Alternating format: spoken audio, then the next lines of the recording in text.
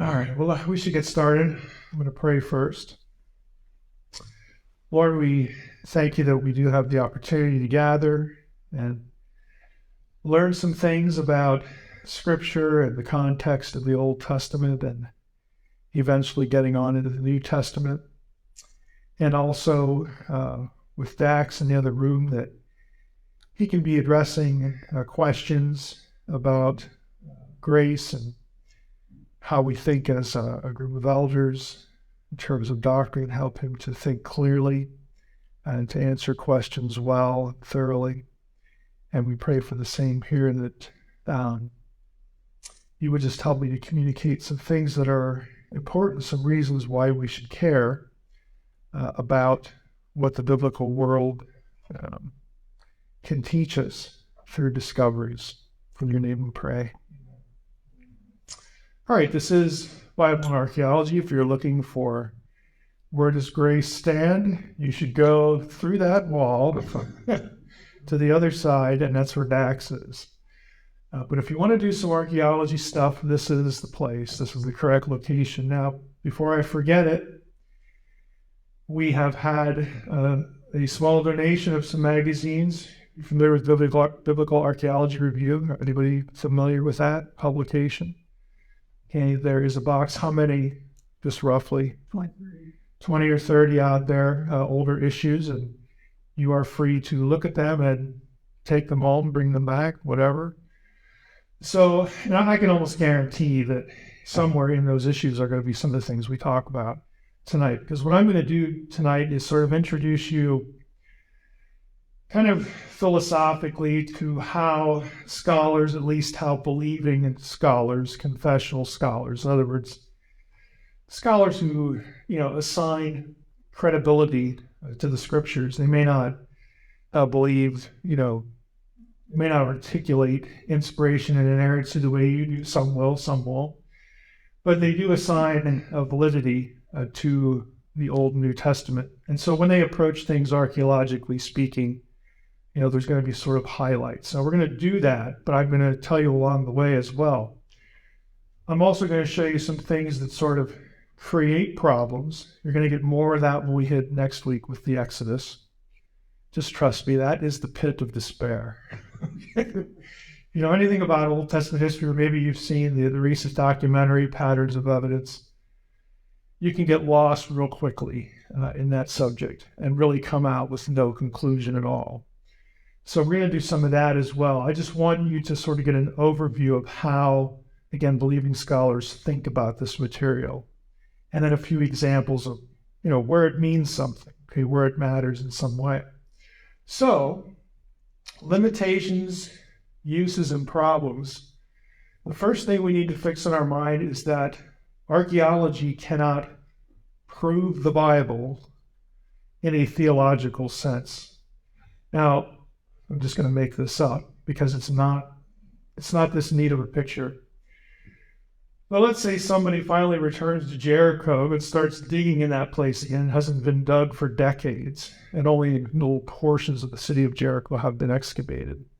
But let's say they go back there, they just find like every detail in the book of Joshua, there in the results of their dig. And that proves something happened there, something cataclysmic. It proves the walls came down and all sorts of things like that. And you can make that argument now as well, again, from the archaeological material. We'll look at that in future weeks too. But what you can't prove is that God was the cause. Okay, so you can prove events happen. Archaeology can validate the coherence of the biblical story. It can validate that an event happened, but it can never give you, the divine cause. Because you can't dig up God, all right? You can't do that. So we need to be careful about how we think about what archaeology is doing, what it can do, what it can't do. It's just inherently limited. Since I'm a text guy, when I was in grad school, I used to irritate the archaeology people. Because I would always say, well, that's fine. You got this object here, and you're basically, I probably wouldn't say it this badly, but you're kind of just making up stuff as to what it was for. What you need is a text. You need some writing on that thing. And there you go. That's going to tell you more. And there's this constant, fight in the academy between the text people and the archaeology people. I mean, it's all important. But, when it comes to archaeology, there's some inherent limitations to it. And there's inherent limitations to text, too, because how do we know if we're precisely interpreting something that's written? And there's just limitations. Archaeology cannot always or even frequently prove the historicity of biblical people and events. There is no direct proof of people like Moses, people like Abraham, Isaac, Jacob. No one's ever dug anything up that says, hey, this is the biblical Abraham held this jar or something like that. Even if it had Abraham's name on it or Jacob's name. It's a very common name that you will find in inscriptions. But how do you know that Jacob is like that Jacob from the Old Testament? Well, you don't. Okay, what you can do, what archaeology will do is they'll say, hey, the name Jacob was a common Semitic name. It's used all over the place in the ancient world where the patriarchs were supposed to live. So we know the biblical writers aren't just making this thing up. It was in this place. This is kind of the area of where the patriarchs lived. I mean, you start to build a circumstantial, evidential case that illustrates the coherence of what the Bible is telling you. But there'd be almost no way to dig up the biblical figure. Now, if you were down, in Egypt, maybe somewhere, and somebody, dug up a sarcophagus that had the Egyptian equivalent of the name Moses on it, well, that's probably a good deal. Odds are that that's the guy, okay? That would get you really close, but there really isn't anything that spectacular. Later on in biblical history, there are some controversial artifacts that do have the name David on them, and scholars fight endlessly over whether that's the real David or should it say David? Does it mean something else? We'll get to that too. But that's unusual. Usually you have to think like, a crime drama, detective story. You are building a circumstantial case for the validity, the coherence of this biblical story, so that when you look at the biblical story and you look at the archaeological data, it would be really unreasonable to draw any other conclusion than, well, whoever wrote the biblical story knew what they were talking about. Okay, that would be unreasonable to deny that. So that's, again, what believing archaeologists are shooting for, to build a case using physical data for the biblical story. What it can do, again, as I've been mentioning, is provide backgrounding for events and people and a storyline, a narrative. It can demonstrate coherence of these things, that there's no reason to think that this didn't happen, that there wasn't an Abraham, okay, that sort of thing. That's the goal. Occasionally, again, you will get a biblical person or a place. Usually it's the Davidic time period more recently. You will get specific mentions of kings like Hezekiah, okay, Jehu in a stele, which is an upright object with an inscription on it. Situated at the right time, in the right place, and mentioned in conjunction with, say, an Assyrian king that they're supposed to have done stuff with in the Bible. You will find that in more recent, periods of history. So you do find some of those. You just don't find a whole lot of them. But, the ones that are there are important. And of course, archaeology can illumine our understanding of ancient customs and beliefs. Now, I do want to say something about this. I have a bit of a bone to pick here with, again, not the archaeologist per se, but sort of some of the assumptions that Bible believers, like myself, sort of bring to the enterprise. Archaeological stuff concerns a lot more than, oh, look, ancient people used Tupperware. They used pots and pans. They built fires. They built buildings with walls. They went potty outside the house. Okay, it's more than just your mundane life stuff. There are things in the Bible and that archaeology illuminates that really gets at the heart of what an Israelite would have been thinking in terms of what they believed and how they thought about something they believed.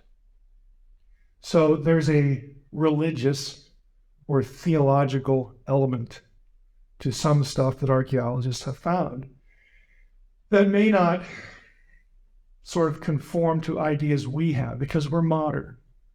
When we read biblical stories, we tend to think that Abraham thought about God precisely the way that John Calvin did, or precisely the way that John Piper does, or I do, or you do. And they're different people, and their conception of certain things is going to be different because they lived 2,000 years ago in a completely different culture, in a completely different setting, and the way they thought about their world and who made their world and why they made that world and what's going on in the spiritual realm, that sort of thing, can differ quite a bit from the way that you think about it, the way that I think about it, and the way that some church history figure or theology writer would think about it. One of the most valuable things you can do, not only for the sake of what we'll look at tonight, but just generally when it comes to Bible study, is get it fixed in your mind that the Bible was written for us, but it was not written to us. Corollary to that, it wasn't written by us either. A biblical writer will say things because he's communicating to his audience using their language, expressing things the way they would understand, not the way you and I might. There's a disconnect there. And sometimes it's kind of dramatic. It's unexpected. But when you take, again, a material object, you go back to the scriptures, and then you read the scriptures in light of what this thing either is or says, you go, oh, okay, that's what they were talking about. That's why it's expressed this way. And we have to, again, try to have the Israelite in our heads when we do this. And archaeology helps us to do that. We're going to talk a little bit about chronology next week because that's a big deal, but sometimes archaeology helps situate an event in real time. Have you ever wondered about this? Like, how do they know that something happened in 300 BC? Like, really, how do they know that? Or 4000 BC? Because it's not always things like carbon-14. Again, that's material remains that method applies to. How do they know this stuff? And the answer is ancient chronological systems that you find and hope that something in this one is going to match something in that one. So that you can marry them and then start to make a chronology in real time that you can correlate with astronomy, because that is how real time is measured. Ancient people did lots of astronomy, and sometimes they mention what they're doing. Eclipses, phases of the moon, other events. You get one of those mentioned in a text with a king name at a specific place, and then you find another text with that same king's name, and there you go. You have a linchpin now to start adding numbers of things like king lists, how long they reigned, what they did, that sort of thing. That's how it's done, and there are gaps in the record. It's not a neat system. And as we'll find out next week, there's lots to fight about that can take you in dramatically different directions. So some problems, again, when you read archaeology or you listen to it on TV, a lot of mainstream archaeologists will have a very skeptical outlook toward the events of the Bible. And it's because of the way they sort of approach their own periodization of ancient history. It's usually done by metals. Chalcolithic, which is copper, you got the Bronze Age, you got the Iron Age, you got all of those sorts of things. And archaeologists do that because of the technology available. They weren't making iron until XYZ time period because we've never found iron prior to that. Okay, that would make sense. That, okay, now that we know kind of when iron making was perfected, or at least, you could do it well enough to actually have something useful. We know now that if we find an object of this chemical composition, or metallurgical composition somewhere else, probably at the same time. Okay, so there are some assumptions that go into it. And sometimes the scheme that derives out of that process will apparently be in conflict with something in the Bible. So that's why there are some disagreements. Chronological issues are a big one as to, when something happening, who was there and all that, because there are different chronological systems. And again, the expectations that all of this raises. And by that, I mean, some people just presuppose that the Bible's just not reliable from out of the gate. So we're not going to care. It says we're not even going to try to synchronize things. Other people will say, no, it is a good source. So we do need to try to work with the data here. Generally, I would say archaeology has proven to be the friend overwhelmingly and not the foe of biblical history. Again, there are problems, and we'll hit some of those. It doesn't answer every question, and it does create some difficulties. Evangelicals, I think, tend to ignore some of the problems because they typically do things for apologetic reasons. They want to kind of shelter you from some of the problems. Anybody who knows me knows I'm not going to shelter you. I'm just not going to do it because there's no good payoff for it. Nothing you will encounter or hear on a TV show or read on the internet about a biblical problem. Guess what, folks? Somebody has thought about that before and done a lot of research on it. Nothing just happens in isolation. It's just that usually the person picking on the Bible for whatever point won't tell you where to find the contrarian opinion or all of the data. There are people who work in the field who do that. So you shouldn't be troubled. By and large, you're not going to wind up in a situation where there's this hopeless impasse. And if there is something like that, the honest thing to do is say, hey, we don't know. Could be this, could be that, who knows? We'll just wait and see if somebody else digs something up that helps over here. And, that's happened historically. I think we also, again, need to commit ourselves to interpreting Scripture in light of the ancient context. And the examples I'm going to give you, I think, will make that kind of apparent. Not all of them, but some of them are going to present new ideas to you. That if we had an Israelite sitting here in the front row, I'd probably have to just walk over and poke them to wake them up, because it's not going to be anything that's a surprise to them. They're going to be used to thinking in a certain way that we're not. They're not going to be troubled by it at all, but we might be, because it's new to us. First example, what I'm going to do is I'm going to go from Genesis 1 through 11 tonight and do a quick time check. So I want to leave time for questions. Hey, I'm not doing too bad. I'm going to go through Genesis 1 to 11 and pick out a few artifacts that sort of matter for how you read those chapters. The Shabaka stone, otherwise contains something that scholars have called the Memphite theology. How many of you have ever heard of the Memphite theology? Gold star. It's not something out of a video game. You don't count. Here's where you work. Rick's raising his head. He's heard of it. The Memphite theology is something that comes from Egypt. Now, here you have what looks like an innocent-looking stone. Not terribly artistic. Hey, who can't scroll out a square and then, things pointing off of it? Well, there's more to it than that. You might be able to see, at least on the left, there's actually writing on it. And over here, there's writing. You can't really tell it back here. But if you look at it real closely, there's a text on it. And here, someone, probably a graduate student that was enslaved to their institution, had to hand draw. This is what they do to graduates. Had to hand draw the Shabaka stone. Okay, you want to graduate? You need to hand draw this thing and don't miss anything.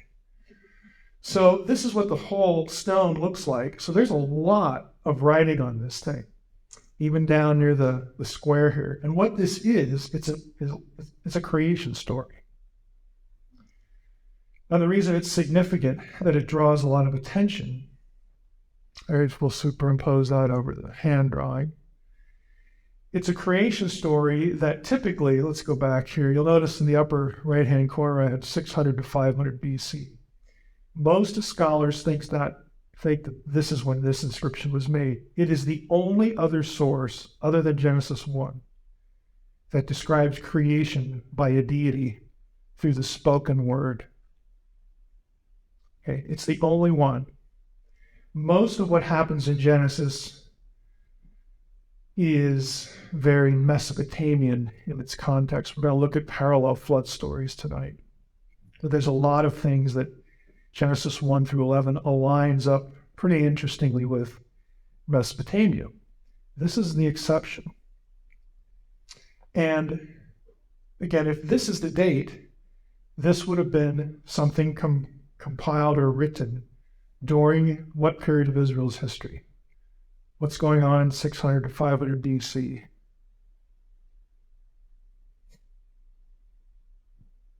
Begins with an E. The exile, yes. But this is during the period of the exile. Now, right away, since this is so unusual, and you can find a specific reference to, in this case, it's the god Ptah, P-T-A-H, who creates with the spoken word. All the other deities everywhere like use stuff. They kill each other and split them in half. And okay, your party use the sky now and party use the land. And they do all sorts of bizarre stuff. This one doesn't. So since it's so unusual, it causes people to wonder, and there are other reasons why people wonder this. If we take the biblical chronology at face value, Moses wouldn't have been alive when this was written. So how did it get in there? Maybe we have a later insertion in Genesis 1, or maybe it's just a coincidence. Maybe we have a later composition for Genesis 1. So when I'm introducing you to this, not to stake out a position, okay? I'm just saying that when you hear people question whether something was written by a biblical author that you've heard traditionally wrote something, there might be a good reason they're asking the question. It's not that a bunch of scholars sit in the room and say, oh, we hate Genesis. Let's just shoot at it. Somebody make something up so we can shoot at it. No, they're actually asking a question. And that kind of circulates, in the academy, people talk about it, and they come up with theories, or they just say, well, let's abandon ship, or we think we have an answer, whatever.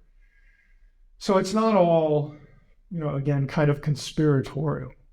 There are actually good reasons why people ask certain questions. And the Memphite theology is a famous one. Now, other people have come along and say, well, yeah, this is the dominant view, 25th dynasty, which is 600 to 500 BC. But this is James Allen, who's an Egyptologist. He teaches at Brown now. Advances in our understanding of Egyptian grammar and theology have now made a date in the 19th century more likely. So move it back to the New Kingdom, 1200, 1100 BC. Now, some of you think, oh, yeah, that might be Moses' time, because that's the era of Ramses. But if you're a defender of the early date of the Exodus, if you're familiar with the competition between the two dates, you're still not happy. We'll talk about the dating systems next week, but roughly, when it comes to the Exodus, you got two major options. If you take the numbers in the Exodus account, and very specifically, there's a reference in 1 Kings 6:1, that the fourth year of Solomon was the 480th anniversary after the Exodus from Egypt. Solomon is datable astronomically. You have 966 BC. Do the math, you wind up in 1446 BC for the Exodus. That is the conservative traditional position. That is not what Hollywood said, because we all know that Ramses was the pharaoh of the Exodus. He wasn't alive in 1446 BC. He was alive 200 years later, where maybe this was written. So you can have Moses know about the Shabaka stone, but your chronology can't take the numbers literally. You see how, again, one problem creates another one, and then you get something solved, and another problem's created over here. This is how the whole enterprise works. And you have scholars that try to, again, because the Bible is this comprehensive document that gives us, this long history, across millennia. And so archaeologists and textual scholars are trying to make it all fit together. And just when you got one thing settled over here, it's whack-a-mole time over there. You got another problem pop up. And you go hit that one and something else pops up over there. It's a constant struggle to try to get an integrated picture to align what a text says, in this case the Bible, with physical objects and what they might say. So this one, again, is kind of famous because of the spoken word creation. And if we want to, in the Q&A, if we want to talk about Mosaic authorship and stuff like that, we can do that. Another example, this one I think is even more interesting. This is something called the Sumerian king list. It is just what it sounds like. It is a king list, a list of kings from, let me be careful with my words here. In the Sumerian king list, it starts with the first king in human history, all the way past the flood and beyond. This has a remarkable resemblance, or at least correlatable things in it, to the genealogies of Genesis 5. This is why it's important. 2000 BC is the oldest source. It's in Sumerian. You have a list of kings before and after the flood. And some of the surface connections. You have very, very long lives in the Sumerian king list. Now, we're familiar with this from Genesis 5. So-and-so lived 900 years, 800 years, 600 years. Okay. That's nothing compared to this one. This is like 50,000 years and 120,000 years. It's just like ridiculous. But nevertheless, there is a correlation I'm going to show you in a moment. So we have a list of kings who lived before the flood. Then the flood comes. Great flood. Then after the flood, their lifespans get shorter. Just like what book? Just like Genesis. Genesis 5 has 10 generations from Adam to Noah. The Sumerian king list, depending on the version, there's more than one version of it. There's more than one object on which it was described. Some of them have, one of the versions at least has 10. Some of them have 8 or 9. These before after the flood, lifespans real long, then they get shorter.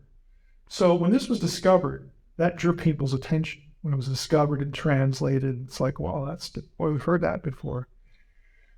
So people wondered, well, is there any sort of correlation? Well, here you have the comparative lists. This is biblical material. The Sethite line, the Canaanite line. This is Genesis 5, Genesis 11.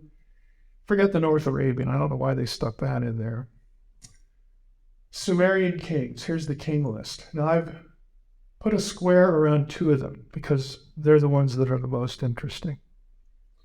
Notice we have En-Medor-Bana of Sippar. He is the 7th from the beginning.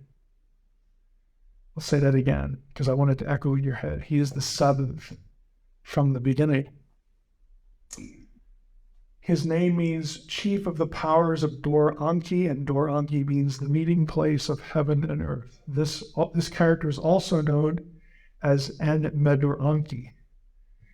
He is known in Mesopotamian literature, Sumerian and Akkadian stuff, for being extremely wise and being taken into the presence of the gods, specifically the sun and the moon gods, where he spent time in the divine council learning lots of cool stuff and then transmitting his wisdom to the people on earth.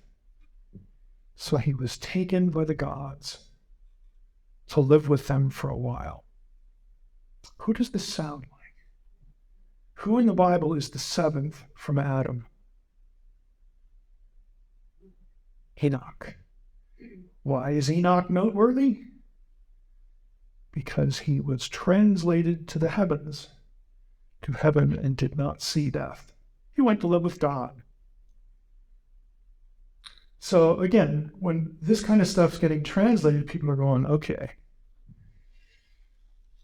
that's a little too close. You're like, what is going on here? Why do we have the seventh person in this list characterized in various texts the way Enoch is? Why is that? This is a quotation just to sort of summarize. En Medor-Anki. The figure of Enoch is to some degree modeled on En Medor-Anki. Now, this is what the mainstream would say, because we all know that the Israelites, of all ancient civilizations, that the biblical writers were too stupid to write anything on their own. They have to copy from everyone. Yeah, I'm being sarcastic. I hope you can tell. So the figure of Enoch is to some degree modeled on En Medor-Anki, founder of the guild of the Barus, or Babylonian diviners, the wise men, or the class of wise men. Enoch is listed in Genesis in the seventh line from Adam. Sumerian king was the seventh king is En Medor-Anki or En Medor-Ana. Sippar, the city ruled by his king, was a center of the cult of Shamash, who's the sun god. Enoch is associated with the solar calendar in Judaism and the Dead Sea Scrolls.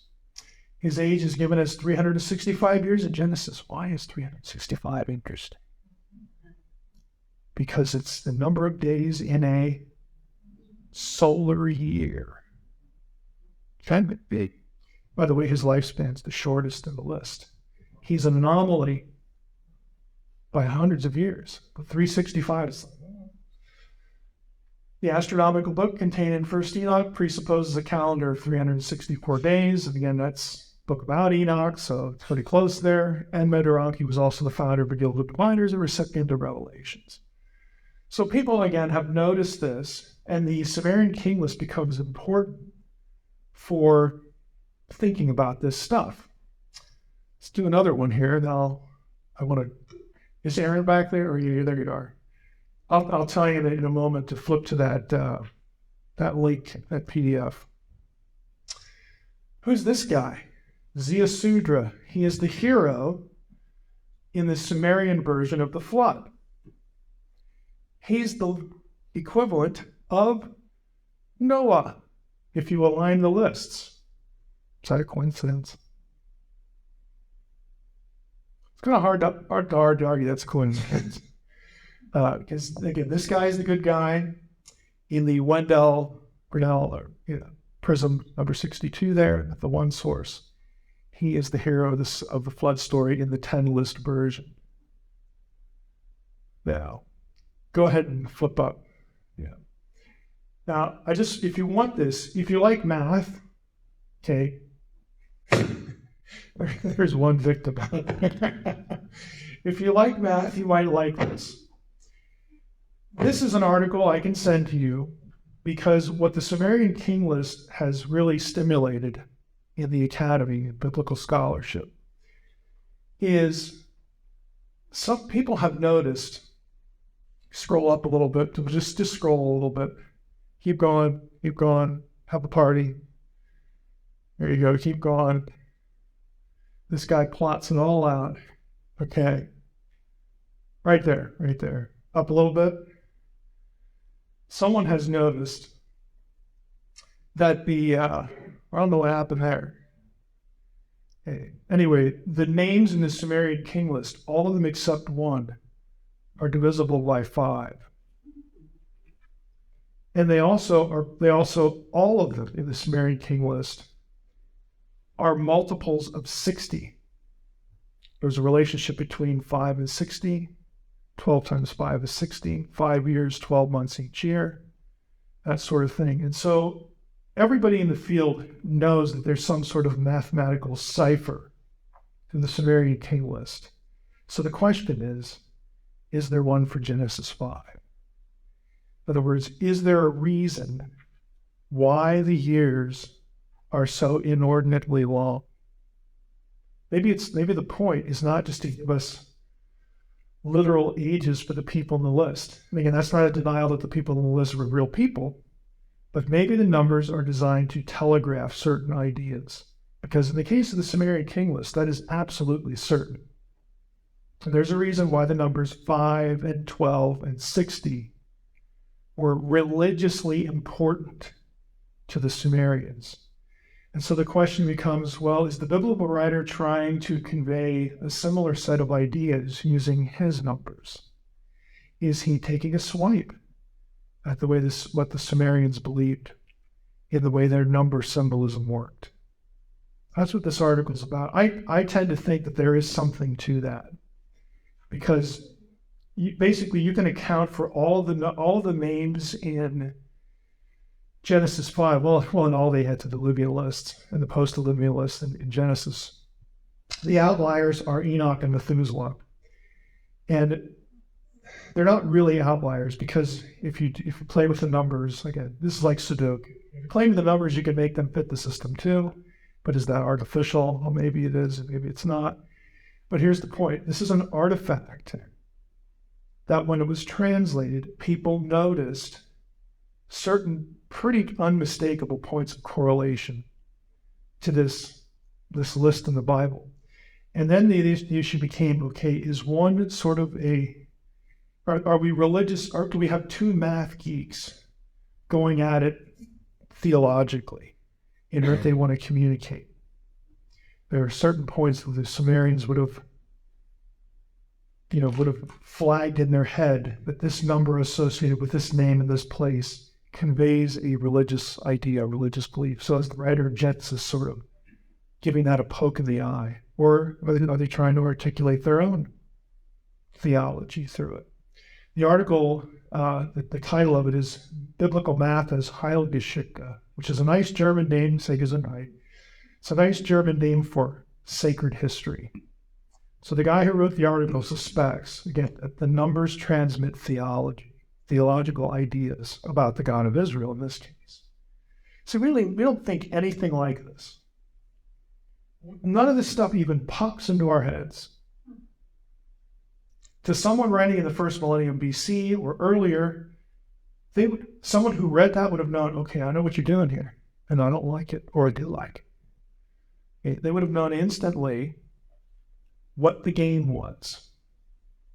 But we tend to, again, read things the way we're used to reading, as sort of just, it's just a table of numbers. What else would it be? It tells us how old somebody was. Well, maybe not. Maybe it tells us something bigger.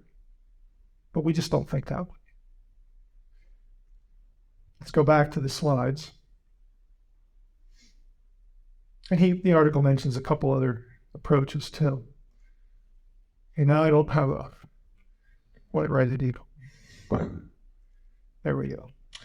Here's another one. And I won't spend too much time here. If you've read Unseen Realm, you would have seen this term before, the Apkallu. But this is something called the Era Epic, okay, or the Poem of Era, also called the Myth of the Seven Sages. This is a tablet that, for lack of a better way to express it, is the point-for-point correlation to the very weird story in Genesis 6:1-4 about the sons of God cohabiting with human women and producing Nephilim, giants. That story in Mesopotamian garb is told in this tablet, in these tablets. Now, the reason I point this out is that a lot of this material was not really collected and published sort of as a systematic study until 2010. So it's actually pretty recent, which is one reason you should get my book, because I go through all that. A lot of commentaries on Genesis, for instance, will never have heard of this stuff because they're just published earlier than 2010. That's just what happens. But this one, again, gives us the point-for-point story. And to make the episode short, what the Mesopotamian story tries to communicate is that this is written during the time of Marduk, the time of Babylon, when Marduk is the chief deity of the pantheon for the Mesopotamians, and Babylon is it. And so this story explains to everyone who can read it why Babylon is the greatest city in the world, the apex of human civilization. And the reason for that is because, well, we're so smart, we're so awesome, because the knowledge that we have, the civilization we have, we inherited from the gods. And before the flood, the gods were the Apkallu, the wise ones. There were 7 of them. The Apkallu were making it their task to educate the kings of Babylon. The kings of Babylon were so awesome because they were taught directly by the gods, and nobody else was. That's why you guys are like riffraff, and Babylon is just it. But some of the gods didn't like people. And so they decided, we're sick of these people, we're going to send the flood. And the gods who were educating people, they thought, well, that's just bad. That's terrible. All this work we did is going to go to waste. So what do we do? We will mate with humans, and their offspring will inherit our wisdom. And it'll be okay. And so on the other side of the flood, that's where you get people like Gilgamesh. Gilgamesh is described as one of the post-flood lords of the Apkallu. He's also a giant. He's in this text. So you have point for point, Genesis 6:1-4 in that story as told by Babylonians.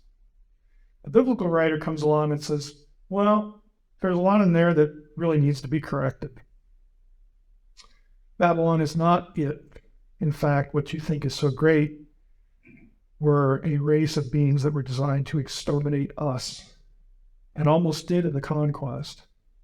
That's where you get the giant clans as part of the conquest story. According to Numbers 13, they are descendants of the Nephilim. The text says that point blank. So this is it helps us understand why Genesis 6:1-4 is in the Bible, as bizarre as the passage is. It's there to say, this was wicked. This is evil. This was designed to exterminate the people of Yahweh. This is not a good thing. And the ones responsible for this are demonic. So it's a theological battle. It's a theological tit for tat going on in the text. And biblical writers often did this. They will take something out of a Mesopotamian story, out of an Egyptian story, out of a Canaanite story. And they know it well, and the people they're writing to know it well. But they'll take it out and they'll change things to make a theological point. No, it isn't Baal who gives us rain and helps our crops grow.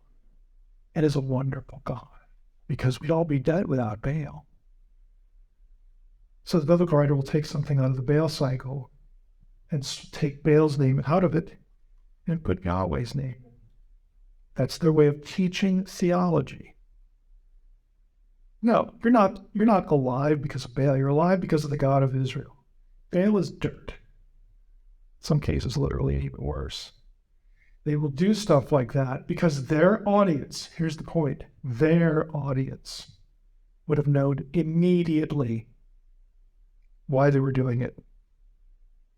They would have known immediately what they were supposed to learn from it and what they were supposed to believe and not believe. Folks, that Israelites didn't have a Bible.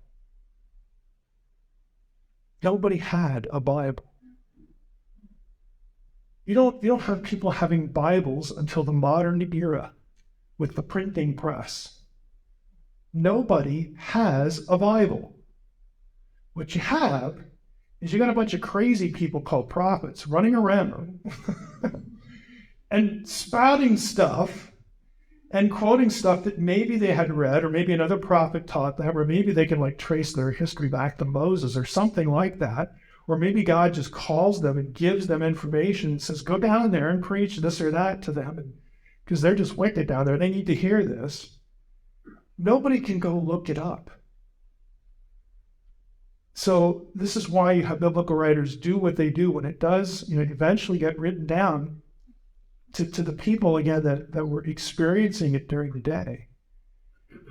They could listen to a story, they could read it, and they know why things are written in a certain way because they're living in that period.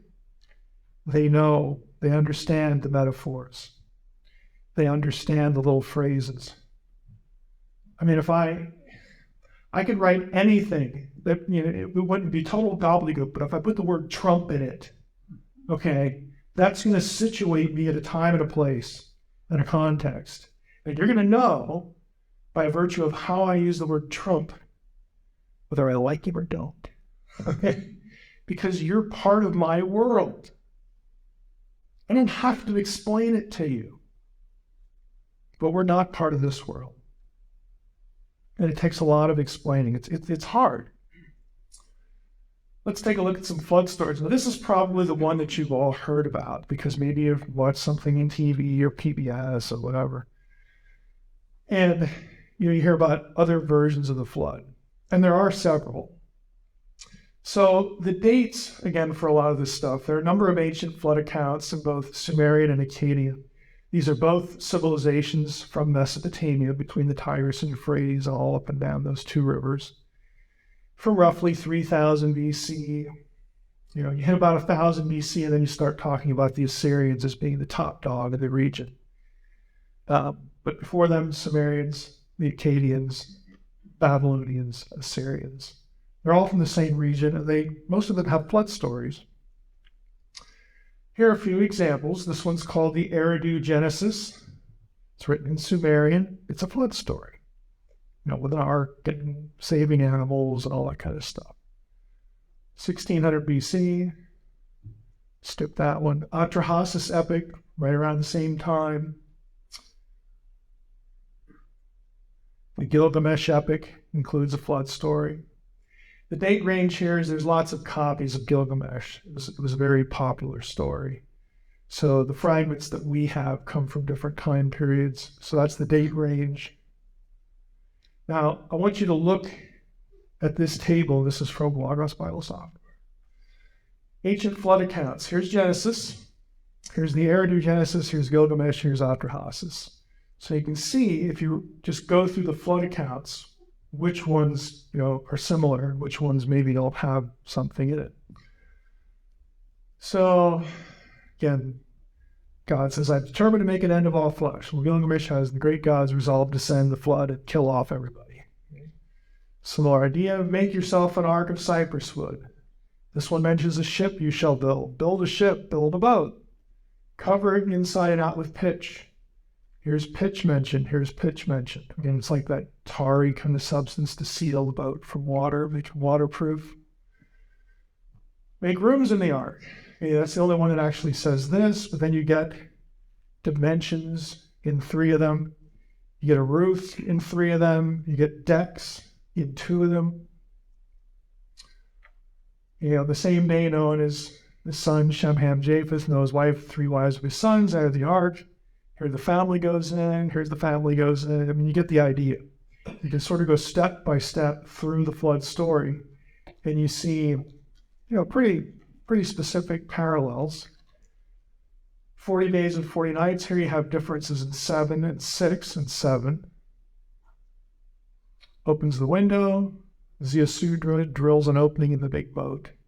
Sends a raven and a dove. Here they send a dove and Gilgamesh and a raven right down there. So you get both birds in the story. So again, that's probably pretty familiar because you see this all the time on TV shows and whatnot. And lo and behold, if you actually read the biblical story, where's the biblical story situated? Where's Noah living?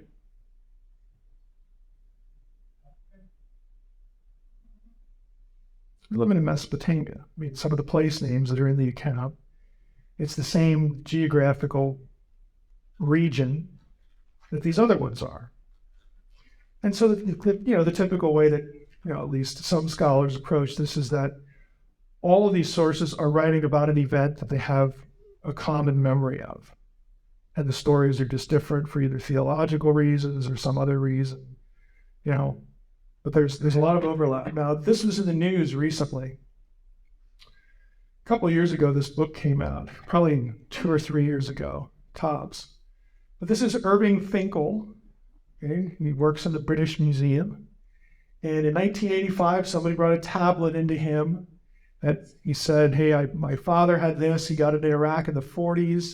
And Finkel, who all he does is read cuneiform tablets. Right? There are people like that. And some of them shake a lot. There was this guy when I went to grad school at Penn, I had to have a meeting with Earl Lichty. I think he's dead now, so I can talk about him. But he was the tablet keeper at where I was going to grad school. And he just like, is this because you're afraid to drop anything? Like they're going to shoot you? He was kind of a Wally Cox figure. That'll date me, but that's who he was. But this is Irving Finkel, and the owner would not let him study. He wouldn't let him keep it. So he had to wait until 2009 when the guy finally brought it back in and said, okay, you guys can have it. And so that's why it made news. So he worked on the tablet, which he's holding. And in this story, the reason why this one is noticed or noteworthy is that it describes the boat. And Finkel argues, I think, pretty well, that in this story, the boat was something that archaeologists call a coracle. That's a coracle. It's a round boat. Of course, you need a really big one. This is a little one. Coracles are used all over, the region and in other regions. Because, afloat, they're round, you can kind of build that. Okay, it's not too difficult. So Finkel is theorizing that, this is what is being described in the story, a really big one with compartments, and you put the animals in there and you just kind of float it out. You put a lid on the thing, there you go. Somebody actually made a bigger one, and this is not to scale, but this gives you an idea. People who do this kind of thing, they really have too much time with their hands. How long does it take you to do it? Honey, I'm going to go build a coracle, a big one in my backyard. I just want to see what it would look like.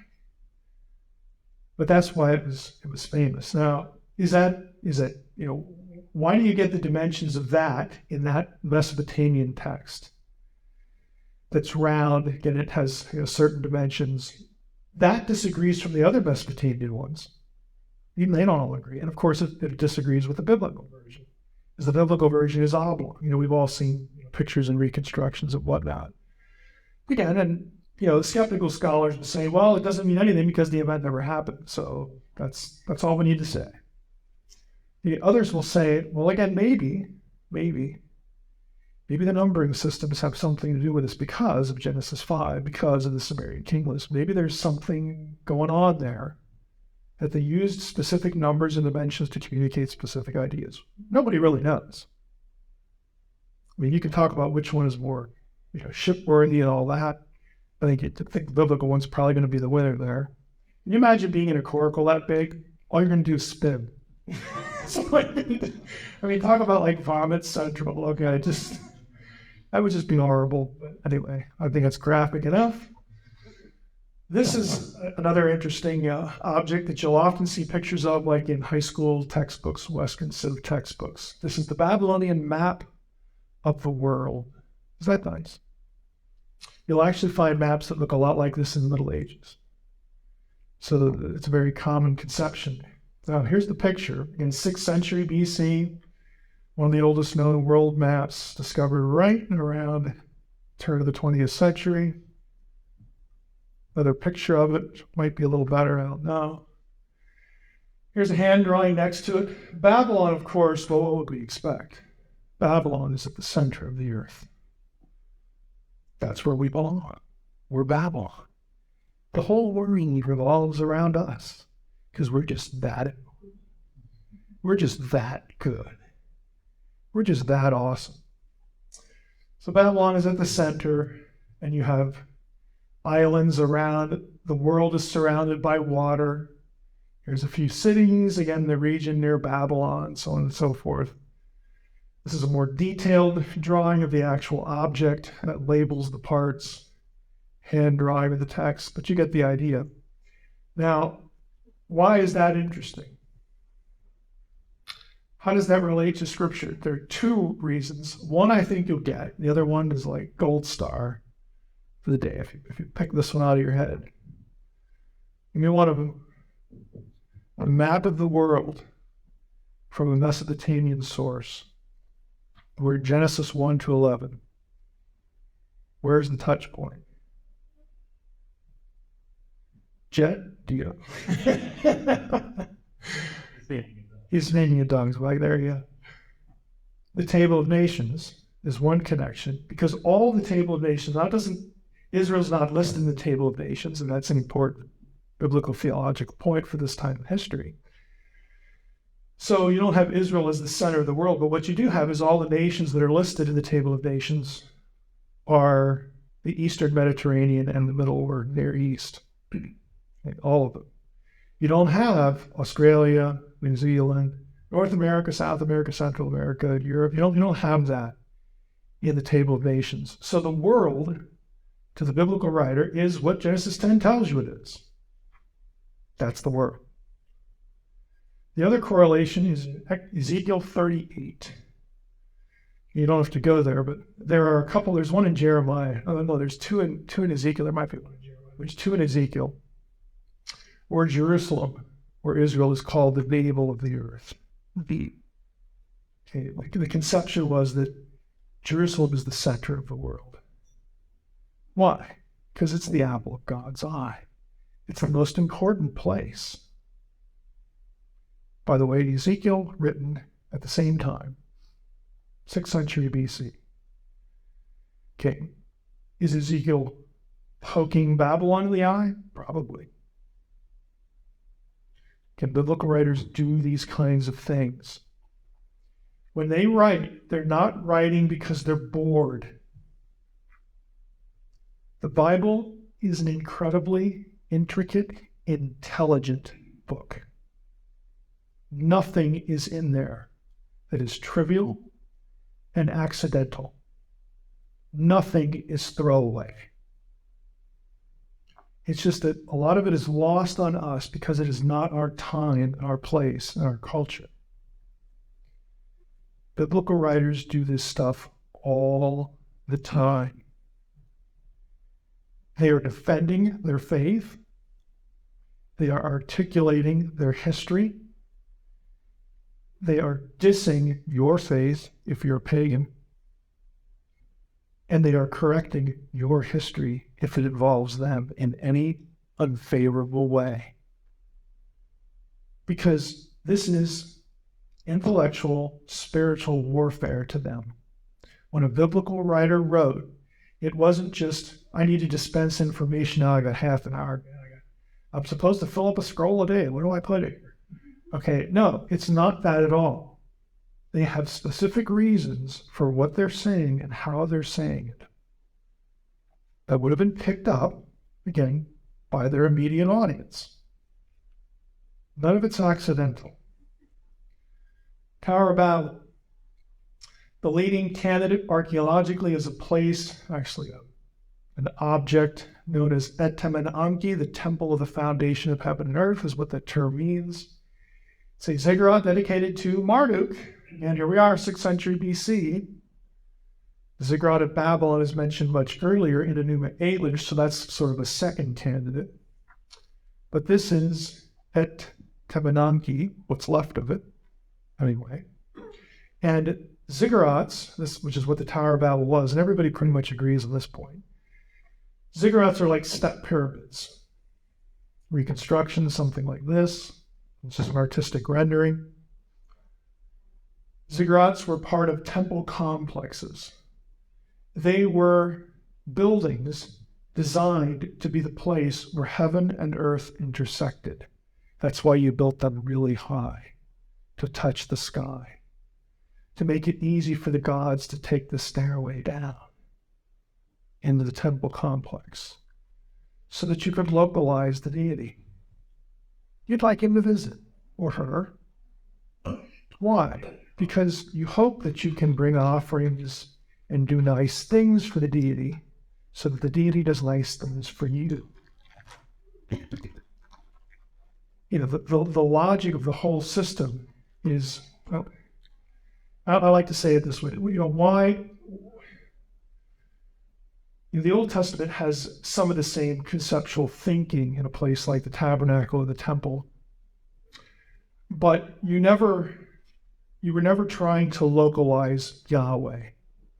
See, in a ziggurat, typically at the top, there could be a room with a deity, a god, an idol, or somewhere else in the complex that when the spiritual being came down the stairway from heaven in this case, would inhabit the idol, and it would just stay there with you. You could barter it with it, you could bring offerings to it, pour stuff on it, all that kind of stuff. Yet the biblical rationale is no graven image. Why? It's a very simple lesson. Yahweh is saying, I will not be tamed. I will not be localized. I don't show up when you build something. I'm going to tell you, okay, if you want to communicate with me, then you go through the priest, or you go through Moses, or you go through this guy or that guy. I'm not just essentially, this isn't a dog and pony show. Okay, I will not be tamed. I am not on a leash. Okay, the logic of idolatry, what Israel was doing in their structures is, there's some conceptual sameness, but there's some really significant differences to it too.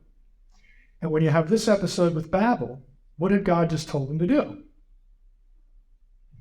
Okay, we're out of the flood now. You're starting to have babies.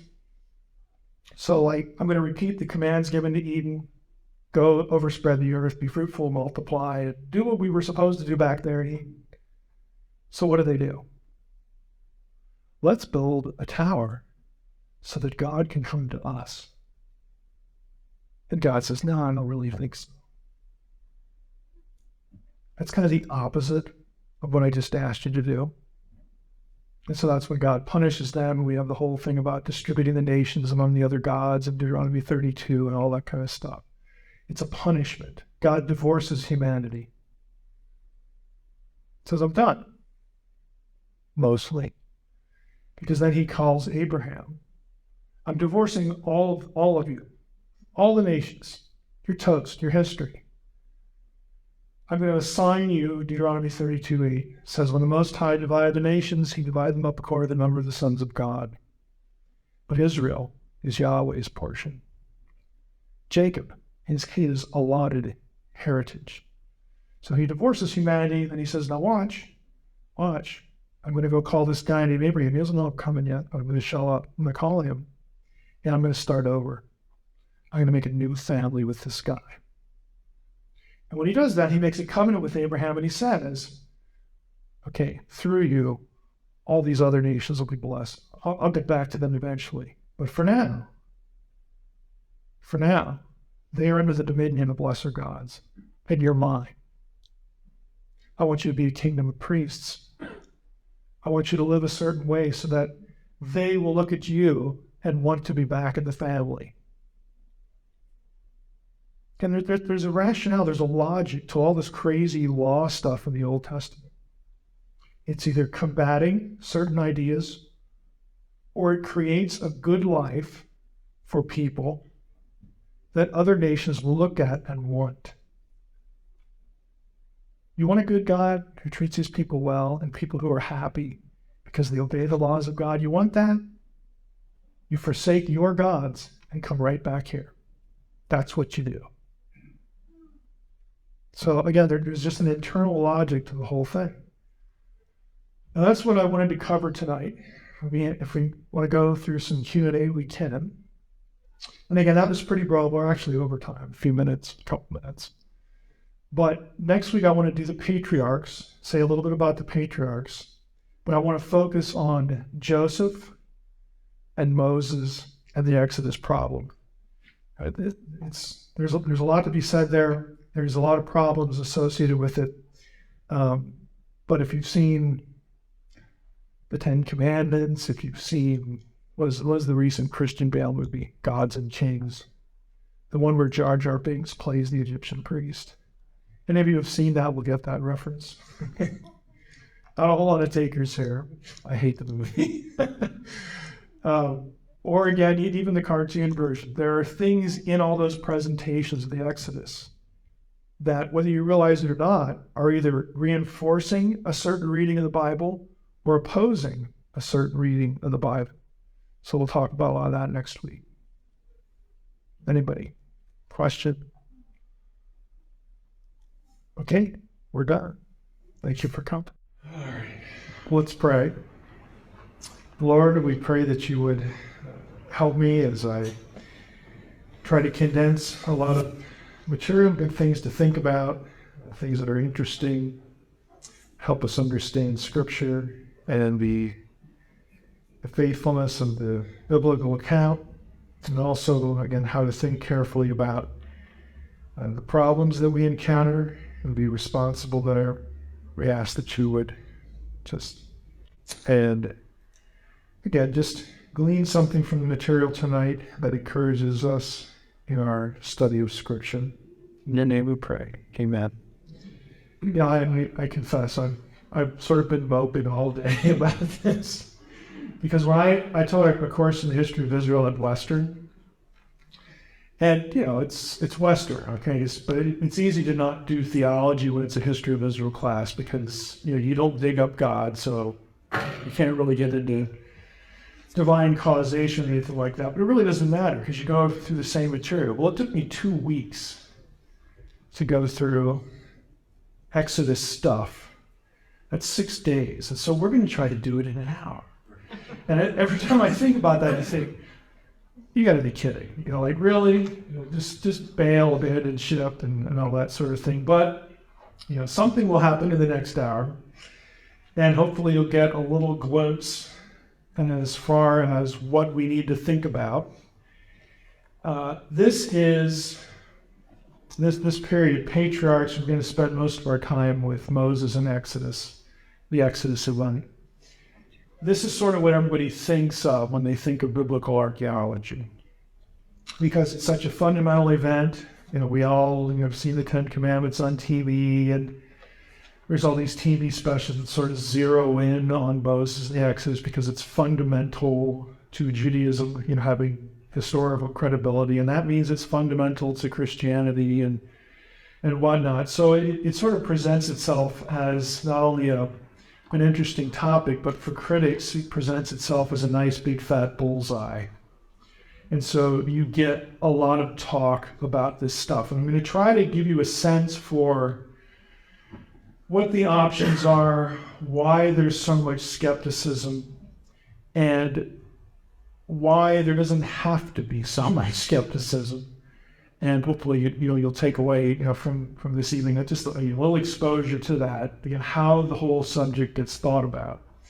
Now, I have here, again, a little bit from last week, that one of the problems here, several problems here, that I noted in general, we can also note for the patriarchs. I mentioned last time there was no specific evidence for the patriarchs in that you don't find the bones of Abraham or the bones of Jacob or something like that, or the bones of Joseph. You don't dig up a text, at least to this point, outside the Bible that has the biblical story or something really, really, really close to it with biblical names in it. Okay, what you do find is you find material that when you superimpose the biblical story on that material, there is considerable overlap in places. There's gaps in other places. So the goal is to always try to, look at the context, create the picture, and ask the question, is the biblical story coherent in this time period? Now, we're going to talk a bit about chronology tonight. It's a huge problem. And really, again, how material remains, how archaeology can get applied or not applied. And in some cases, I'll be honest with you, people refuse to apply it. I'm bold enough to say that I think there's a little bit too much presuppositional skepticism in the academy, that when something comes along, there's actually a hesitance to make a connection to the biblical material. And, whatever the reason is, it's easy to say, well, you just don't want it to be true because that overturns your apple cart. And there's probably some of that. But there's other things that work too. And a lot of these people tend to be naturally cautious. One of the big problems is there's a small data sample. You're going to hear me talk about Jericho a little bit, and next week we'll do a little bit of Jericho. We're going to be talking about the conquest and different sites in Egypt, the Delta, different biblical place names. The reality is that even places where archaeologists have spent a lot of time in haven't been excavated very much. The notion of excavating an entire town like Jericho, that's not the case. Jericho is one of the most famous sites in all of the Holy Land. There's only been parts of it excavated because it's a long, painstaking process. So this is an older source, 1980, but it's still very true. In Palestine alone, of the more than 6,000 sites surveyed, fewer than 200 have been excavated. And of these, only 28 to any major extent. Some sites are still occupied. I mean, you don't just move everything out of Jerusalem to dig up old Jerusalem. You don't do that. So there's natural impediments to it. And even the precise location of some places. Jericho is pretty well known, but people still fight about quite a bit. There's a lot of uncertainty here. So one of the things that should be going off in your head is, well, maybe we shouldn't be, our conclusions shouldn't be so dogmatic if there's a substantial amount of uncertainty. And that's true. That's true. So you shouldn't ever be disturbed by something, again, that you hear on TV about archaeology, this and that. There's always two sides of a story. There's always two sides of a debate. And when you get right down to brass tacks, there's a lot more that could be said in theory if there was just more work done. There was just more data produced. That's always the case. Now, as far as the patriarchs go, I'm only going to mention a couple things because we really want to get to in the Exodus material. One of the things you'll read about, and I think this is a good example of how archaeology can be both used and misused with respect to the patriarchs, were the Nuzi tablets. Now, these are exactly what they sound like, a bunch of clay tablets, 4,000 of them, so it's a pretty big pile. Found in the 20s, early 30s, they date to the 15th, 14th centuries BC. Now, if you're taking the biblical chronology at face value, that is the Moses era. It's not Abraham, Isaac, and Jacob, it's later. But there were things in these tablets, marriage contracts, wills, land, slave purchases, that actually mirrored the patriarchal narratives in some way. And when these were initially discovered, there were, let's see if I have a picture, let's go to that. Here's what some of the Nuzi tablets look like. And some of these are about, yay big. If you ever go to Philadelphia, you should stop off at the University of Pennsylvania Archaeological Museum. They keep all the clay tablets, I kid you not, in a room on the second floor behind chicken wire. You think, really? What's to prevent somebody from going in there? And they're literally like in mechanic stores, you see in auto shops with the trays that come out. And what's to prevent somebody from breaking through the chicken wire barrier and just shoveling the things into a bag? And the answer is not a whole lot. It's just, museums are like this. We're going to talk about one piece tonight that was discovered in a museum.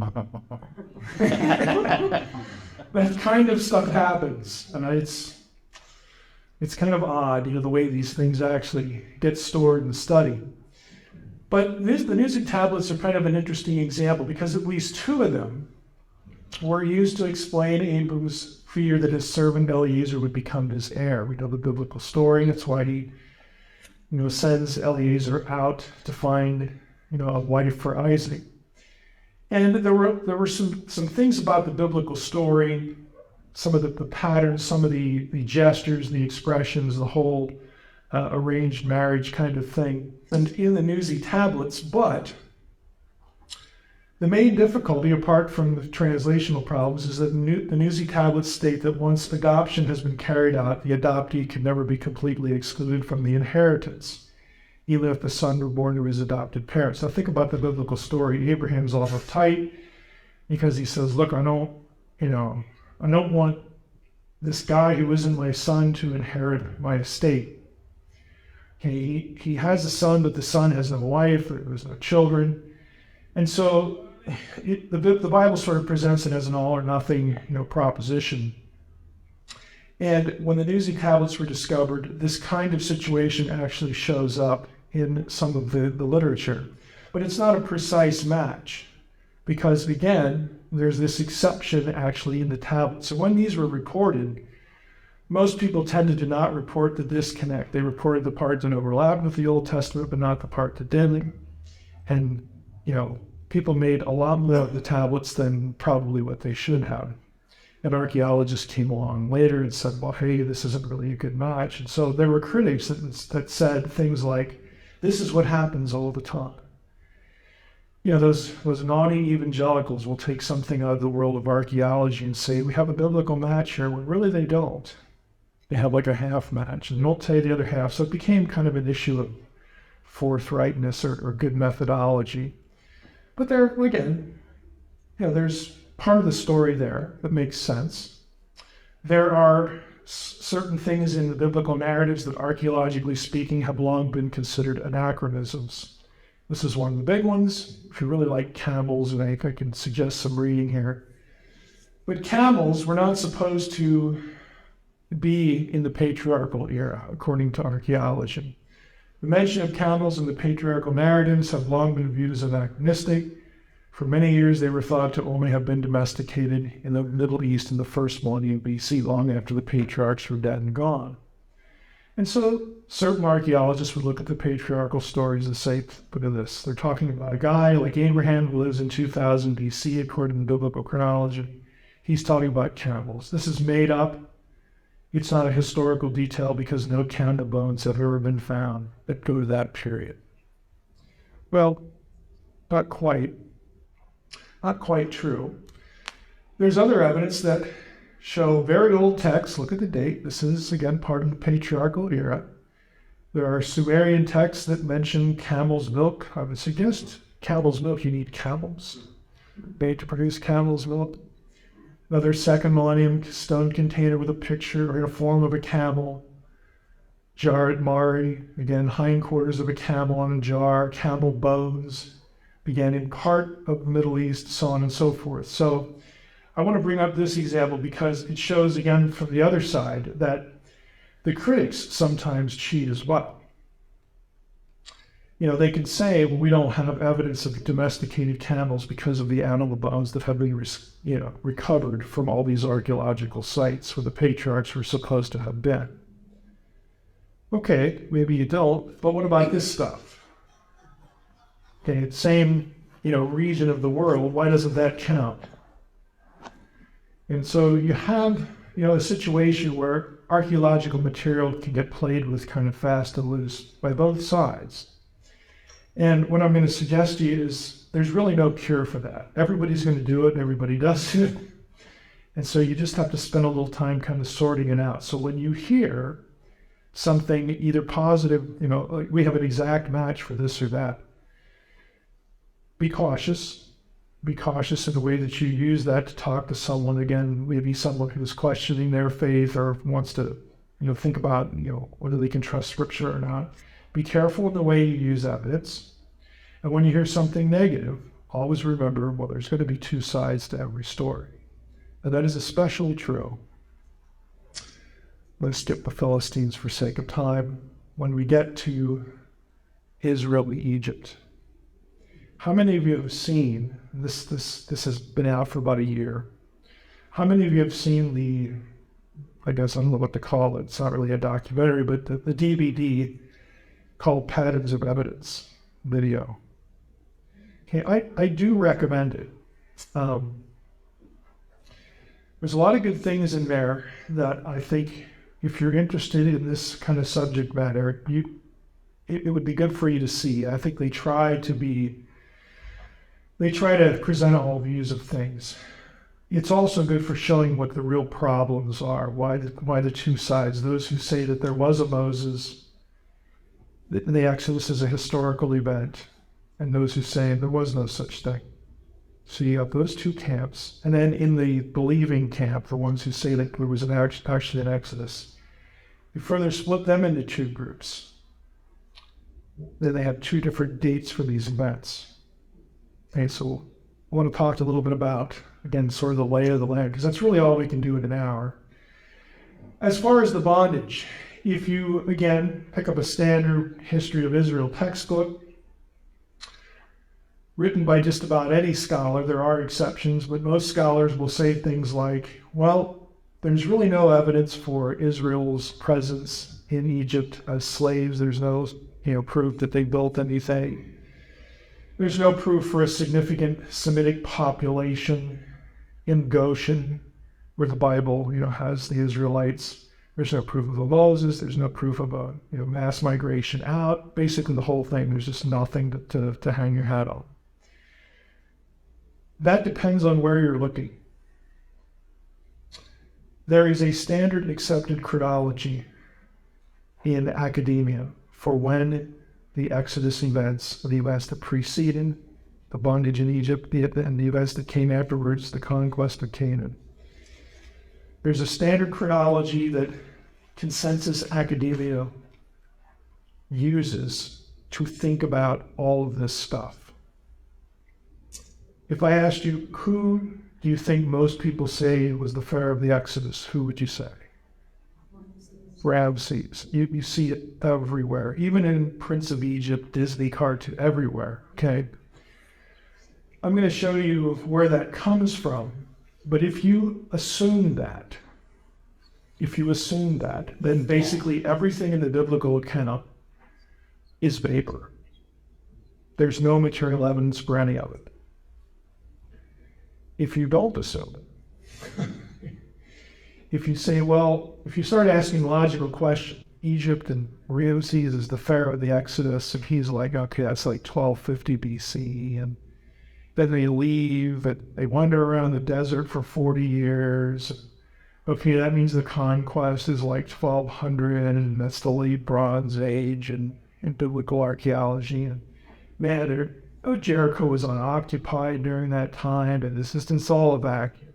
If you start asking logical questions like, well, hey, we excavated Jericho, and people found lots of destruction, lots of signs of burning. When did that happen? If you ask logical questions like, well, is there anything in Egyptian literature, maybe not from the period where everybody thinks it should be, but is there anything that mentions like biblical plague language? Is there anything that talks about, well, there was a period in Egyptian history where the civilization completely collapsed because they had no army. They were overrun by foreigners. Is there anything like that? Well, that's too late. You got to go the other direction. But what you have from Egyptian material, there are about 12 or so very clear, explicit connections with the biblical story, but none of them are in the time period that the consensus says this is when this happened. And since they're not in what time period, the consensus says the story is bogus. And then you have a small number of scholars that are like over on the other side waving their hands and saying, well, maybe we should give up the Ramses thing and look for something else. Well, let's at least try it, okay? Let's try that. Again, that's a minority voice in the community. So it all comes down to, again, when you decide what pegs you're going to use as far as your chronological reconstruction. And there is a reason why people pick Ramses. We'll get to that in a moment. But if you abandon that for a moment, I wanted to give you that up front because, throw Ramses out for a moment. You do have classes of involuntary servants mentioned in Egyptian texts that are Semites. You do have captive foreigners. Doesn't really apply to the Israelites in this case because they were there for a number of years. They weren't, wartime captives. There is evidence of Semitic laborers, again, a few hundred years before when the consensus says they should be there. There's no biblical reason to think that the Israelites built the pyramids or the big mortuary temples. The Bible never says that. You know what the Bible says? It says they were oppressed and they made bricks made out of straw. That's what it says. They built a couple storehouses in the Delta, but there's no mention of pyramids. There's no mention of big mortuary temples. There's nothing like that. But the consensus will say, well, this is part of the picture. And when you say, well, it's really not. Oh, yeah, yes, it is. And since it is, then we don't find any evidence of that, then it can't be true. You will, have specific connections, but it may not show up in the time when, again, the majority of you says it should be there. For instance, this mural shows both Egyptians and Semites making bricks out of straw. This is a wall painting with a tomb of someone named Beni Hassan. It dates to roughly late 1800s BC, which in the consensus view is far too early for the biblical story. So we can't count this. Doesn't count. Let's go through the basics of the chronology because we're going to wind up there why there's this disconnect. People who adopt the consensus, again, the majority academic opinion, they don't really care. I hate to say it this way, but I'm just going to say it this way. They don't really care what the Bible says a lot of times. Again, that's probably a bit of an exaggeration with some, but with others, it's kind of our target. This verse here is a battleground verse. It says, in the 480th year, after the people of Israel came out of the land of Egypt, it's the Exodus, in the 4th year of Solomon's reign over the house of Israel, in the month of Ziv, which is the 2nd month, he began to build the house of the Lord. And it's reference to Solomon. Well, you do the math. You have to know when Solomon reigned. Everybody agrees with this date. Everybody under the sun, whether their view of the Bible is positive or negative, says, okay, it's pretty certain that Solomon came to the throne in 970 BC. And you get that date because you can synchronize certain things in Israelite history close to Solomon with other rulers from other lands. You just line up your synchronisms and then you fill in the numbers, and there you go.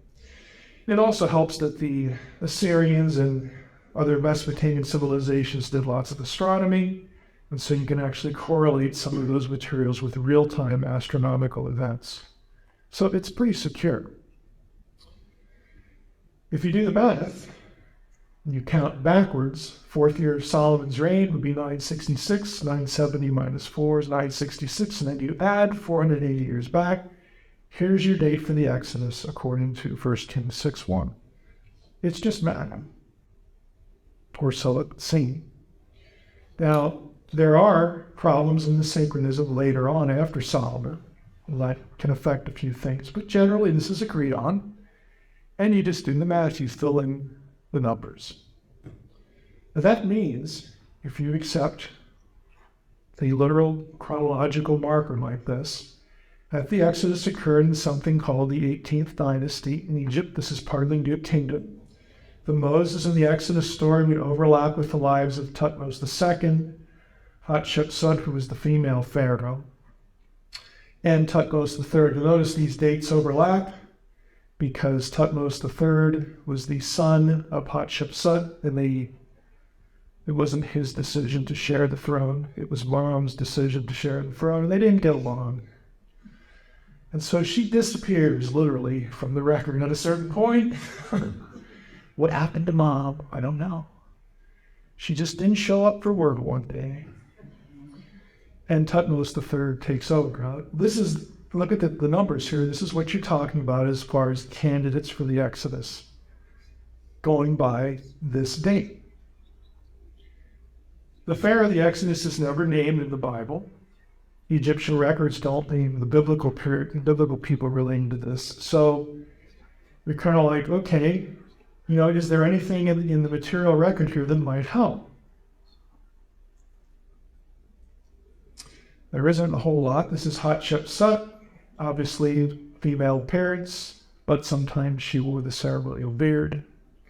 Yes, it's kind of weird, but they just did that. This is Thutmose III. He doesn't look so cool over here. We don't have Hatshepsut's mummy. We do have Thutmose III.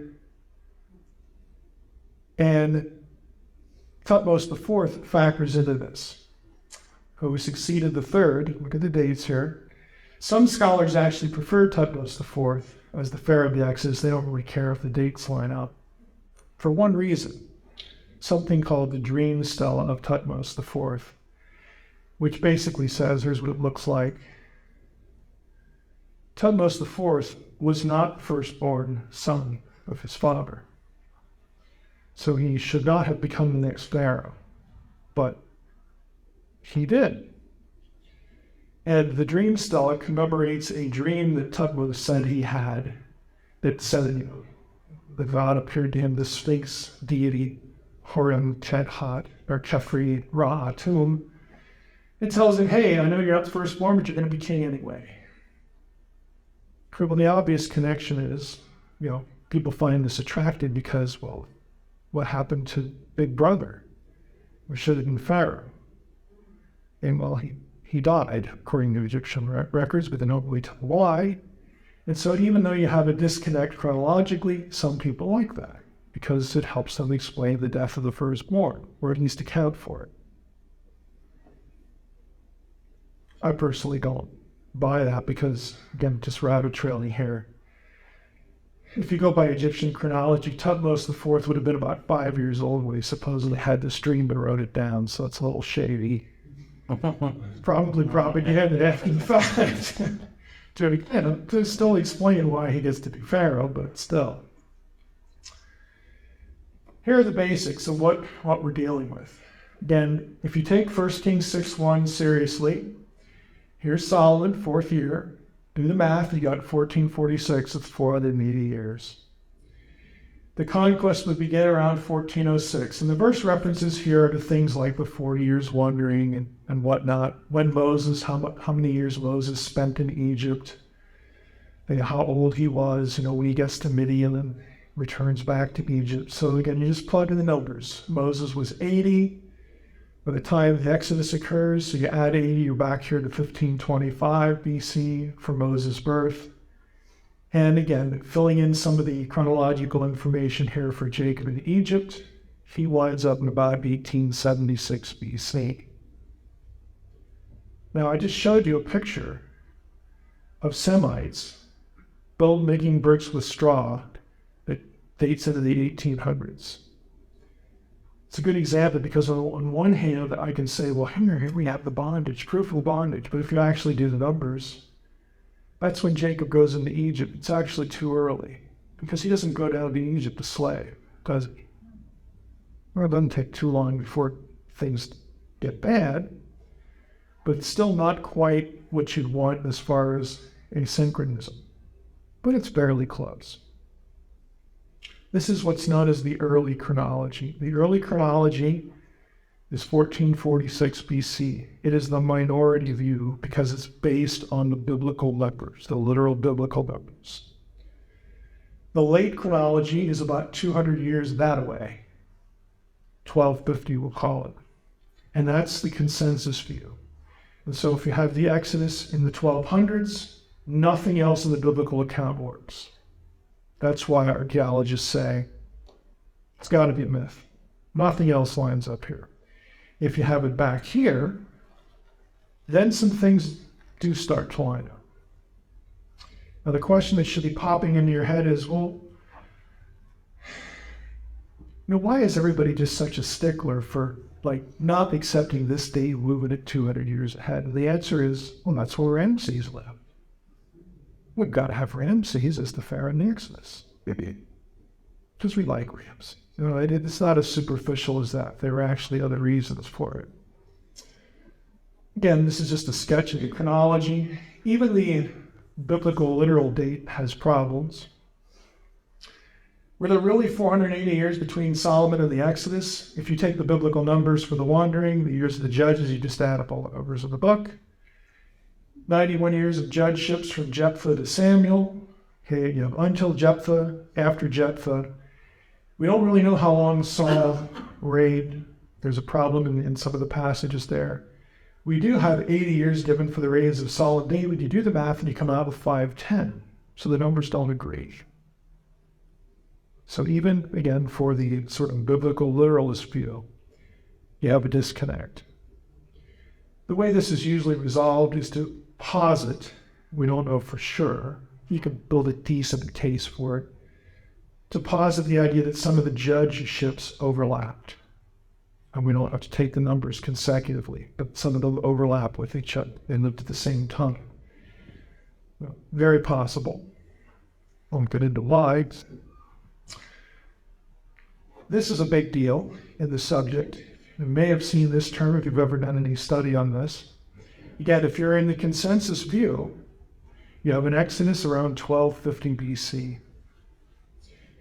The people of Israel would have been there for, they've been slaves for how long? 400 and some years.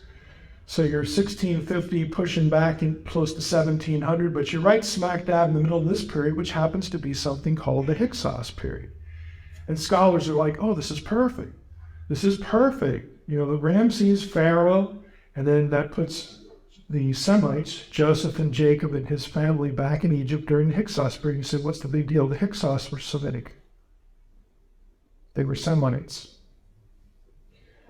Their name means rulers of foreign lands, not shepherd kings. Some older archaeological sources will have shepherd kings, and it's not actually a good translation. I think it actually comes from part of the name. This in Egyptian, this is Hekal-Kasut, which literally means rulers of foreign lands.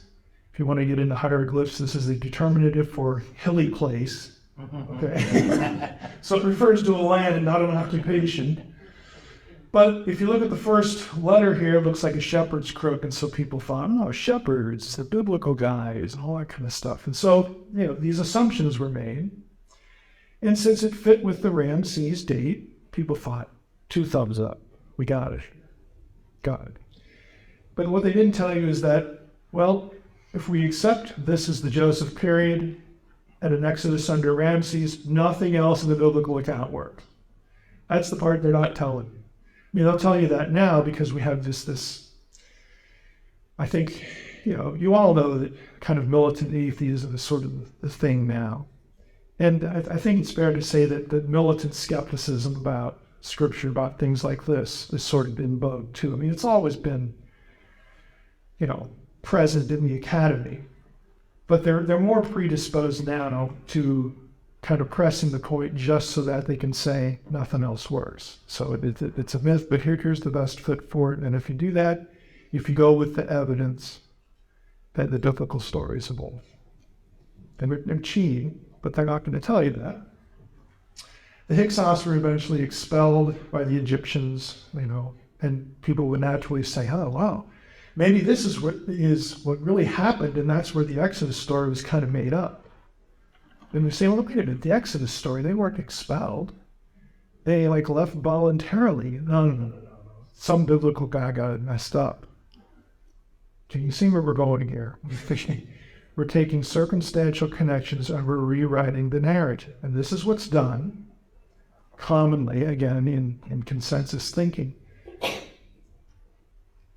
And here's another one from Bani Hassan tomb painting showing a band of Asiatic nomads. Asiatic is the Egyptian word for Semite. So we very clearly right here, look, there it is. Hekal-Kasut, which again in Egyptian means rulers of foreign lands, but people saw that and the crook and, we got animals here, must be shepherds. That was just an assumption. That's just the way it was articulated. Is Joseph really to be associated with the Hyksos? If you take the biblical view, you can't say yes to that question because the chronology doesn't fit. But you say, no, wait a minute.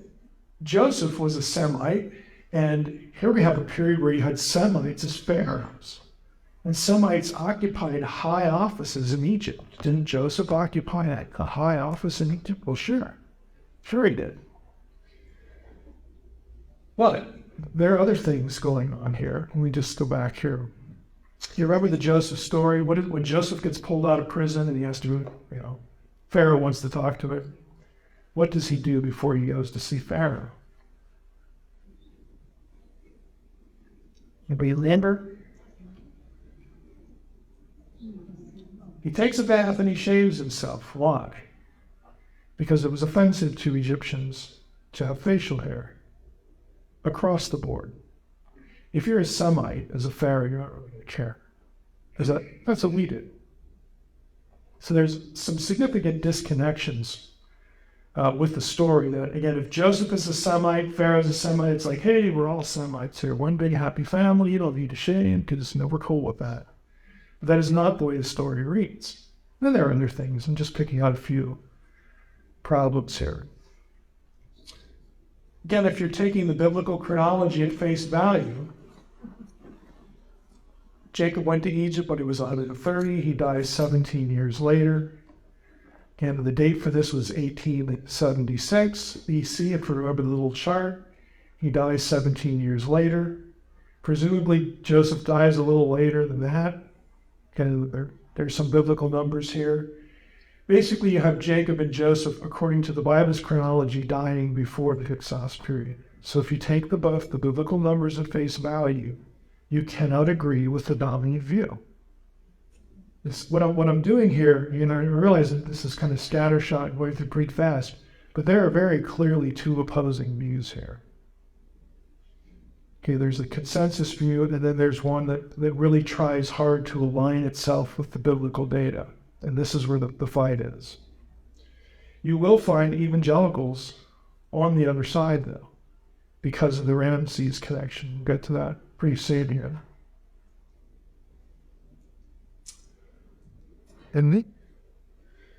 Another element that doesn't work with the Joseph story. Joseph gets a new wife. Pharaoh says, hey, you did a good job here. You want to get married? Joseph's like, well, it beats prison.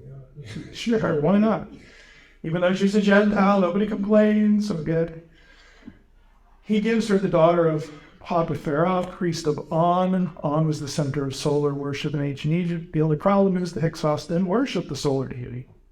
So again, if it's a Hyksos pharaoh, the biblical story just doesn't make much sense. But that doesn't deter people who want Joseph in that period, because that's where you need to have him, to have Ramses be the pharaoh of the Exodus. You just have to do that.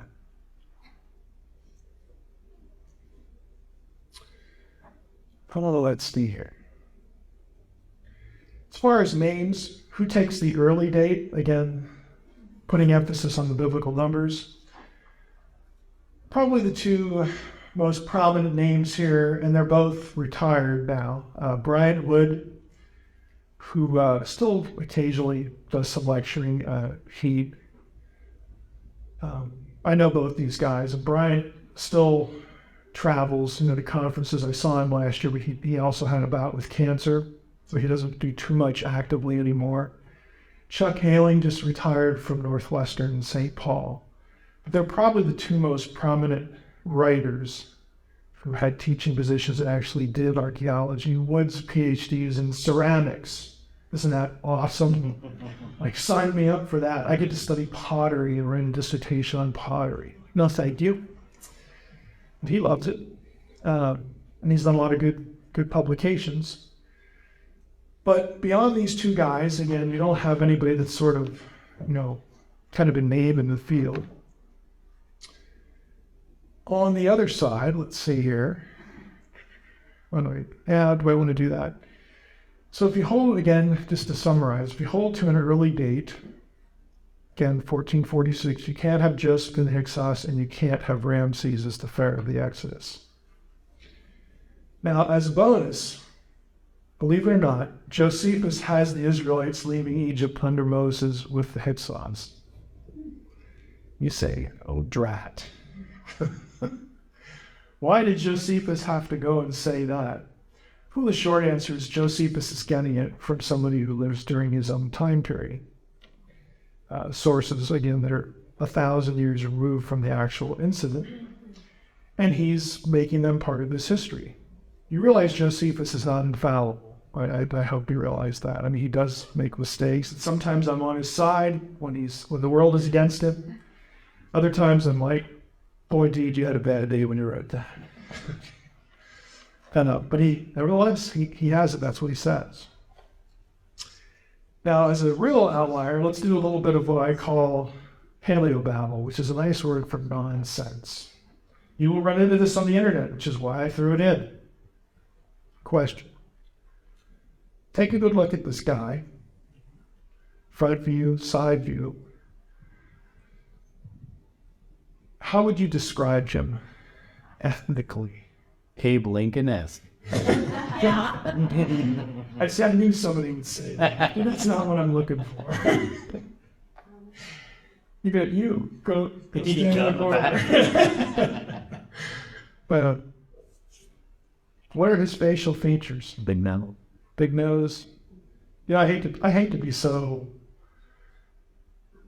racist isn't the right word, but okay, let's go with the big nose. When you get a guy with a big nose, you chances are might think of which ethnic group? Right, Jews, okay. All right, so that's fair.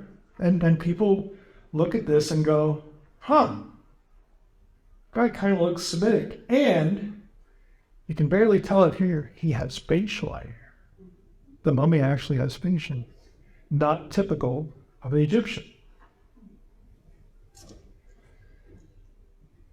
That's him on the left, his wife on the right. Pretty well preserved, actually. Look like Heiser. She does. She does. That is the mummy of Yuya. Then there is one guy on the internet that insists that this is Joseph. They think he looks Jewish. The odd position of the hands. This is the only mummy like this, instead of something like that, or arms just kind of, either missing or. It's an odd pose. Facial hair, again, kind of those Semitic features. He is also called in his tomb a father of Pharaoh. He's in Genesis 45:8. Up just. To me, that's the only point real here worth considering. The problem is that the remains were found in Egypt, in an Egyptian tomb. And so, what about all these references to removing the tomb with the bones of Joseph? Okay, Moses did that. Joseph asked for it. And there's also a chronological disconnect. This Yuga doesn't actually come from any of the periods that really fall into either of the views of the dog. But that hasn't stopped Ahmed Osman, who's a journalist. He's not an Egyptologist or a scholar or anything like that. He's written a couple books about it, and you will see it on the internet a lot. Nobody is buying it. If you're interested in this, I'll send you a review by a guy named Donald Redford, who is an Egyptologist, and I have only one word for this review. Brutal. It's very rare when you see someone's work mocked publicly in a journal. This is one of those times. Because Osman has to make all sorts of arguments that not only violate the biblical account, but violate lots of other stuff in Egyptian records too. But he insists that this has to be really because of this title. Now, there are similar titles, a father of the god, that you will find in tombs said of individuals who were high court officials. You say, well, is that a match for a father of Pharaoh? Doesn't sound like it, a father of God. Well, don't forget, to the Egyptians, Pharaoh was the state deity. Okay? So it's not quite as good of a case as you'd think, and there are about 10 other things, really significant things against it. But I thought I'd bring it up because you see it a lot. Why all the focus on Ramses? This is Ramses II, Ramses the Great. Again, the Pharaoh of the Exodus is not actually named, but this is the consensus candidate. It's really because of Exodus 1:11. You can flip there if you want. Anybody know what Exodus 1:11 says? The Israelites built the storehouses of Pithom and Ramses. How the name was Ramses is mentioned several times, but never Pharaoh Ramses. The first time you get in the biblical record of Pharaoh named, I believe, is Necho, which is in the divided kingdom many years later. Which, interestingly enough, is also an Egyptian pattern of naming pharaohs and whatnot. The two rabbit trail on that. Exodus 1:11 has the Israelites building two store cities. One of them has the name Ramses on it. And Exodus 12 mentions that again. Exodus 12 is leading up. That's the account of the Passover. Part of the plagues, the Passover. Exodus 14 is the crossing of the Reed Sea, the Yam Suf in Hebrew, the Sea of Reeds. It's not actually Red Sea. We'll say something about that in a moment. And then Exodus 15 is the song of Moses celebrating the deliverance through the sea. So this is part of the Exodus account, both of these passages here, and they mention Ramses. So people look at this and say, look, end of debate. End of debate. This has to be the time of Ramses, because why else would they call the storehouse, the store cities, the city of Ramses? Why would you do that? I have here, what about Genesis 47:11? Somebody look that up, please. Hey, go ahead and read it.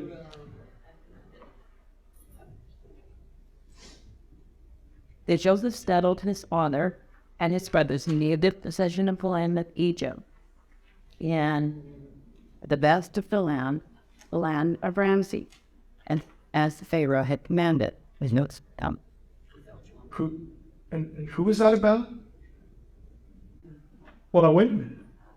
Joseph lived hundreds of years before Ramses. And there are no other Pharaoh Ramseses, pardon the butchery of the English language there. There are no other Pharaoh Ramseses around that time. This Ramses mean. Or is it come? It's not common. It's common in the New Kingdom, the 19th dynasty. Everybody gets to be Ramses because everybody's related to everybody else. I throw that in there because, on the one hand, since these two references are set in the Exodus story, and people see the word Ramses, the name, they think, end of story. They'll use the name as a chronological indicator, a chronological linchpin, but that doesn't work in Genesis 47. So you ask Paul, how else could you look at this? Another shot of Ramses. He can stand again if he fouls. We can. Now, again, Ramses is the only pharaoh to reign 40 plus years. The other one's Tutmos the third. And again, this is the consensus state, and all this other stuff, this biblical literalism, is impossible. But what about, if I stuck this in here, yeah. What about Ramses? If you believe in an Exodus before Ramses, and you look at Genesis 47 and say, well, look, you got a reference to Ramses before Ramses is ever supposed to be here anyway in the Bible. So how can you use the name to say, well, okay, explain that. How can you have the name before the guy lived? This is how you do it. You do it by saying that someone updated place names in the Torah. In other words, somebody, think about it. Let's say you're Moses, you write the Pentateuch, or at least part of it. And you're writing an account of the people, with history, and let's just call it 1400 BC is when you produce the Torah. 400 years later, 200 years later, maybe even only 100 years later. So the people living 100 years later, they're reading along to what Moses wrote. What is this place? I don't recognize this name. And so an editor would come along and say, okay, now it's called Ramses, but before it was called something else. And the reader goes, oh, okay, I get it. I know where we're at now. You say, well, that sounds like cheating, except for the fact that there's actually evidence in the Bible of doing this. Genesis 14:14, Deuteronomy 34:1 specifically mention Dan. Fake Dan. If you look up named Dan during the time of the judges, because that's what this verse says. It says prior to that time it was called Laish. Let's go look up the verse, that's what it says. Not very exciting, but it's important here. What that means is, in the time of the judges, if the name was changed in the time of the judges, that's after Moses lived. So how can we find Dan in Moses' writings? The answer is somebody changed the name so that you would know. And they tell you right here what it used to be. This does happen. There are maybe 6, 7 examples of this in the Old Testament where someone has changed a place name so that the readers of his day would know where in the world you're talking about. This or that event happening. So people who want to take an earlier view of the Exodus will say, look, this is what obviously has to be going on with Ramses, because you have a reference to it in Genesis 47 in the time of Joseph, when it just shouldn't be there. Somebody, again, when people would know who Ramses was, put it there later, and earlier it was something else. Probably, if you're going with archaeological material, it was probably Avaris. It would have been the name of the place. So the name Ramses, what this comes down to, is that just because we get Ramses in Exodus 1:11 doesn't mean we have to have Ramses as the Pharaoh of the Exodus. But yet everyone goes there. Everyone says that has to be what happened. That has to be the connection.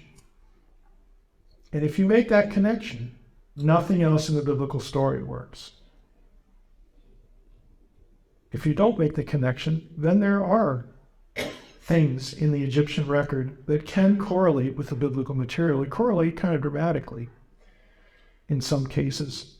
But nobody today, I shouldn't say nobody, but most scholars today don't even want to hear that, because they are married to the Ramses view.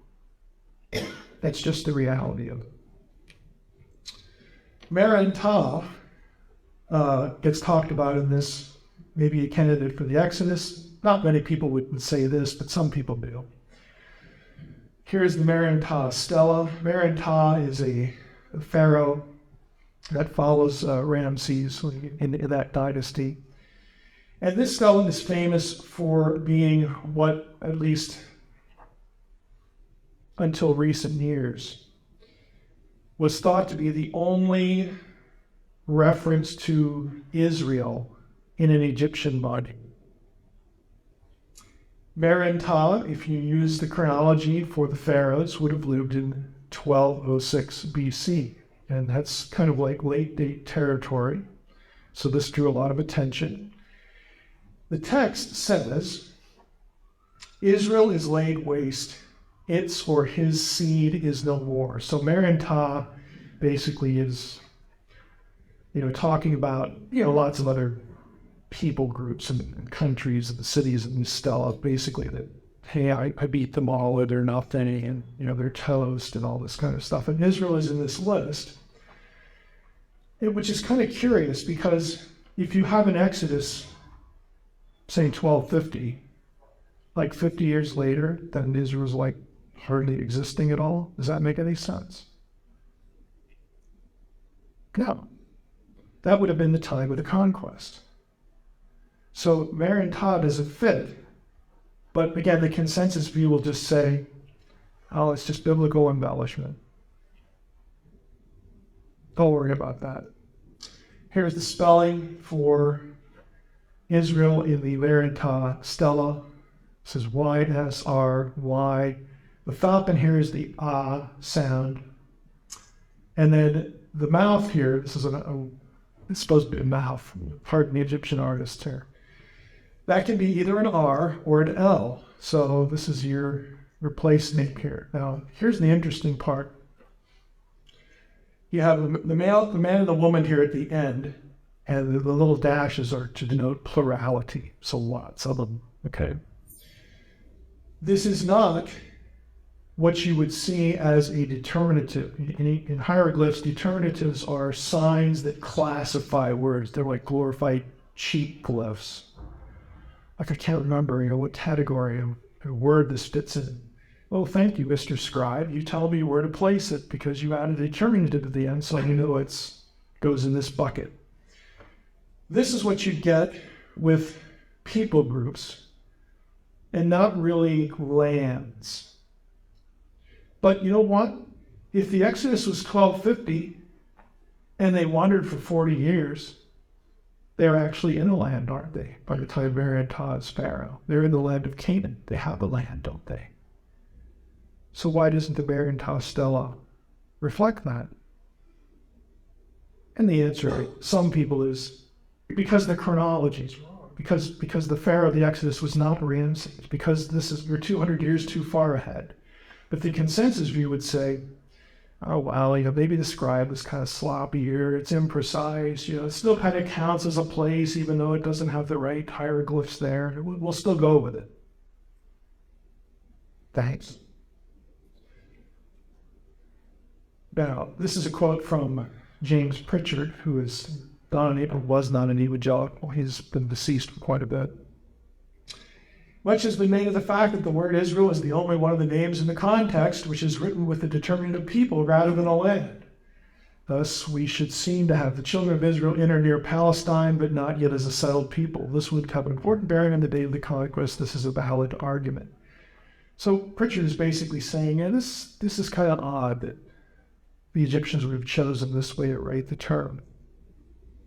Determinatives should have meaning. The contrast between determinatives in the same context should be significant. All of the other places, the stela does give the country determinative, the land side, to settled peoples that are in the list. The Rebu, the Tebet, the Hatti, Ashkelon, etc.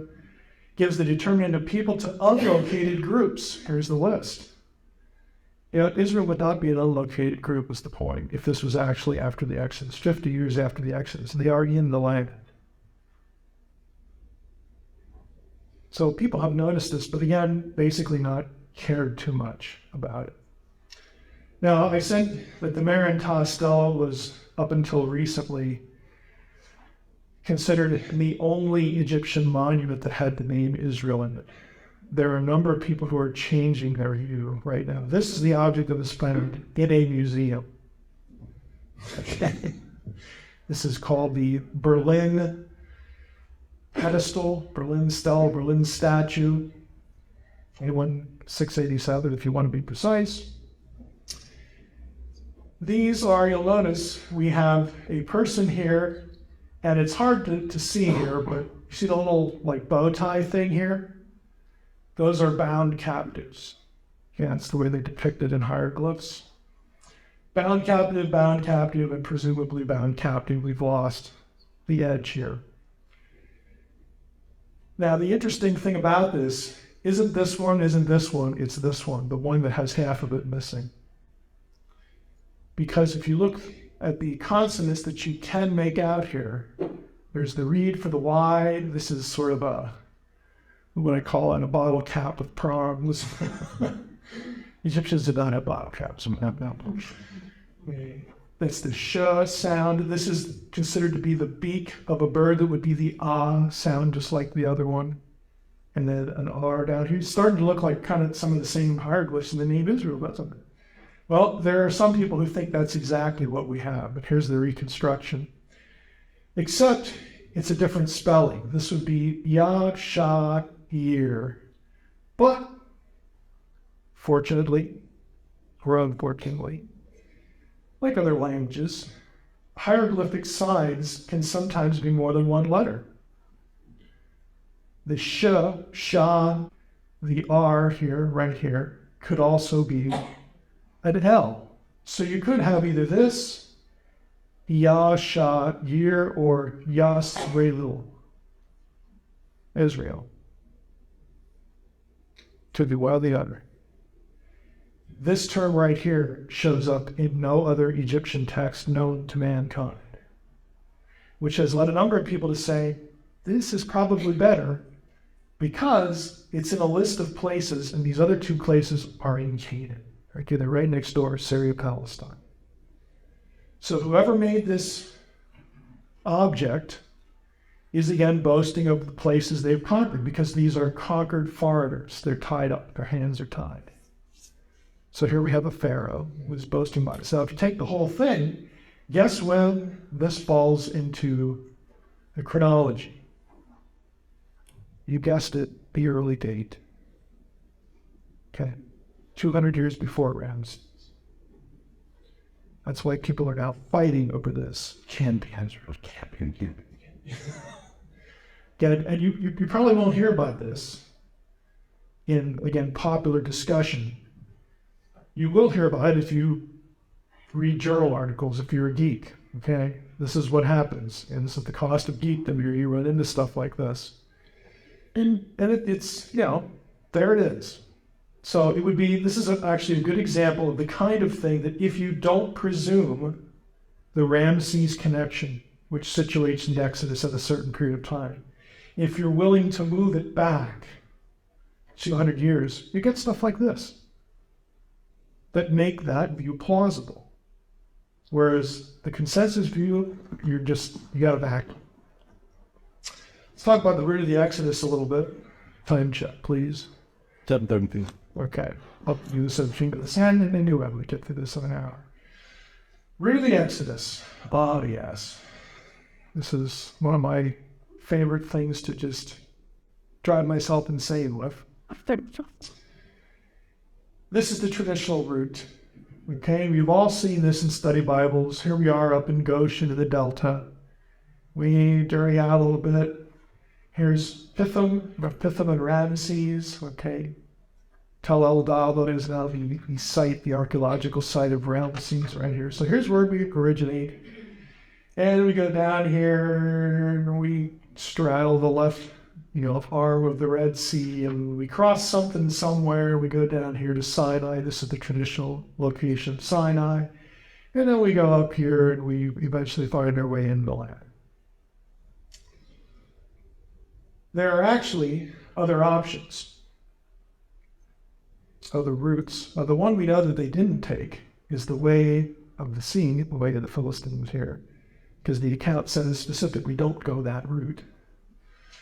So that one can be ruled out, but there's a caravan path right here. There's one that crosses here, and of course the traditional route. So you have a number of possibilities to actually cross. You say, well, how do we know? What does it matter?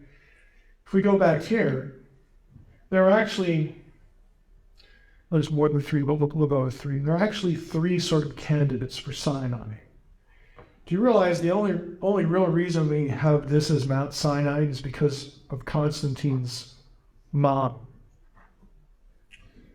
Constantine's mom, she was a believer, so we can't poke fun of her too much. But she fancied herself as an archaeologist. It's like, hey, the emperor's mom, we're not going to argue. It would be bad for us.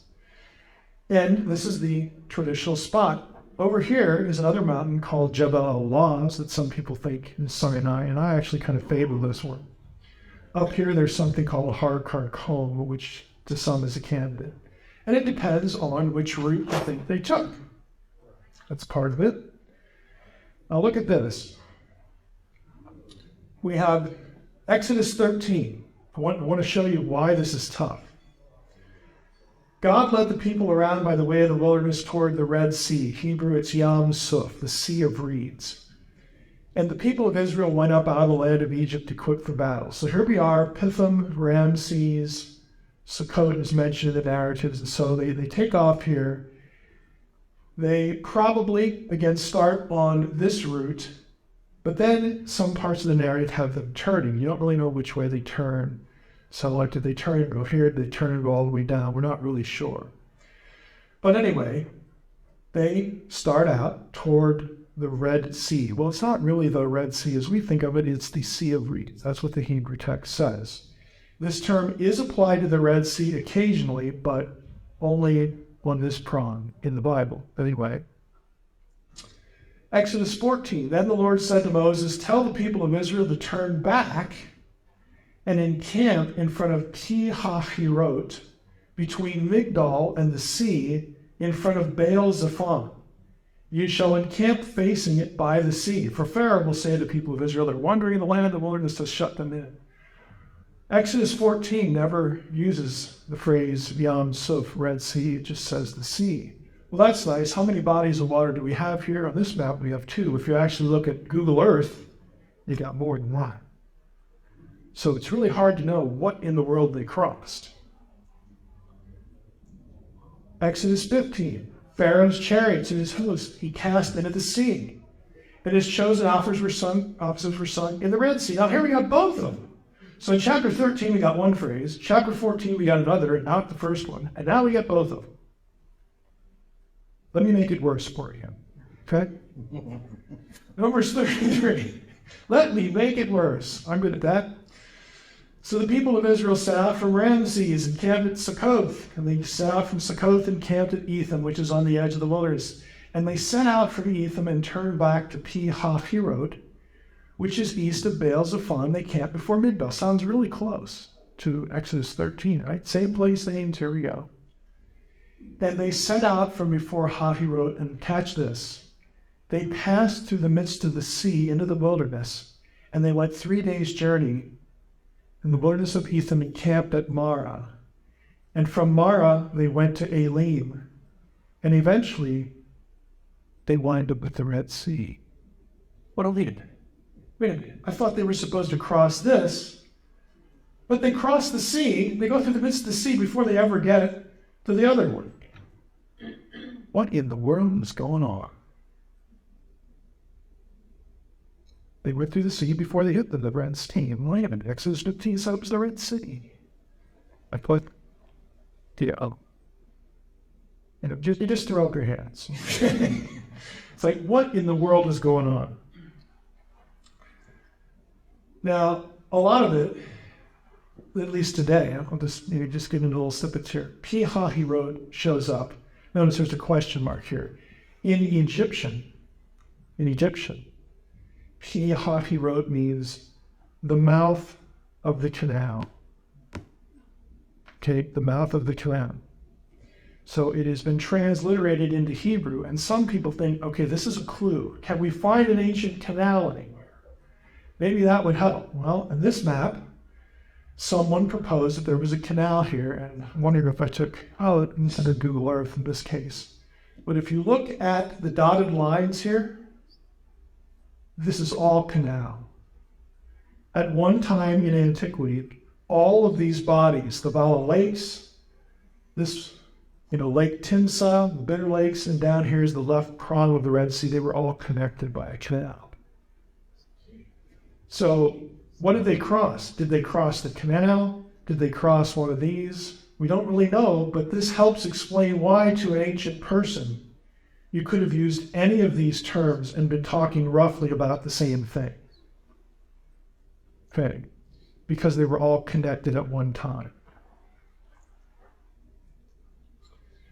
That is a satellite photograph here. I want to show you a few other things about the crossing. Most people think that they crossed up here somewhere because here you can see a little bit of the connectivity right here, and then they wander down or wander over the Sinai. There are other locations that some people have argued for. See down here, how it's really narrow down here? Some people believe that they crossed, the canal. That wasn't the crossing of the sea. And they went down here and they crossed here. Why do they believe that? Because this is what it looks like. This is Google Earth. This is a screenshot I took yesterday. There is a natural land bridge at this point. And so some people look at the Exodus account about God using the wind to blow away the waters and all that sort of thing, and they think, well, maybe they crossed here. That would put Sinai over here in Midian. Remember I said that was one of the possible locations? Why is Sinai and Midian? Why would that make sense? I'm playing my hand here. I favor Sinai and Midian, but there's one reason why. Remember the burning bush episode? Moses is out tending the flocks where? Midian. Fed. it doesn't make any sense for Moses to drive sheep or goats 300 or 400 miles to get something to eat. Okay, it just doesn't make a whole lot of sense. Not only that, but Paul refers to Sinai in Arabia. And Arabia is a notoriously elastic term in ancient texts. Yeah, you can find some Roman period texts that call this Arabia, but you can find them over here too. And of course, that's what we would think of as Arabia anyway, in modern times. So some people think the crossing was down there. Others say no, it was like in the middle of the Gulf of Aqaba. I mention this because you will see this on the internet as well a lot. Here's the alternate route. Here's this presumed crossing to get to Mount Sinai and Midian, if that is indeed where it is. Here's Jebel al-Lawz. Jebel al-Lawz was a volcanic mountain. It is burned on the top. And that's why some people like it as a candidate for Sinai. Now, I'm showing you this picture because I want to discourage you. Okay, so I'm hoping I'm not saying anything too offensive here, but the champion of this crossing, not the Jebel al-Lawz stuff, that comes from a number of other sources, but the champion of this stuff, oh, there's a pillar here, Solomon's pillar, that we supposedly found and the Saudis took it away and now you can't see it anymore. Or another pillar over here that supposedly, has Paleo-Hebrew writing that talks about the Exodus and all this kind of stuff. This is the view of Rowan Wyatt, who is famous/infamous in the biblical archaeological circles as far as, kind of like your layman's archaeology. I don't really take anything for what I don't really buy anything Rowan Wyatt says. This was the guy who said, I've discovered the Ark of the Covenant and the blood of Jesus seeped down through the tent of the mountain, dripped on the Ark. And, just basically Ron has discovered everything.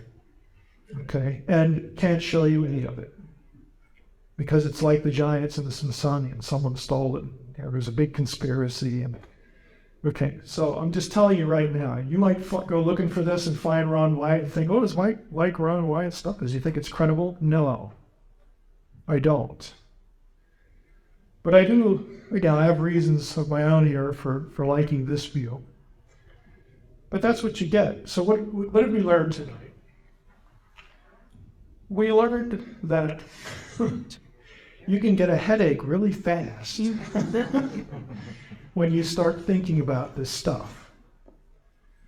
And I'm half serious there, but what I really want you to take away is, look, when you see, especially again online, on the internet, maybe I'm a little too sensitive to this because I do lots of stuff online and I get lots of email from people, and maybe I'm just gun shy or just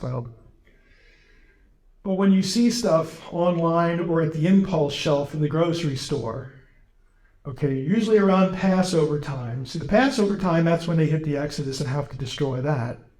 And then around Christmas time is when you get the Jesus stuff at the impulse shelf in the grocery store about how Jesus was just a man, or he was just like some flacco or zealot or whatever he was.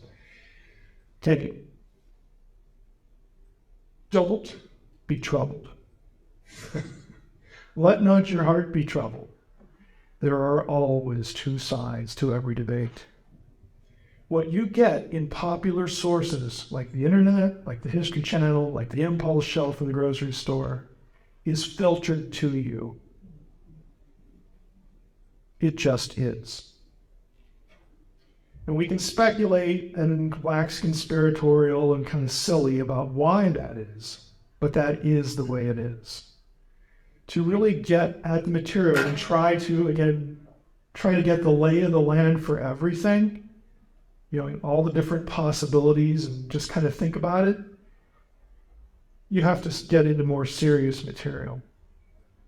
And that's just the nature of the beast. So let not your heart be troubled by some of these things. On the other side, good luck. It's difficult. It's difficult, but I think you can create a pretty good circumstantial case for the historicity of these things, not in every detail, but there are connections if you go the other way. And I lean toward the early date side of things.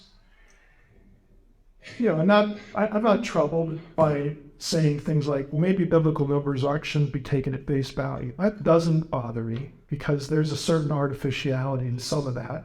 Why does everything happen in 40s? Have you ever wondered? Why is like every king like 40? Everything's 40, 40, 40, 40, 40. Is that just a coincidence, or maybe there's something going on there? Maybe it's a literary device or something like that. I don't have any trouble with that. The reason I gravitate toward that other view is because you get some really interesting synchronisms if you do that. And I think we ought to be willing to consider that possibility rather than just dismiss it. So I feel kind of stupid asking for questions since I'm over time, but I'll do it anyway. Okay, any questions? Any gasps of despair? Any white flies? I did quite you feel sure, but I think that would be a graphic. But didn't they find some of the chariots at the bottom of Red Sea or somewhere in that crossing? That they set our shield or something? The last slide here. I hate to crush your spirit here. I know that. I've seen that video. Yeah. No, I've seen it too. It's one of Ron Wyatt's, claims. If you go to the last slide there are two links, and I don't know if they're live in PDF or not. If they're not, I can just send the links. Email me. But it's another one of these cases where no one's ever actually found one of the objects that was supposedly discovered. And if they're, again, I don't want to be too accusatory here. Either Wyatt or somebody working for Wyatt sort of misrepresented somebody's work on, believe it or not, somebody actually wrote a book on this, Egyptian chariot wheels. And what he says he has really wouldn't conform to the Exodus story anyway. See, I was decided upon it. Yeah, I mean, to me, it's one of those things when I see that come up on the internet, I try not to just say, oh, here we go again. But it's like, well, hey, maybe we got something here. That would be kind of neat. And you give it some time, and eventually, it either comes out either indeterminate, maybe, or it'll go from a maybe to a maybe, a serious maybe, or you'll find out that there's just nothing to this. And consistently, Wyatt has been in the other bucket, unfortunately. Again, I'm not doubting his testimony or anything like that, but it's not a good tactical thing to be really methodologically poor, even to the point of trying to be a little kind of cheating, because eventually somebody's going to produce something to the contrary, and then people will look at that and say either, well, that's what Christians do, or they're so desperate they have to cheat. It never has a good outcome. It just doesn't. Saying you don't know or you're not sure is okay.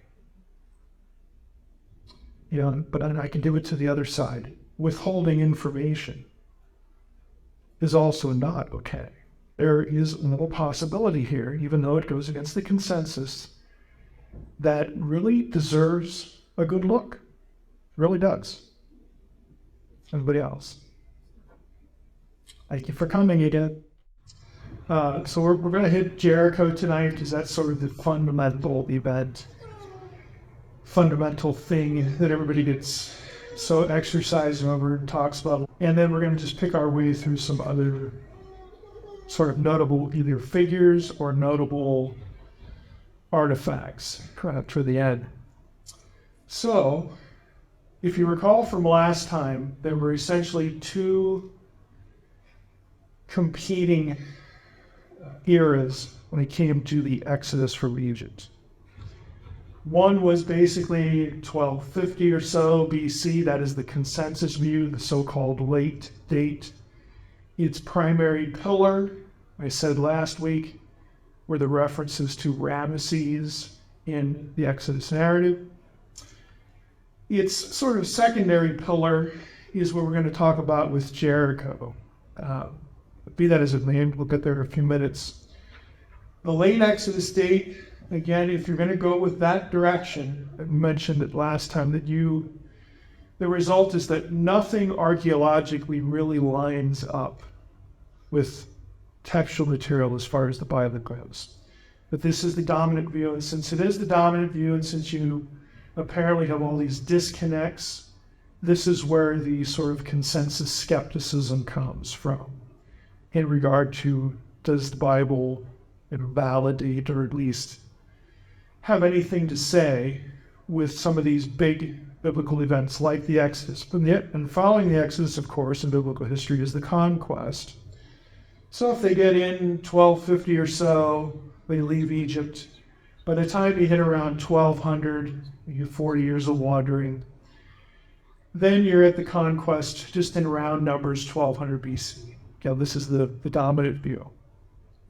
The other view, of course, you've sort of just moved back 200 years. We'll get to there in a moment. But if you're taking this as the time of the conquest because of some of these other things, archaeologically speaking, if you look at Canaanite sites, cities in Canaan that have been excavated to some degree, it's like Jericho, then you're going to find, again, that the picture just doesn't line up. There's no evidence of a destruction in Jericho circa 1200 BC. And so people say, well, there couldn't have been a conquest then because there's no evidence for it. You're also going to find a lot of pottery that you would find really throughout the late Bronze period. So the late Bronze period is roughly 1500 to 1200, 1550 to 1200 BC. And so archaeologists would say, look, there's no evidence of a destruction here. We got to go with this date because of the Ramesses thing. And we're finding, essentially what we would expect in terms of pottery, minus all of the destruction. So it's a Canaanite population. They really weren't disturbed in terms of a conquest event. And so therefore, we don't have any archaeological evidence for not only the Exodus, but now we're talking about the conquest. When it comes to pottery, we're going to see this picture again. You have to realize when archaeologists talk about pottery, I think the nice substitute would be, think of pottery like you would think of Tupperware. Okay? Or what's the thing that my wife, Pampered Chef, okay? Think of it like that. Because when you have a Pampered Chef party in the house, everything in the catalog, they're all going to be shapes and sizes and styles, and they all have their own purpose. The way they're constructed conveys what they're used for, what they should be used for. It's the same thing with pottery. So here are typical pottery styles, except for number 2. You'll notice number 2 is not on the list here. And so archaeologically speaking, you find lots of these styles throughout the late Bronze Age. They're all common to Canaan during this period. And so this is what's being found at Jericho, again, minus the destruction evidence and all that stuff. The second one that we've omitted here, number 2, is going to be significant in a moment. Now, because the consensus view is committed to the 1200 date, they don't see evidence of a conquest. They have proposed different models to substitute for the conquest. So a mainstream archaeologist, whether they're American or Israeli or whatever, if you ask them, well, hey, tell us about the conquest of the Promised Land, the first thing they're going to do is correct you in their mind. Well, there was no conquest. Again, for all these reasons we're talking about. Instead, here's what happened. Okay, so then there's competing models for this. And the 3 major views I'm taking from the summary statement of Rick Hess. The first one is the peaceful infiltration model, and it goes like this. Keyword here is peaceful. You have a bunch of wandering semi-nomadic clans who are Semites. They are from outside Canaan. They partner up with people who are living in the desert that worship a strange god called Yahweh. And they eventually band together. This group, moves into the land from the desert areas. They move into the urban landscape of Canaan. They sort of, it's kind of like this, people from the suburbs moving back into the cities. You don't have to go conquer your apartment. You just go rent it. Okay? So they decide to move from where they're living, either in Canaan or a little bit of outside of Canaan. They move into the land, they settle there, and eventually the outsiders of this group team up with the outsiders here. They band together and they take over the place. There are isolated skirmishes. Eventually, they just outnumber the native inhabitants over the course of centuries, and they displace the population. But since it took so long, again, don't think conquest, don't think like 7 years of battles to win the land. Since it takes a long time, during the process, the people who are infiltrating begin to adopt the local customs, namely the local pottery styles, the local way of building houses, so that they start to look pretty much like the native Canaanites. They adopt, again, the material culture. And so for some people, this explains why when you look at the material culture from 1200 BC, it pretty much is uniform. But yet, we have these stories that everybody, this collective memory of, Yahweh worship, but where'd that come from? Because again, there's no evidence that it's a native and it had to come in from the outside somewhere, all this kind of stuff. Their idea is, well, something must have happened where the native Canaanite population kind of became something else, something a little bit similar, but something that had differences too, but it was not violent. So they call this the peaceful infiltration. Now, there is some biblical precedent for this idea. Exodus 12:38 does tell us that a mixed multitude left Egypt and went to Canaan. And so people will look at this and say, well, among the Israelites, you probably had nomads from the Negev. You probably had people from the Sinai, because the Israelites are trucking through there. They might have picked up, people to finish the rest of the truck. You probably have, again, once they get in there, they start settling in the burbs before they make this transition to urban living. And of course, the Old Testament says that you basically got houses that you didn't even build. You moved into them. Of course, the Old Testament description is this is after conquest. People will take these little phrases out of the Old Testament and again strip out all the conquering language and say, look, they moved in there, they were outsiders and they sort of became insiders, but they displaced and sort of merged with the local population. But because they were outsiders, other outsiders glommed onto them, and so you get sort of this mixed kind of heritage, but they all kind of essentially become Canaanite anyway. And so they'll take just these little passages, again, references to foreigners. There are cities in the hill country, like around Shechem, where Israelites are said to occupy, but no battle was ever described for those locations. There are a few of these in the narrative.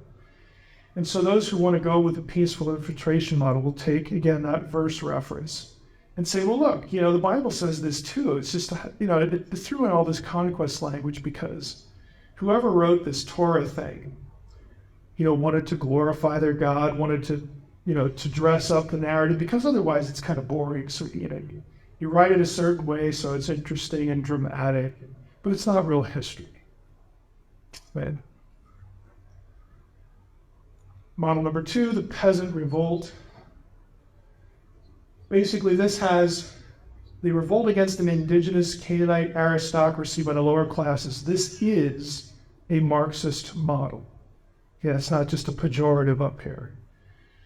Norman Gottwald is famous for this model, and he was a sort of a Marxist historian. So he applied Marxist ideology to what happened in Canaan.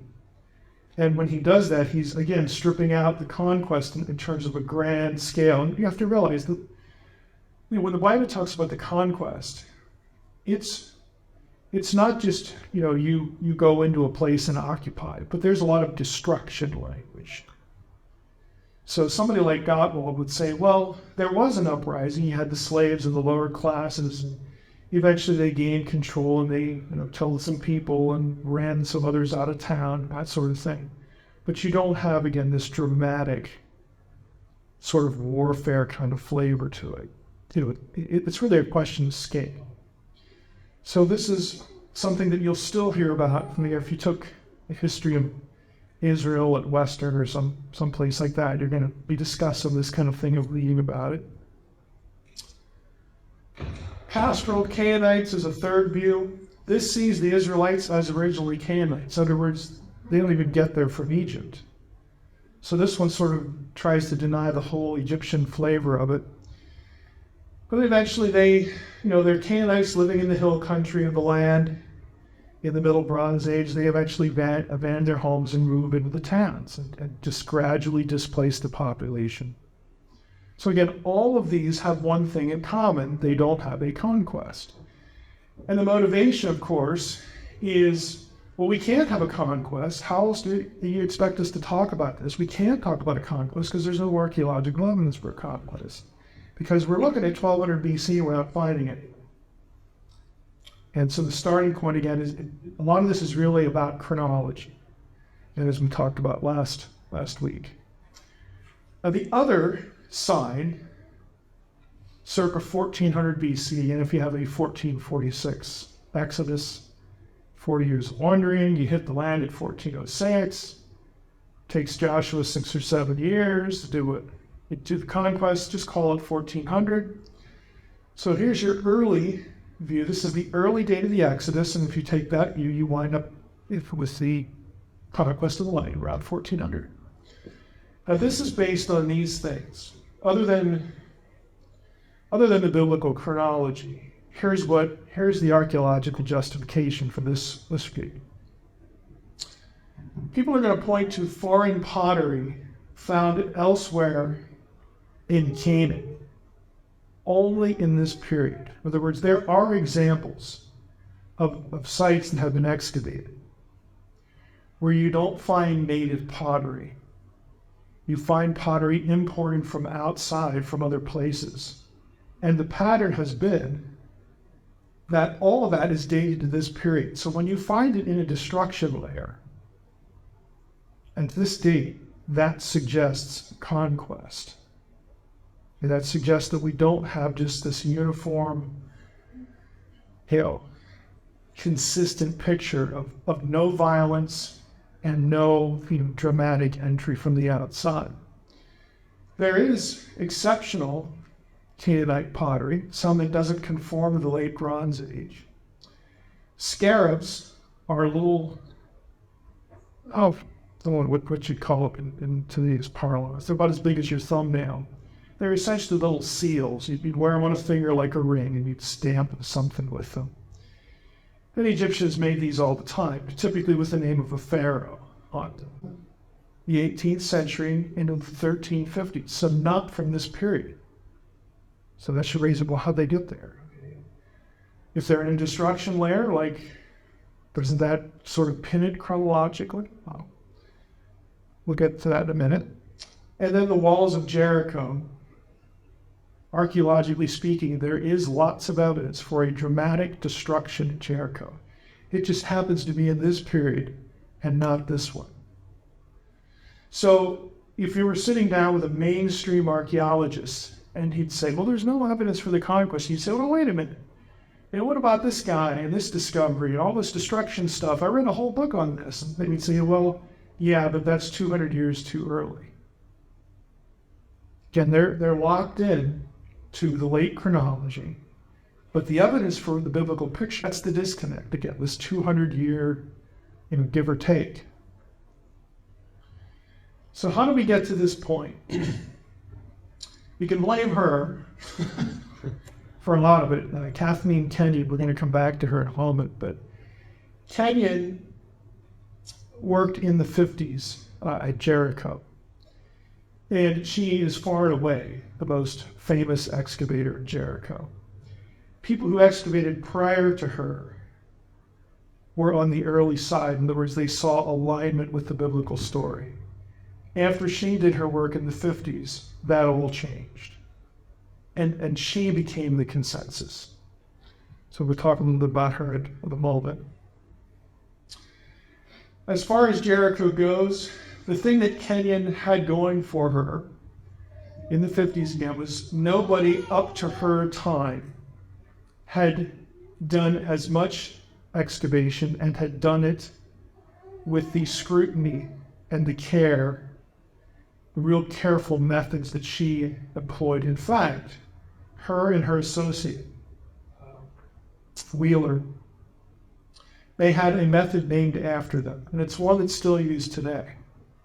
It's very influential. Up until this time, nobody was doing this kind of thing in archaeology, where you lay out a grid on a site and you cut squares so that you can walk across them. They're called balks. And the idea of cutting the squares is so that you could see the stratification levels. Nobody done that. Kenyon did that everywhere. And so again, she helped pioneer this method that is still in use. Another look at what a site would look like with this method. You know, we kind of take this for granted now. You probably have seen pictures of archaeological digs. It didn't always do this. Here is a stratification sample. This is not Jericho, but again, they've had someone, chalk the lines, the layers, and if you could see this well, you'd see there's different kinds of debris at each level. They don't all look the same because they're not all the same stuff. But you're not going to see that unless you cut it like a layer cake. And that was the Wheeler-Kenyon method. So this is a medieval example, but I like the picture. So if you're on the top of the ground, here's your 19th century wall, and you start digging down, you're going to see, well, here's a wall. Over here's another wall, but they don't look the same. The materials aren't the same. The method of construction isn't the same. Obviously, the level isn't the same. Here's a pit. A pit in archaeological language is like a garbage dump. Everybody just threw stuff in there, and archaeologists love to find pits because there's anything and everything that people used all in one place. And that's a big deal when you can find a pit. Here's a road, again, different kinds of rock and so on and so forth. You're trying to hit bedrock, which in some cases is a real challenge, because you could have successive layers of occupation. In the biblical age, you could have a site lived on, at 15 levels. They just keep rebuilding over the time. Nobody brings in a bulldozer and says, hey, let's start over. That doesn't happen. It's like, what's here that we can use? Because we don't have to cut it, we don't have to haul it. Hey, let's just reuse it. Maybe we'll move it to some other little place. Well, hey, there's half a wall here now, let's just use that. Okay. So this is what they're doing, and the Wheeler-Kenyon method exposes, again, all the layers, which is why it gained popularity. But this is Jericho on the left, a hand drawing. You get an idea of how deep this can go, but the scale is here. Again, it's pretty significant. This is an aerial picture of Jericho, at least. I'm trying to remember which issue of far this one. This is probably 20 years old. But you can see the whole city of Jericho has not been gridded out. This is what you have. You have certain places, again, that got a lot of attention.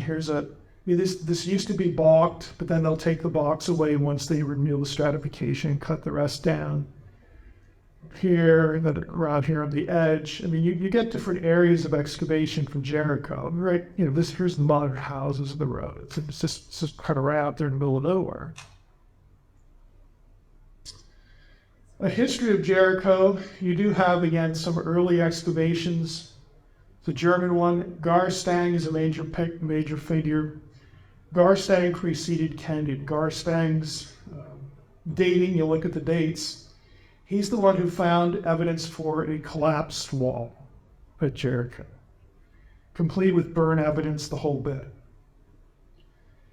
And he dated what he excavated to the late 15th, early 14th century BC, which is the early chronology. So everybody was, oh wow, this is awesome.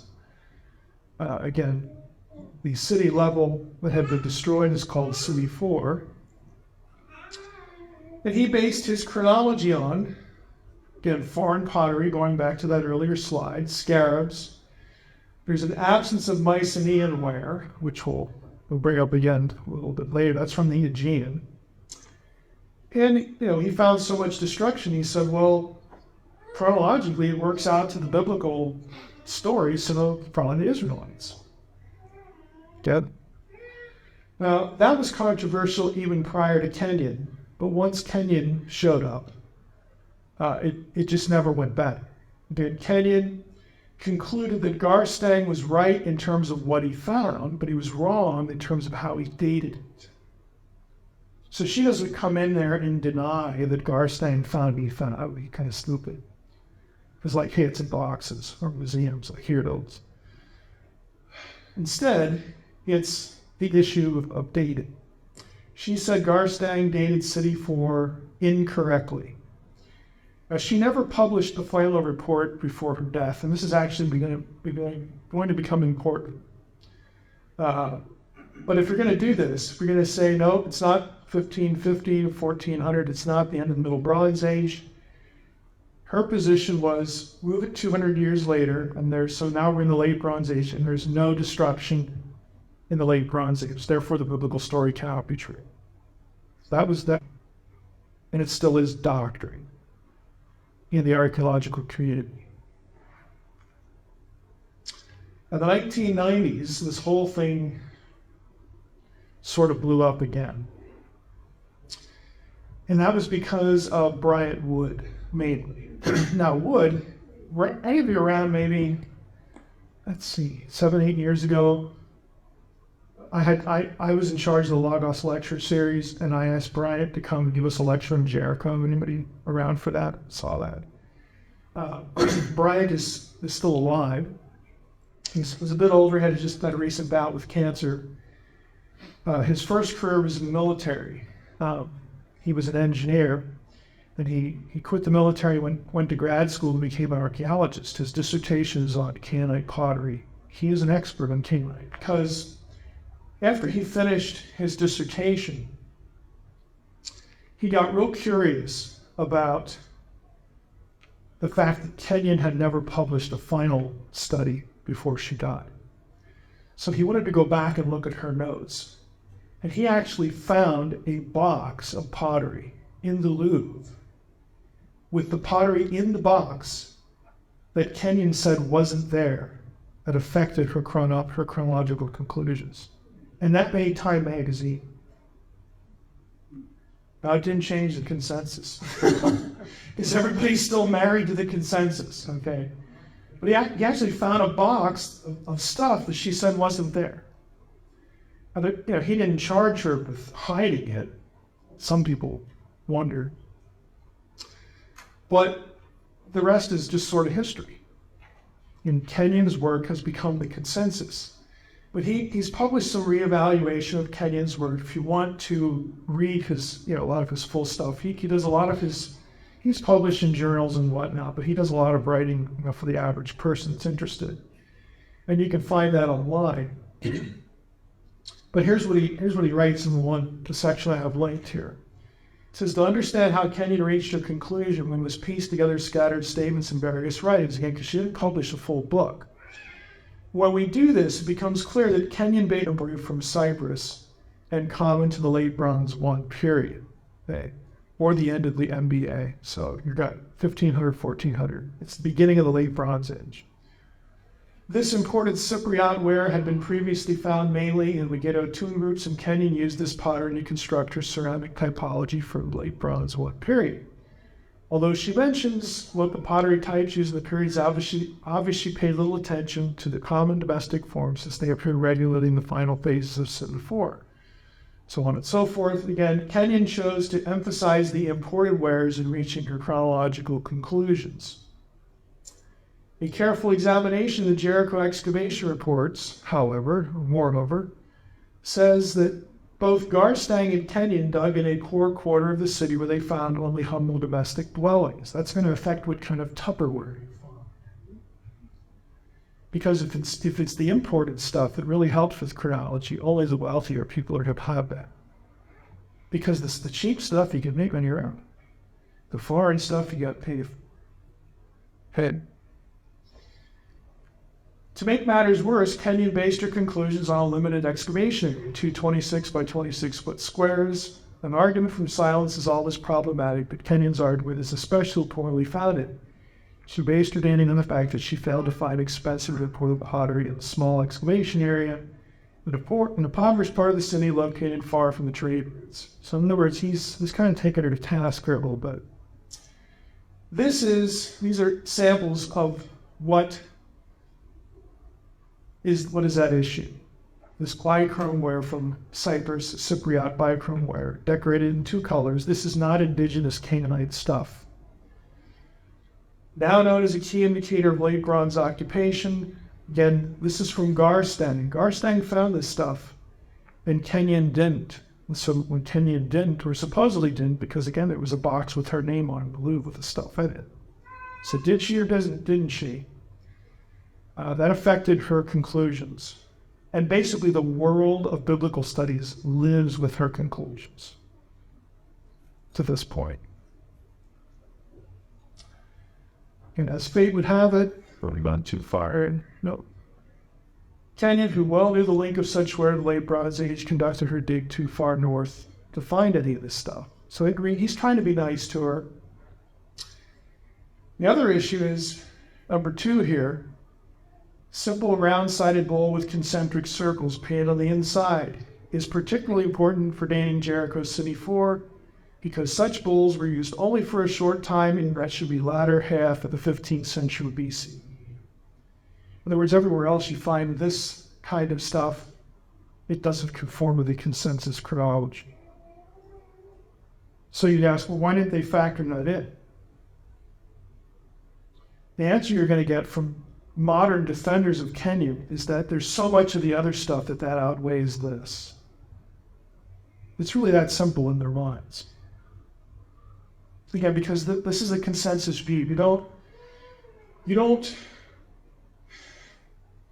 methodologically, there's going to be a hesitance to dump the consensus if you find outliers. The tendency is to explain away the outliers. It's a human thing. If I want to be more cynical, I would say that there are some people just scared to say that the archaeological picture might align with the Bible, because that makes the Bible a historical document. That's my cynical side. Well, I think that's true with some people. With other people, again, it's a very human tendency to just, we don't want to draw a conclusion by the outliers. We want to draw the conclusion by the majority of the data. So we have to explain away the outlier. Scarabs, mentioned these. These are some of the scarabs found in Jericho and in cemetery. These are the scarabs of, clockwise from upper left, Tutmosis III, Amenhotep III, Hatshepsut, and a reverse of the one from Tutmosis III. Now, if you look at the dates, anywhere from 1504 down into the mid-1300s. These are all pre-1200, obviously. So we're digging in Jericho. Get the picture in your mind. Digging in Jericho. We find Egyptian scarabs there, too. You would think, well, this is like a no-brainer.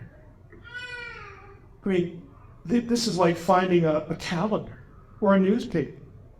I mean, because you know what the chronology is. Okay, if you were married to the later view, how would you have explained this? Just think about it.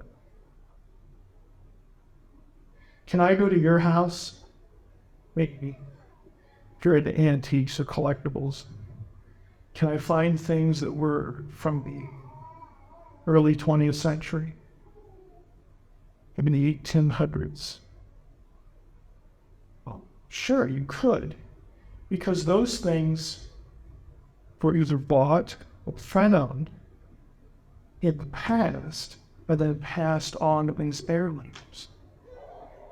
And so that's the answer that the late date is going to offer for this. The reason we find these scarabs here at Jericho is not because the destruction happened circa 1400. Now, whenever the destruction happened, okay, but maybe it's 1400, but they had been there for a long time, and that destruction shouldn't be connected with the Exodus or the conquest because of the references to Ramses. We got to go with this 1200 thing. So they were probably just heirlooms kept in somebody's house. And we just find them today, but we can't use them for dating. Now, some of you are like, That just doesn't make a whole lot of sense. Sorry, but that's the answer again. So it's the, yes, we use them as chronology versus, no, they're just heirlooms and just happen to be there. And you can't use them as actual chronological indicators. What I'm hoping you see again is that, look, there are going to be two sides to all of these things. But don't let anyone tell you that there's like no archaeological evidence for these events, because it just depends when you date them. If you adopt one chronology, then you don't have it. If you adopt the other chronology, you got a whole lot of stuff. That's really what it comes down to. So the issue again is when are you going to fix these things in time? And how are you going to go about doing that? Okay, let's skip through that. Another thing with Jericho that's kind of interesting. The most abundant item found in the destruction, apart from pottery, was grain. 6 bushels in a single excavation season in one little section. Now you'll notice here are pots, here's a little bit closer view of another one. They're nearly full. And they're black at the top too, so there's some burning in some of it, which would go to burning the city. But why is a full pot of grain of interest to the whole issue? Because the biblical account dates the attack on Jericho just after the harvest. Okay. And if the city had been under siege for a long time, people would have eaten the grain to survive. But there's lots of grain that didn't get eaten, which means the city fell really quickly. Again, it's a detail that conforms to the biblical narrative. But none of it matters, again, depending on when it's all dependent on when you're going to date this. So the consensus again, going back to finishing up with Jericho, is that there's no evidence, and there's nothing to see archaeology just violates the biblical picture left and right. Again, that's true if you're dating everything to 1250 and 1200. Then it's slim pickings. If you're going back 200 years, you have a lot of stuff that correlates.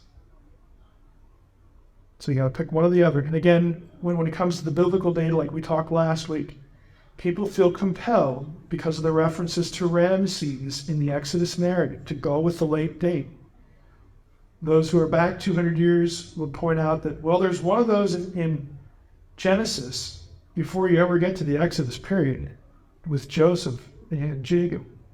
The term Ramses is obviously an editorial updating of the language. And if that's an editorial updating, then the other one should be too. And so they should not affect the chronology. We should still be back 200 years earlier because of 1 Kings 6:1, 480 years after the 4th year of Solomon, the Israelites left Egypt.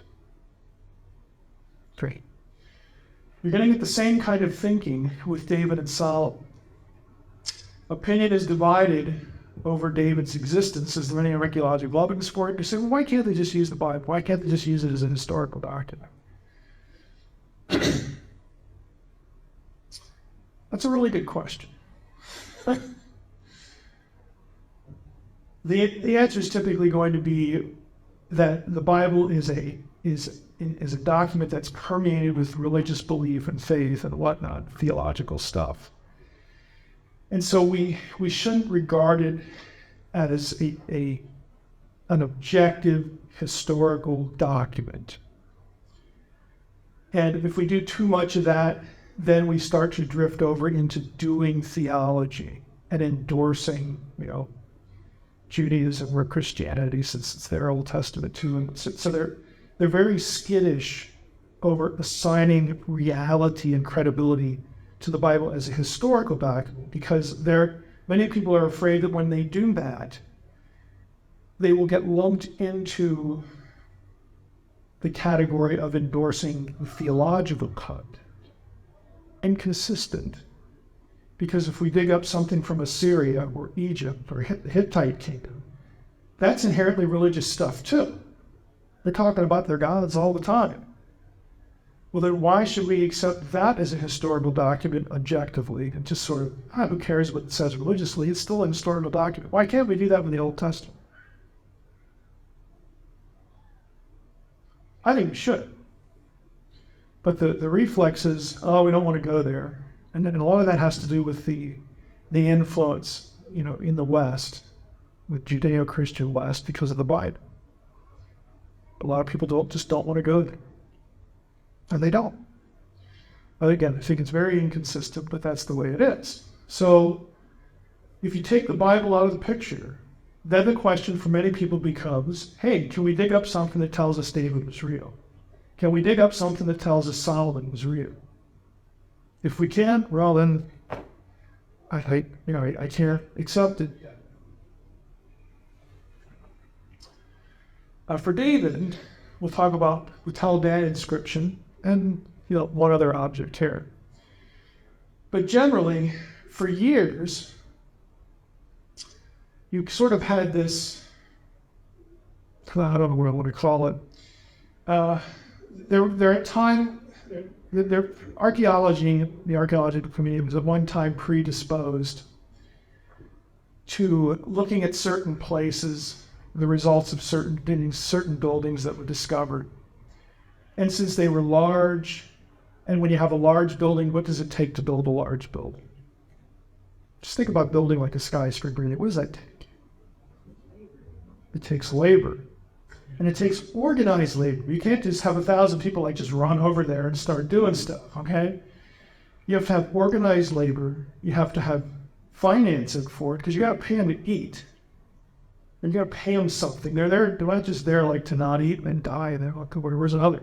Okay, this is not like World War II concentration camp kind of thing. These are professional, communities that are good at building. You have some slave labor too, but that's not the whole thing. In fact, it's actually kind of a minority part of it. But it takes resources. It takes administration. And so when archaeologists found large structures, they were predisposed to saying at one time, okay, this is probably David and Solomon, because the Bible, again, looks at Solomon's era as kind of the apex of the monarchy. And so there was a predisposition to say, well, it's probably what we had, and it's okay. It's no longer true. Again, 10th century BC would be the David Solomonic era. But a lot of archaeologists today want to move it 100 years down. If you move it ahead 100 years to the dynasty that followed the Solomonic period, which the main dynasty there was the Omride dynasty. That's Ahab, Jezebel, Jehu, this book of the figures. If you do that, then it takes away all of the ammunition for David and Solomon. And that's what the archaeological community, by and large, does today. What we used to think we could attribute to David and Solomon, now we're going to attribute to a different dynasty. So we don't have any evidence for David and Solomon. Ta-da! The main fight today is over this object. This is the Tel Dan Stela. 1990, so it's pretty recent. 9th century BC, so kind of close to, again, your Davidic. It's a little bit later than the Davidic Solomonic era, but reasonably close. And you can't really tell here. I have a magnification, but you see this kind of white over here. Somebody has kind of airbrushed. There's one line here. That's the issue. It says in part, we have an Aramean king describing a victory, and the text says, missing letters, Ram, son of somebody, king of Israel, and son of somebody, the house of David. So when people discovered this and saw the phrase house of David, or what they thought was house of David, it's like, finally, we have a text that mentions David. Now, most of the biblical studies community, I think it's probably fair to say most, over half, let's just say majority, have come to terms with this and say, okay, David was real. But a lot of them still don't. I'll try to explain why they don't. Now, if you want to plug this in and look for a Bible verse kind of like that and go with the period, you have 2 Kings 8:9, Jehoram, Uzziah, so on and so forth. So it's a nice match. And if that's the case, the inscription would be Hazael, and date, again, 9th century, 841 BC. So here's our object. Here are the terms of question. It's BYT, reading right to left, BYTDWD. Bayit in Old Hebrew is house, DWD, David, is David. What could be simpler? Oh, to mess up a picture, you need to bring in the professionals. Now, look at this. You see it? Let's just go up to the top line here. You got letter, what's that? It's a little dot. Letter, dot. Gonna get some perspective here. Letter, dot, letter, dot. Okay, you have dots separating words all over the inscription. But you don't have one here. So some epigraphers have said, no, this doesn't mean House of David. If it meant House of David, there'd be a dot right there. So now we have something to argue about. They say you need to bring in the professionals. Here are the options. And if you read an article on this is where people sort of fall into one of these three buckets. I think it's fair to say, again, the majority says, look, we surrender. It's House of David. Who cares if there's a dot? And people have actually combed through known inscriptions, not only of the period before and after, and shown that the scribes were not always consistent in the use of dots. They're called word dividers. So you can't base an argument on the presence or absence of the word divider. And that's legit. You can't, because they aren't consistent. So most, again, have said, okay, we're not going to argue about this anymore, House of David. Some want to say, well, we ought to actually kind of look at this as Beth David. Kind of like Bethel. Like it's a place name and not the name of a person. You say, well, who cares? It's still David. Well, yeah. We know that. But it's a place name. And so if we take the figure of David out of the genealogy of those kings and we just make it a place name, then maybe the place was just sort of named after this legendary figure, David. Thank you. Okay, so again, they're using it as a place name to kind of skirt around the historicity issue. And others would say that David means beloved. Doesn't decide your property, house of the beloved. It's true in biblical Hebrew, DWD does mean beloved if it's a common noun. Dodi is my beloved, fairly common word in the Hebrew Bible. So this is, again, what the argument is. But most people have sort of surrendered this one, but you still have a number of holdouts, and they're influential. Here's one of my favorites. I actually think this one's kind of cool. The Goliath inscription. How many of you ever heard of this? A couple. Now, this is really interesting. This was found at Gath, which ought to just make the lights go off right away, because this is one of the Philistine cities. This is a Philistine inscription, one of the few that are around. And I know it's hard to see this, but here's the inscription. You have a letter.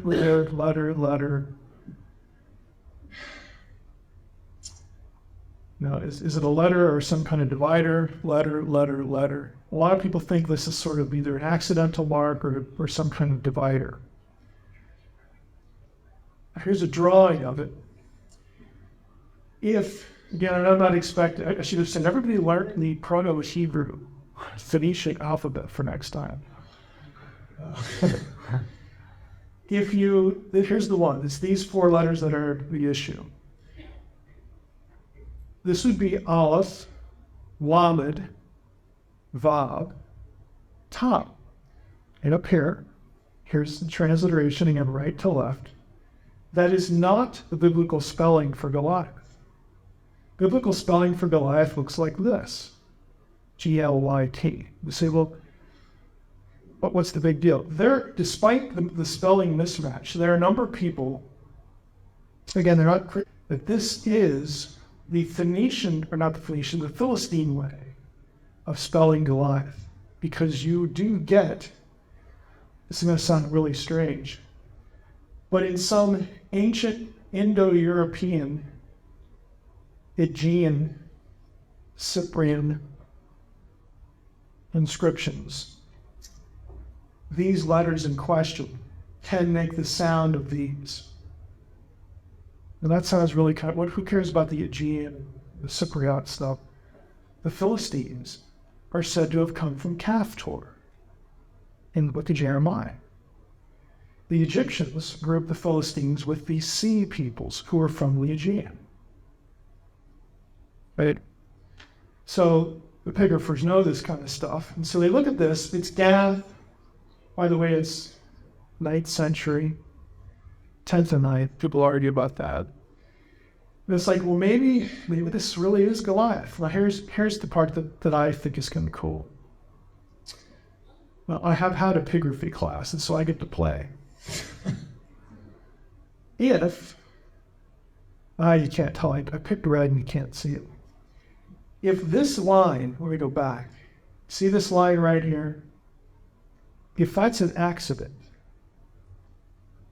like let's just say it got scuffed. If that's an accident, then you just have this. That is the letter G. Gilel. In Paleo Hebrew.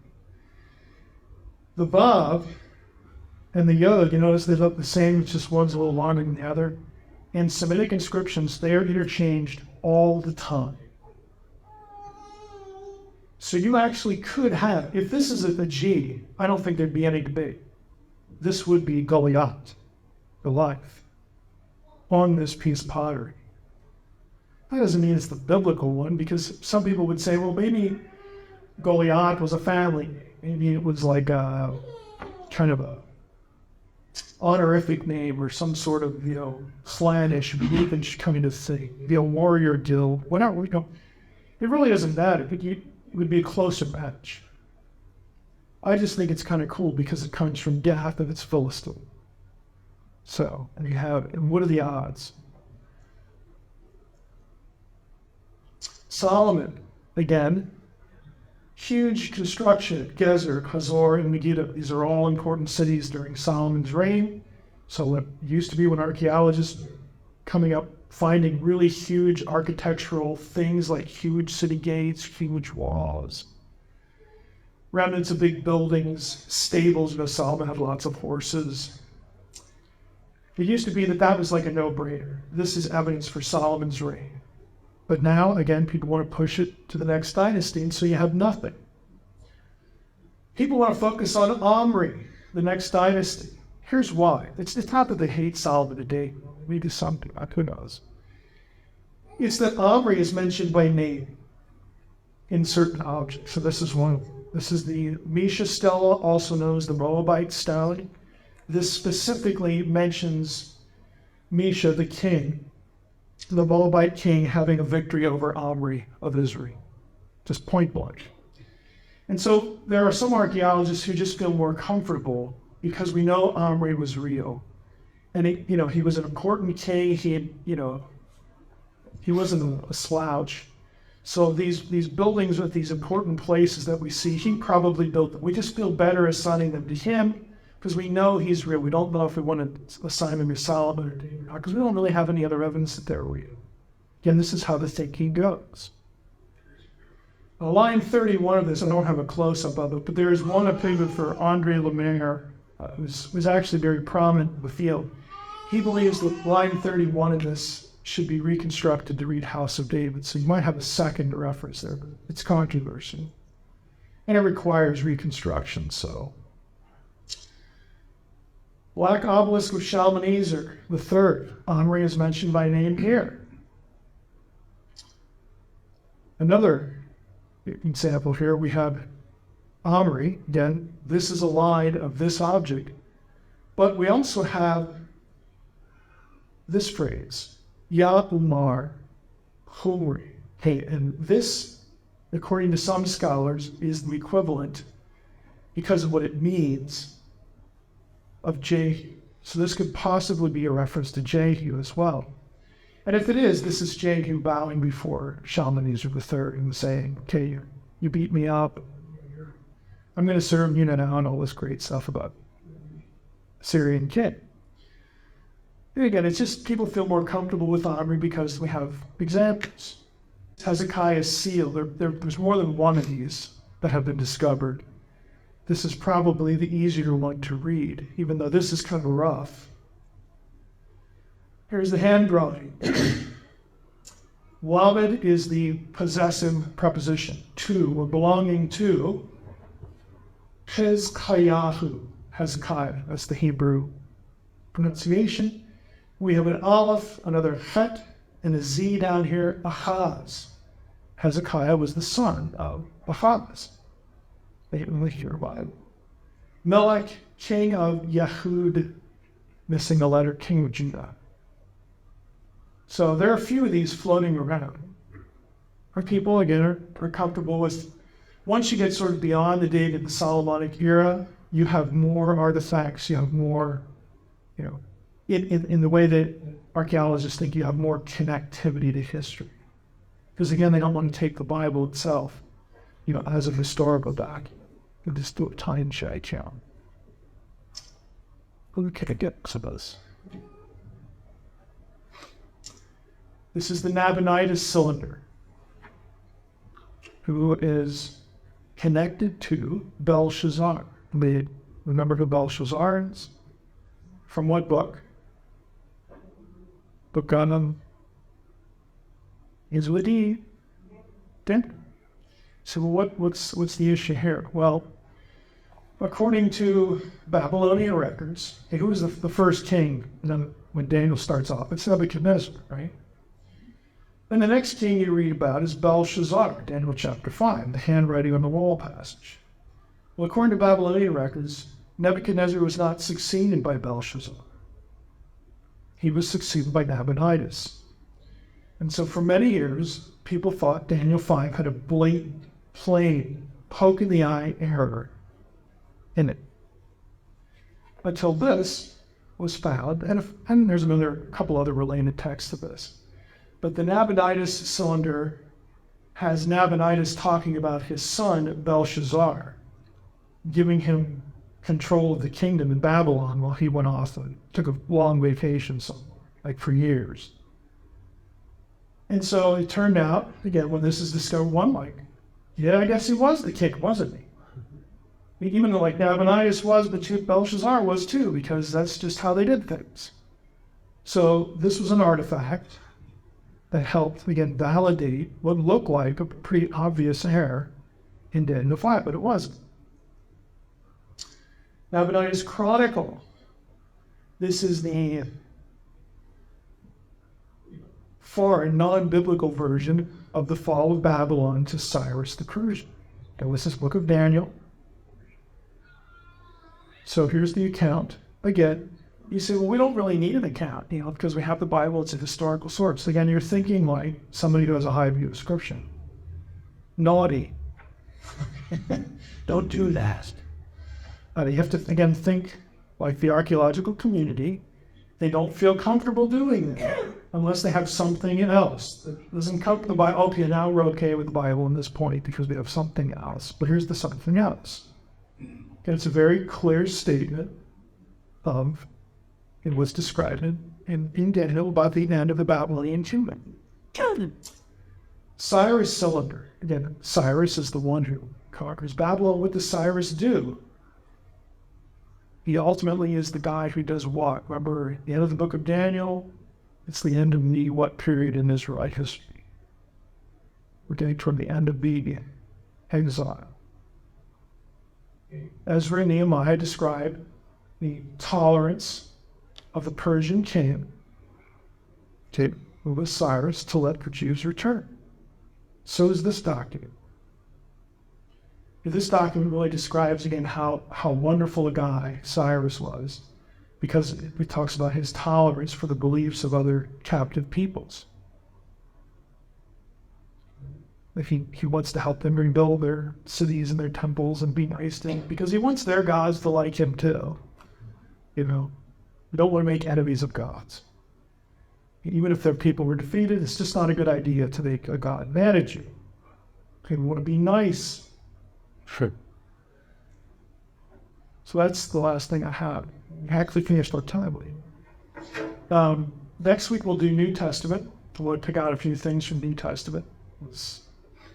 Hey, don't complain. The Old Testament's 3/4 of your Bible. We expect 3/4 of the class. I will the Testament. See how that works? So next week we'll do some New Testament. Do you have any questions? If not, I have the scene next week. So how big were the solvers? And they're about like this. They're not full out there. But like Chronicle things pre. Yeah. Like clay tablets are usually about this tall. They're real small. They're very hard. You can only really even see them under magnification. Yeah. It's really tiny. Just the sharp style. They were good at it, because they had to cram everything in. I mean, you've seen a couple of examples now. They don't waste any space at all. But then they bake them and they become sort of permanent. So it's not like, I mean, if they can get destroyed, broken, but they don't get smudged or anything like that. They're pretty durable. But yeah, not like that. But the stela can be pretty large. You can get 5, 6, 7 feet. Find a nice stone, smooth off one side. There you go. Guys, go back to the structure of the walls of Jericho. If you take it to the 1400, you're talking about heirlooms and stuff. Is the ponderance of the others at that point? Is it just a few articles that they found that could be, when they're arguing, they could justify it? Yeah, it's Heirloom, or is there? and you're not going to fill a box with a half dozen or so. So I mean, you could argue, that, well, maybe you had somebody who wound up living in Canaan when Jericho had been down to Egypt, and somebody gave him a few of these presents, or he stole them or bought them or whatever, and settled in Jericho, and there they were. 200 years later, that's when the real conquest happened, even though that's not when the city was burned. The city was burned earlier, and so they got preserved, but we can't use them as chronological indicators because they could have just been there by accident. And then the real events of the Bible are the 1200s. So they just happened to be in somebody's house.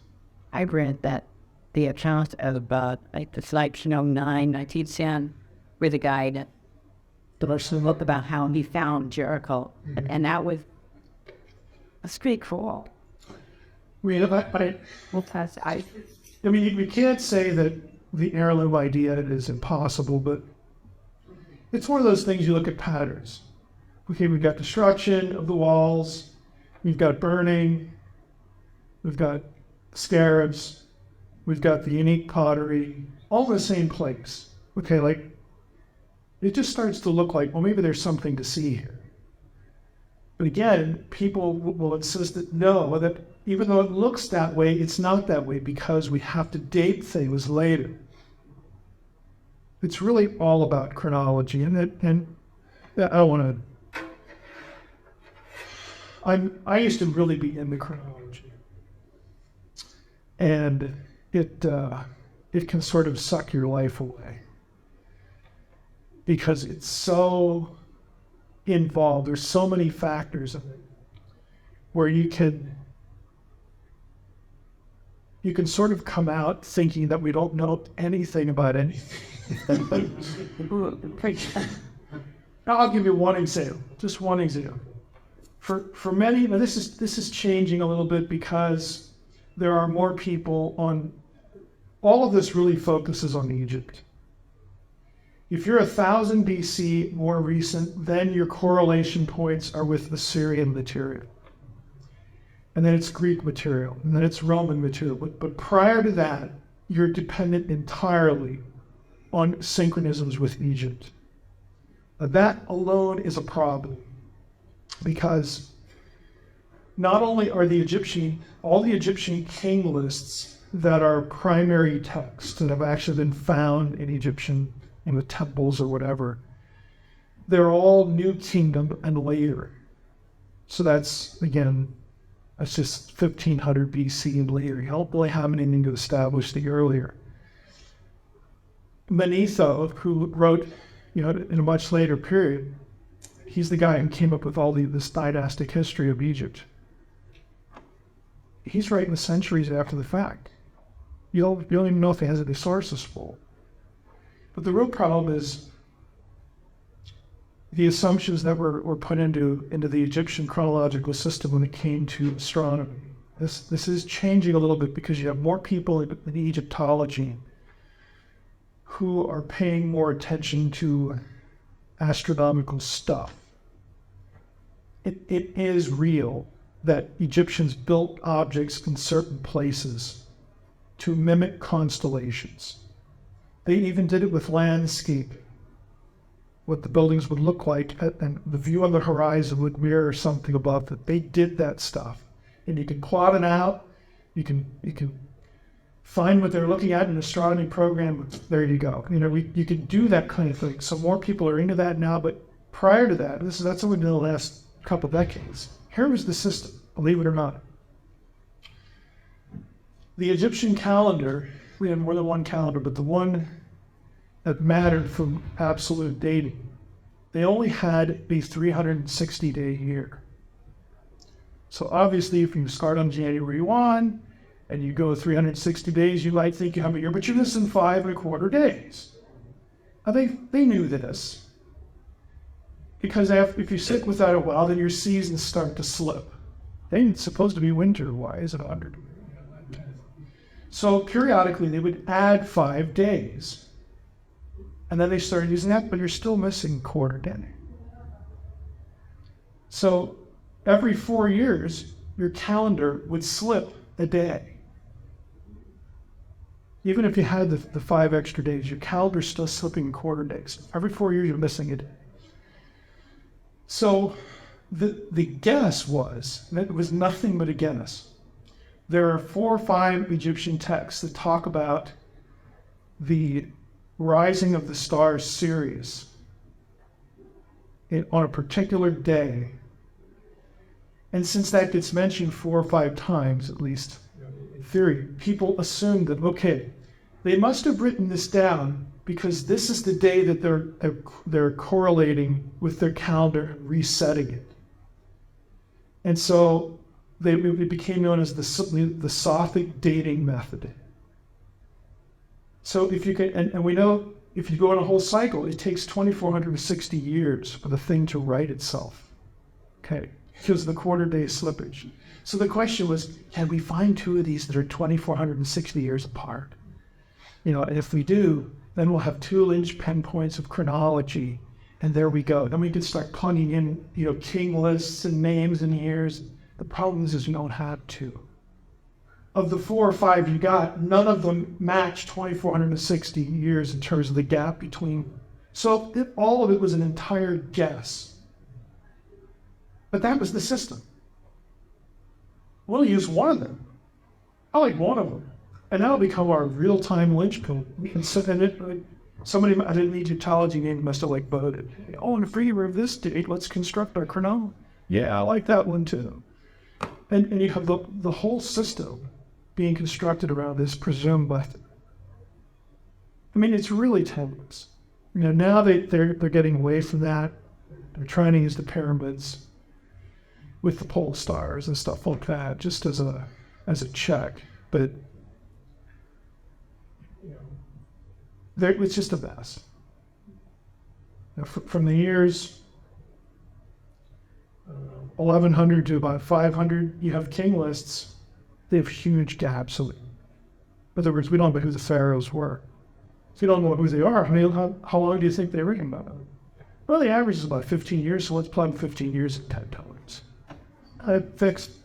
They'll do stuff like this to construct a chronology because, frankly, they don't really have anything better. And you can't assume that you're going to find somebody in an Assyrian text that mentions a pharaoh. And there you You wish you had them. And the worst part biblically, now, and we'll land with this, the worst part biblically is there's one specific synchronism for biblical chronology in all this mess. And that is the invasion of Shishak, Pharaoh Shishak of Judah. He invades Judah. Everyone, about 95% of the people, are convinced that Shishak is Pharaoh Shishak in Egyptian records. Because he invaded Judah too, and they have a record of it. But if you look at the records side by side, they disagree on about 5 different points. Like even the list of cities, they can't, somebody's wrong.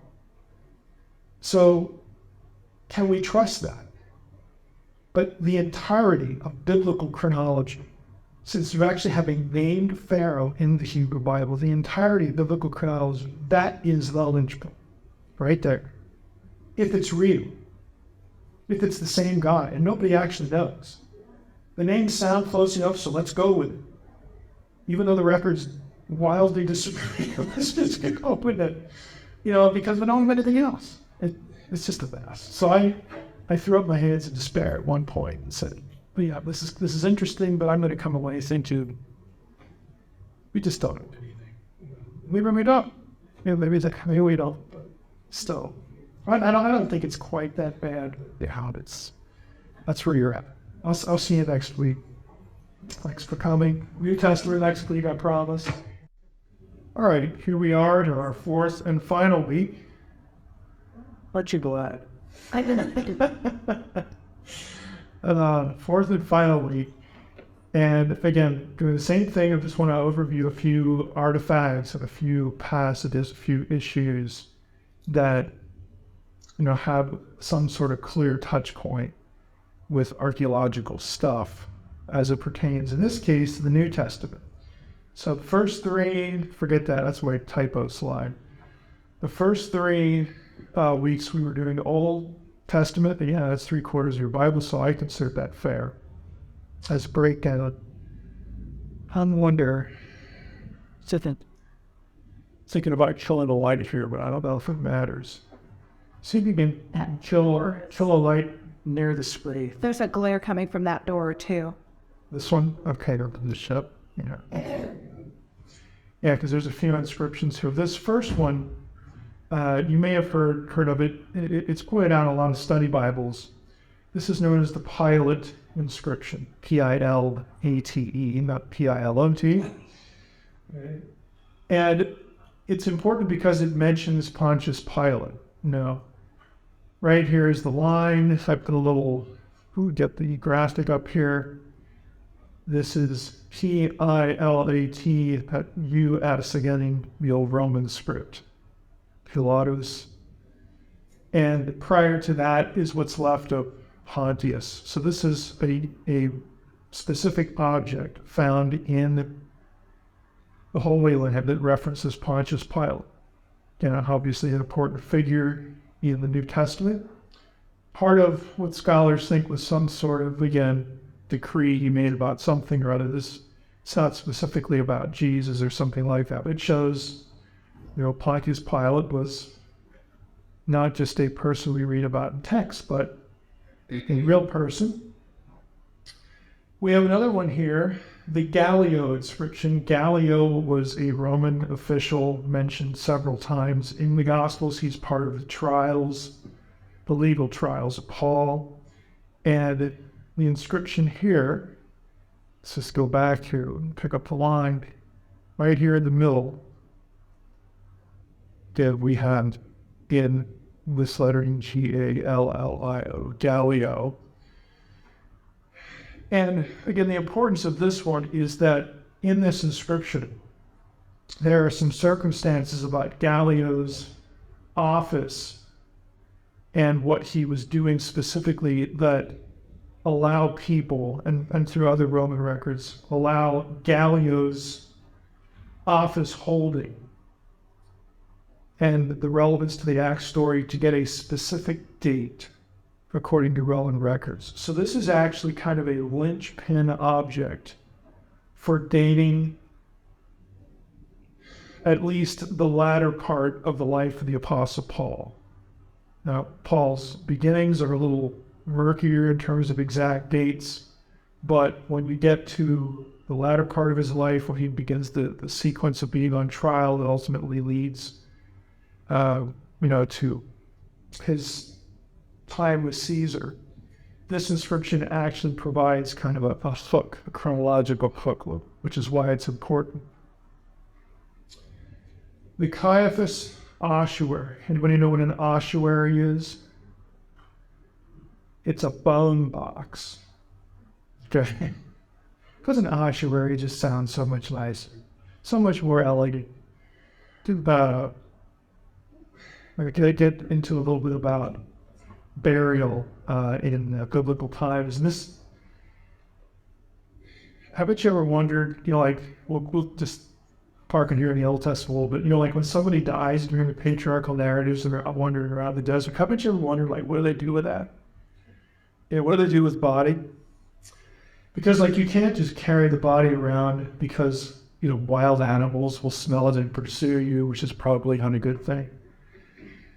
So what they would do in the Old Testament was they would boil the corpse.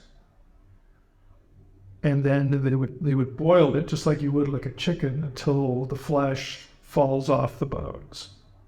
Then you would collect the bones and put them in some sort of container so that on your journey back to your ancestral homeland, like where you had your burial plot, then they would inter the bones. But you could not just transport a corpse around the desert. Now, in New Testament times, for instance, about the only real thing we get indications of like Lazarus and of course Jesus. You put the 2 of the 3 A's or whatnot.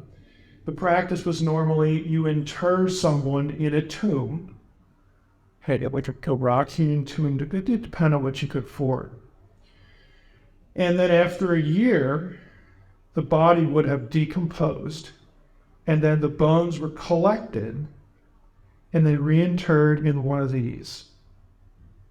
So that either this could be interred in either the same or a different tomb.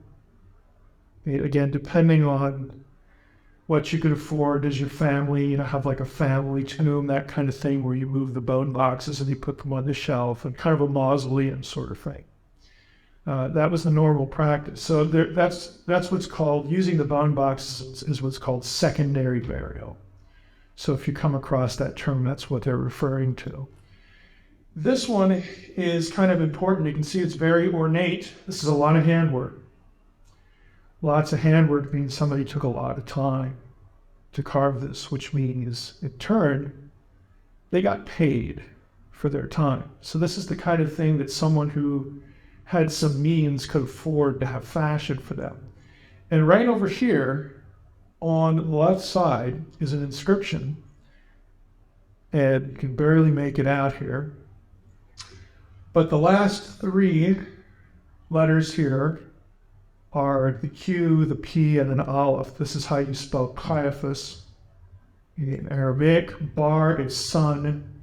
So I've seen different renderings of this. Most sources will say this says Joseph, even though this is a really sloppy P, final P instead of a medial P right here. But let's go with it. Joseph, son of Caiaphas. So this is not Caiaphas's bone box, it's his son's bone box, but it is the name of the high priest at the time.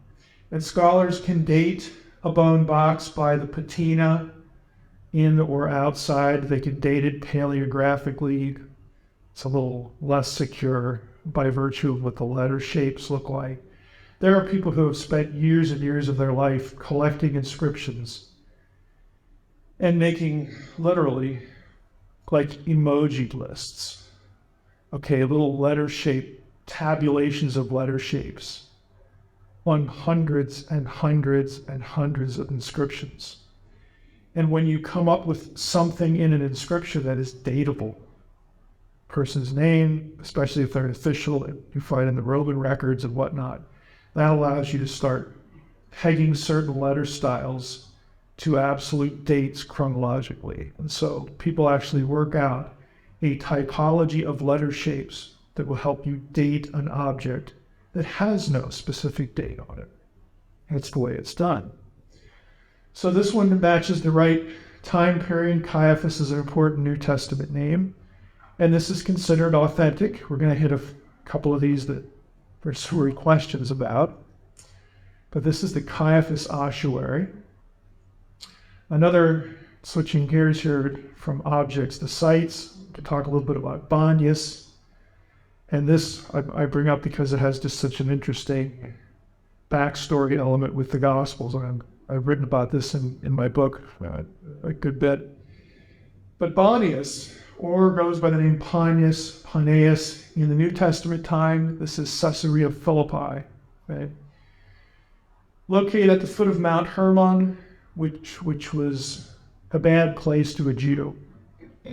Mount Hermon was where the Watchers descended, the sons of God, Genesis 6. This is the place that all the intertestamental literature has them coming to hatch their plot to mess with human women. So Mount Hermon was a spooky place to a Second Temple Jew. This place, located at the foot of Mount Hermon, is a couple miles from Dan, which in the Old Testament was also called Aish. It was the center of Baal worship in the northern kingdom. It was known in non-biblical texts as the gates of hell, the gateway to the underworld, because Baal was Lord of the dead. Baal Zebul, Arts, in the Ugaritic. Baal Zebul sound familiar? It should. In the Ugaritic, it means Prince Baal. It became a template name for Satan to Christians and to Jews living in the intertestamental period, because word by spoke who the Lord of the Dead was. Wonderful hell, right? There was also an altar to Zeus at this place in Roman times, and this is where Jesus goes when he traverses up to Bashan a few weeks before he's going to wind up dead, and also venturing into Transjordan Gentile territory to visit more spooky places. This is the site of Peter's confession. Who do men say that I am? Peter says, thou art the Christ, the Son of the living God. And Jesus says, don't get a big head about that. And you didn't figure that out on your own, and the Spirit of God had to reveal that to you. And he says, you're Peter, and upon this rock I will build my church, and the gates of hell will not be able to withstand it. So again, the Catholics argue that the rock, that's Peter, Petros, Petra. So we should all be Catholics. That means the church is built like Peter. Protestants say, no, Peter's not the rock there.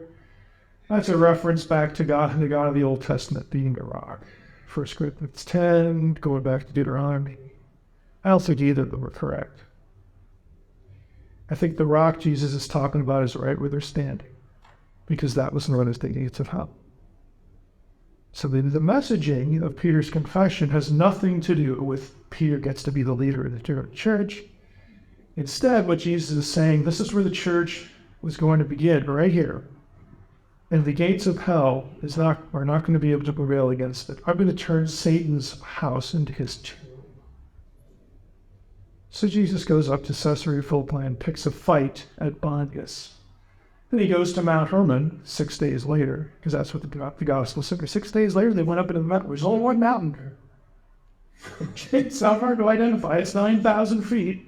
Okay, there's nothing else like it. And that's where he's transfigured. Nice place to choose to do that. And right after that, the gospel says, from this point forward, he began to teach his disciples that he must go to Jerusalem and die. It's all deliberate. It's all choreographed.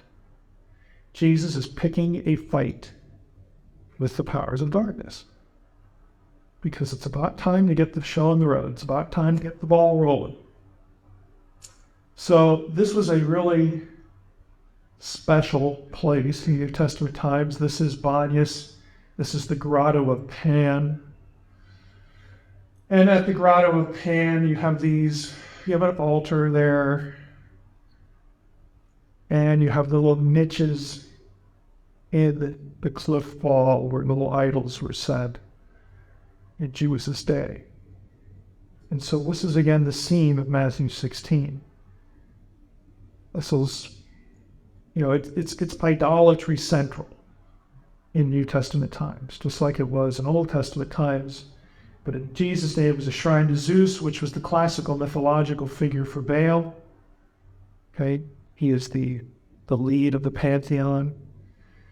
And of course, that's why Zeus, in books like Revelation, we won't get into 666, but there are definite connections back to Zeus with that number that anyone living in the New Testament era would have understood.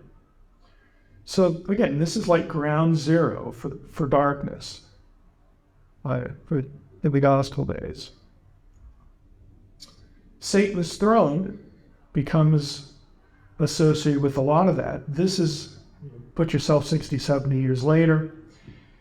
In the Gentile world, the book of Revelation mentions this place a couple times. But here in Revelation 2:13, Jesus says, I know where you dwell, where Satan's throne is, yet you hold fast my name, you do not deny my faith, even the days of Antipas, my faithful witness, who was killed among you where Satan dwells.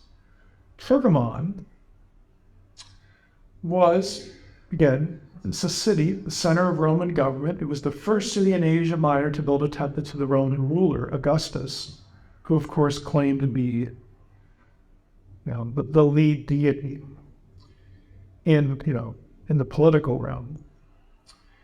It was also, again, in addition to being focused on Caesar worship, it was also home to the throne-like altar of Zeus, which, believe it or not, has almost entirely survived and is now sitting in a museum in Berlin. It looks like this. This is the seat of Satan. Okay, this is the altar to Zeus from Pergamon. It was literally cut up and transported to this museum in Berlin. And the reason it's kind of interesting, other than the associations, in the book of Revelation, is the decorations that go all the way around the thing. You can see the sculptures here. This was built BC, still around in John's day. But the altar of Zeus was decorated with a frieze depicting a battle between the giants, the Titans, and the Olympian gods, because Zeus is the one that emerges as the big winner in classical literature out of these conflicts. Now, I'm not going to rabbit trail into the gigantomachy, which is a term that just means the battle of the giants, okay? Giant struggle and that sort of thing. But the idea was there are actually two versions of this story in classical literature. One of them you have the giants who were giants, they were big, but they weren't full deity. They weren't like the Olympian gods that you and I are sort of familiar with in classical mythology. Zeus, Aphrodite, all those, Apollo, all those figures. The giants were half and half. Just like in the Old Testament with the Nephilim. And they went to war with the Olympian gods because the gods had consigned them to Hades, which is in the earth. And the Greco-Roman term for earth was Gaia. So Gaia was a goddess, and she was upset with some of the gods, and so she let them out, and they have this big battle. And Zeus emerges as the leader of the pantheon, which is why they built this altar here to commemorate Zeus's greatness and his victory and whatnot. And of course, Zeus becomes the Satan figure, and we get into the New Testament era for Christians. So it's referenced, this whole thing about this is like ground zero for Satan. You poor people at Pergamon, are living like with this in your backyard. And, John points it out there in the book of Revelation as one of the churches that he speaks to. And it was huge. It's 40 feet high. And if we go back to the picture, it's a good size, chunk of granite, marble. And here's some close-ups. It's been effaced in places, but there's a specific sequence, to it so that people can kind of work their way through the story and work their way through the episode. And if you go to Berlin, you can see the thing, in real time. Away from sites and objects, back to texts. They were just going through a survey here. So some things that you may have heard of, may have not heard of. This one you probably have heard of, but you may not know it. The Nag Hammadi texts. How many of you have ever seen that term before? Handful, couple. What's the more familiar term for the Nag Hammadi Gospels? The Gnostic Gospels. Remember the Da Vinci Code? Okay, this is what supposedly Dan Brown's story, is drawn from. So the Nag Hammadi texts were discovered in Egypt, and Nag Hammadi, right here it is. This is, well, this is going to sound weird, but this is Upper Egypt, this is Lower Egypt. Don't be misled by the map. It's a geographical term. Because it's higher here, and down here's the low country, so the water goes that way. So Upper and Lower Egypt. So Nag Hammadi is in Upper Egypt. And specifically, we have mid-20th century, 1945. There was just again, random discovery, somebody out herding goats.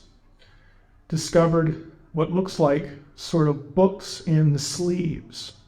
Right, here's a picture. Here's some others. They're in varying degrees of wholeness, I guess you could say. But, inside the animal skin coverings, you had essentially books. And you could flip them over and whatnot. They weren't scrolls, they were in book form, they were codex form. And again, here you have some insects that have eaten through a lot of the content, but whatnot. But there were a bunch of these just sitting there. And they date to 2nd, 3rd, 4th, well, the second's probably generous. 3rd, 4th, 5th century AD. So a little bit post of the New Testament era. They're eventually taken to the museum in Cairo. And ultimately, what they were sacred writings to Gnostic Christians. Now, I realize that might sound like an oxymoron, Gnostic Christian. Gnosticism is not Orthodox Christianity.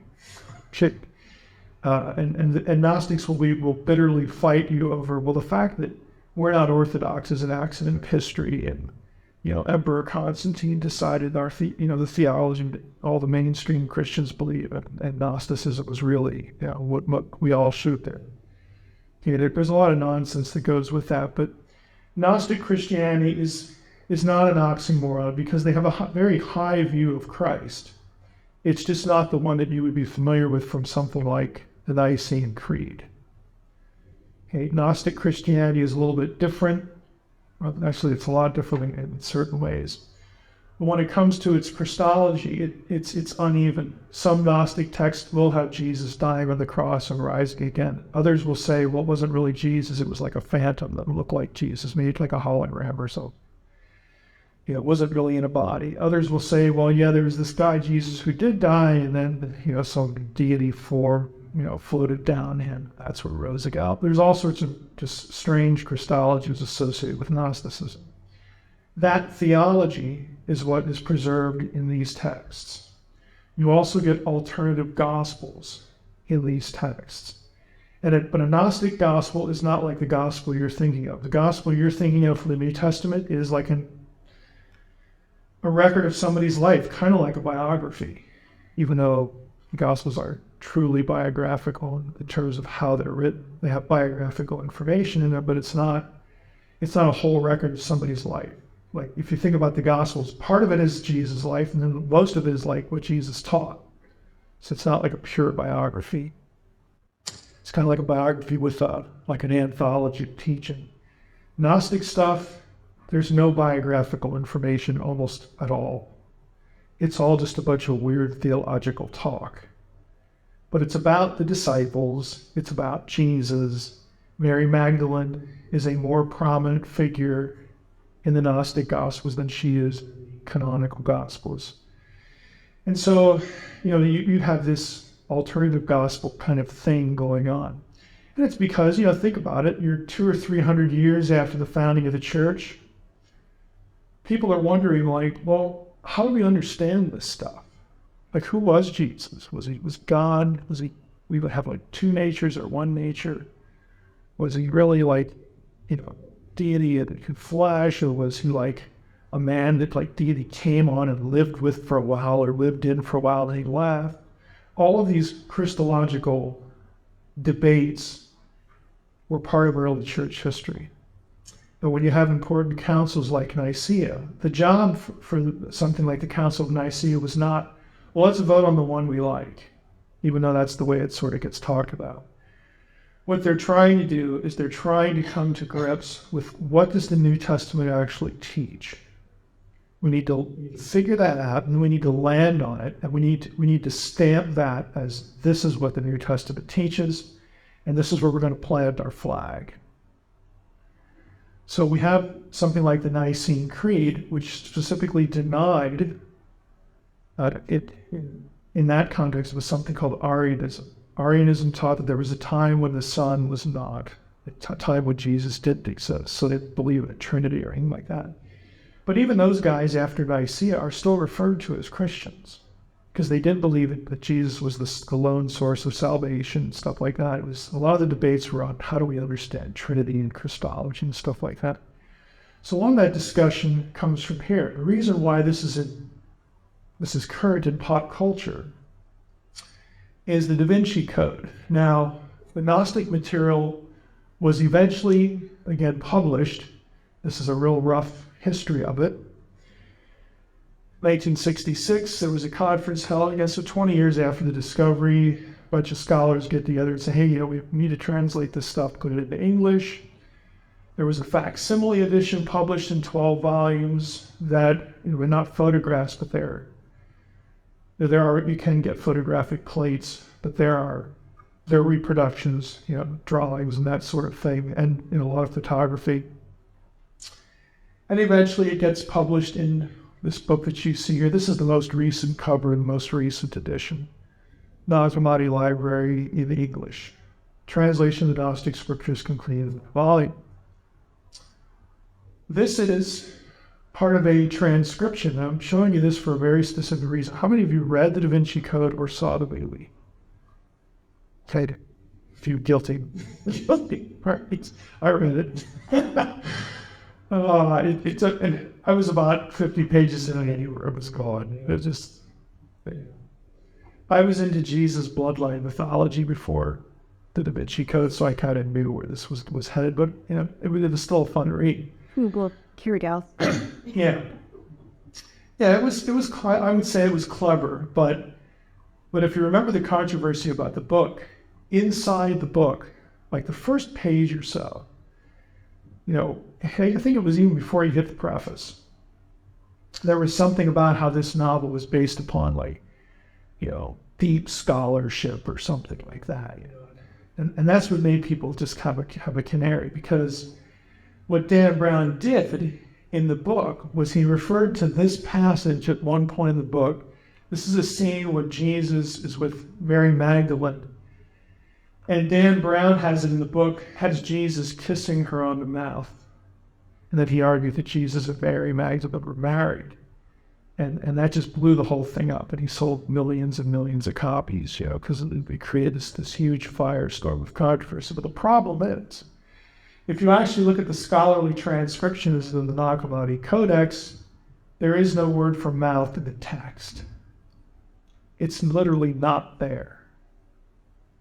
And the footnote down here will tell you, well, there's enough spaces in the text that it could read her mouth, or her feet, or her cheek, or her forehead. All Coptic words for those things could fit in that space.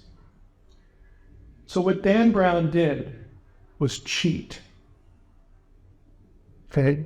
He misdirects you. He doesn't tell his readers, or he doesn't have his characters give you the truth that there's a gap here. We don't know what it said. And there's no other place in the entire, I have a whole, if you want to go to YouTube, I have a whole lecture on Jesus and Mary Magdalene in the Gnostic Gospels, where I do exciting things like search the Gnostic Gospels, because Logos has an edition of these. It's real easy to search it. I search for all the occurrences of Mary and Jesus and the word marry or married, or the word wife and husband. There isn't a single line in any Gnostic text that has the two of them married. Now that's boring video to watch Mike searching things in software, but it's effective. Okay, there isn't a single line that says that. And I don't really care. I think there are reasons why Jesus wasn't married, but he most likely wasn't it. On one level, it wouldn't have mattered. I think the reason it would have was because what he do was offspring. Because there would have been this sense of, well, did he inherit like God particles in him or something? They're like, what do you do with the kids? I think that's why that whole issue, is just something that's not, part of the Jesus story, part of what he was doing while he was here. But Brown sensationalized this and became an uber millionaire because of it, because it was a part of the pun. It was a sexy story, to have Jesus be married, have an ancient text say that was contemporary with the Gospels, and then, of course, bringing the whole church historical fight over what is correct Christology and what isn't. So it's kind of a perfect storm.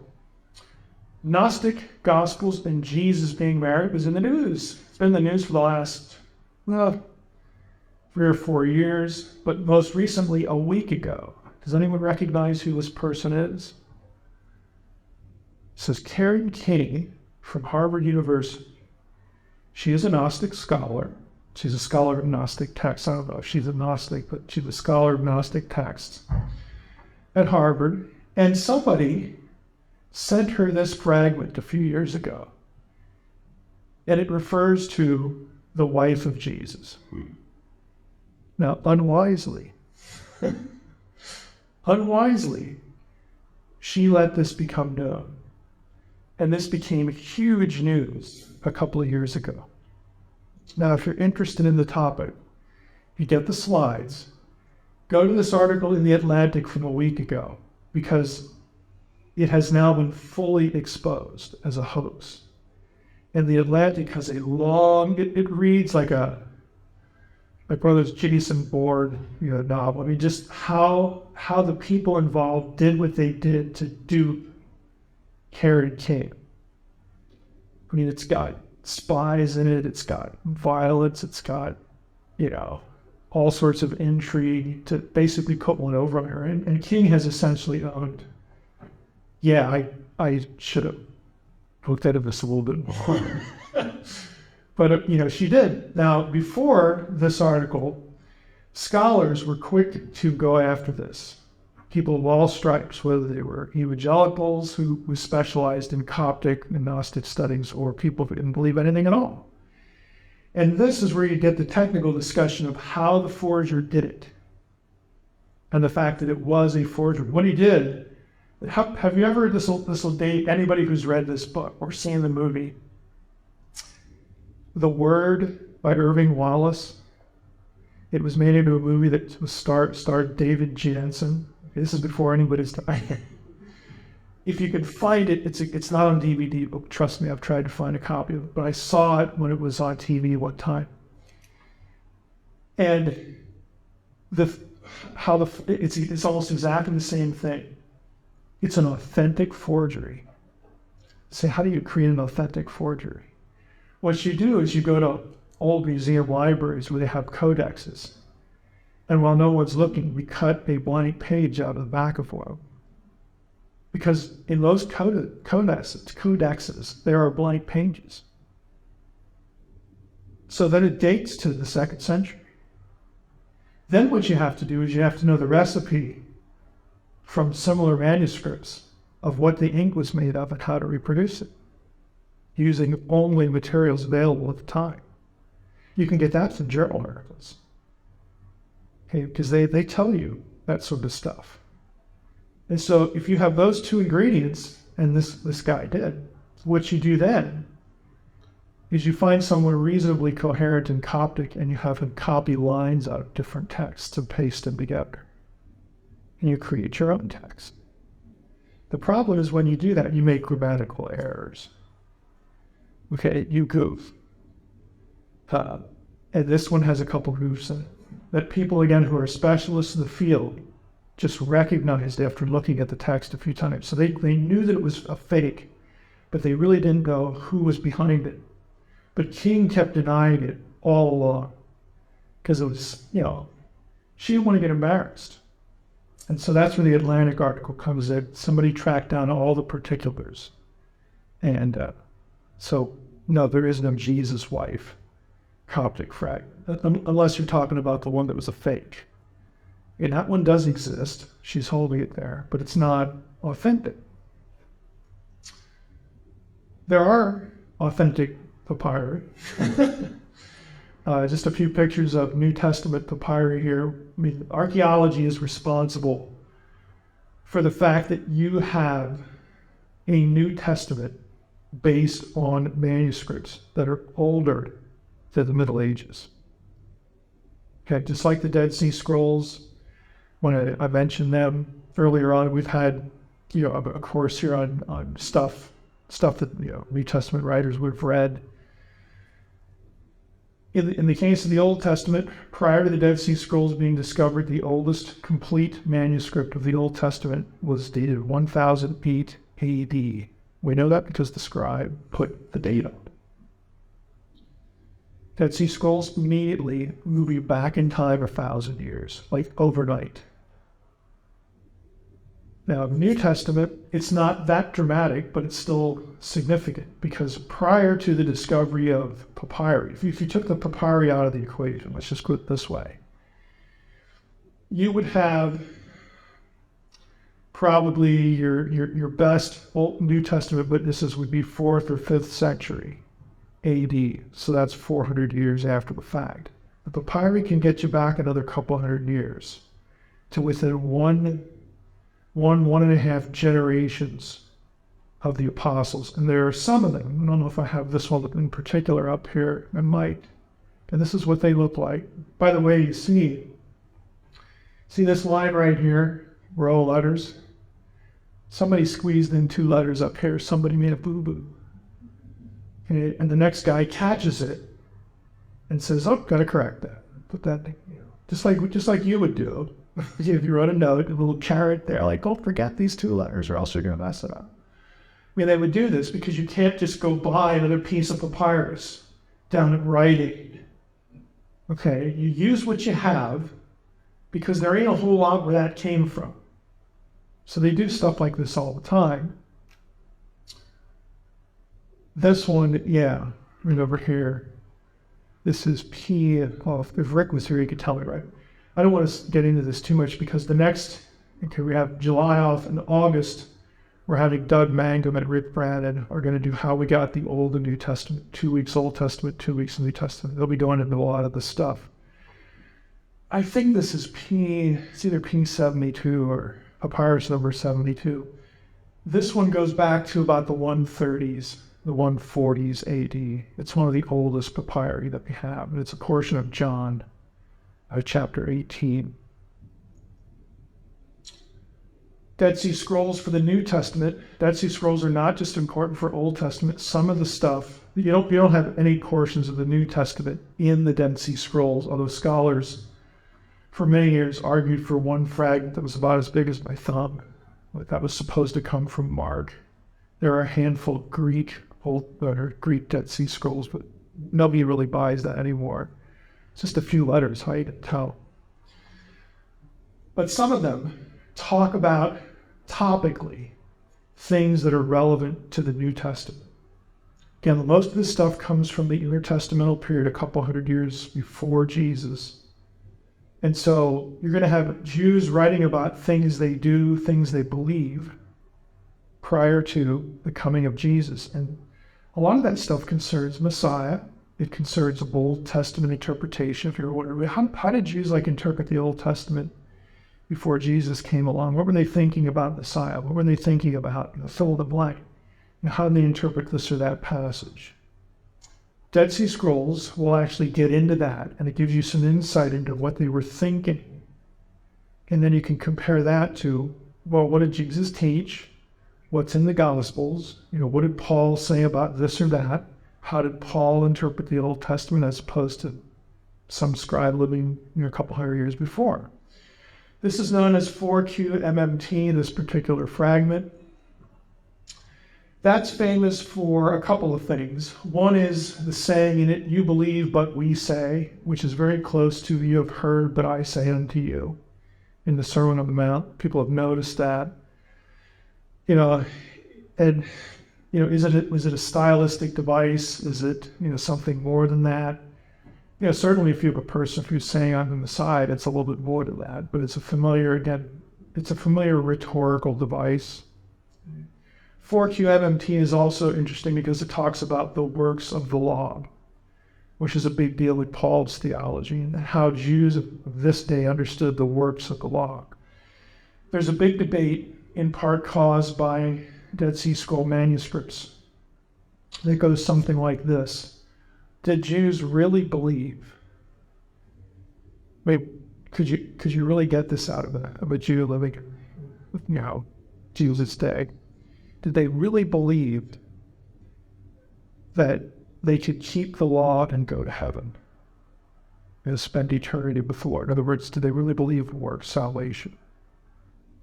Because we're sort of reflexively taught that. That's the way Paul is read.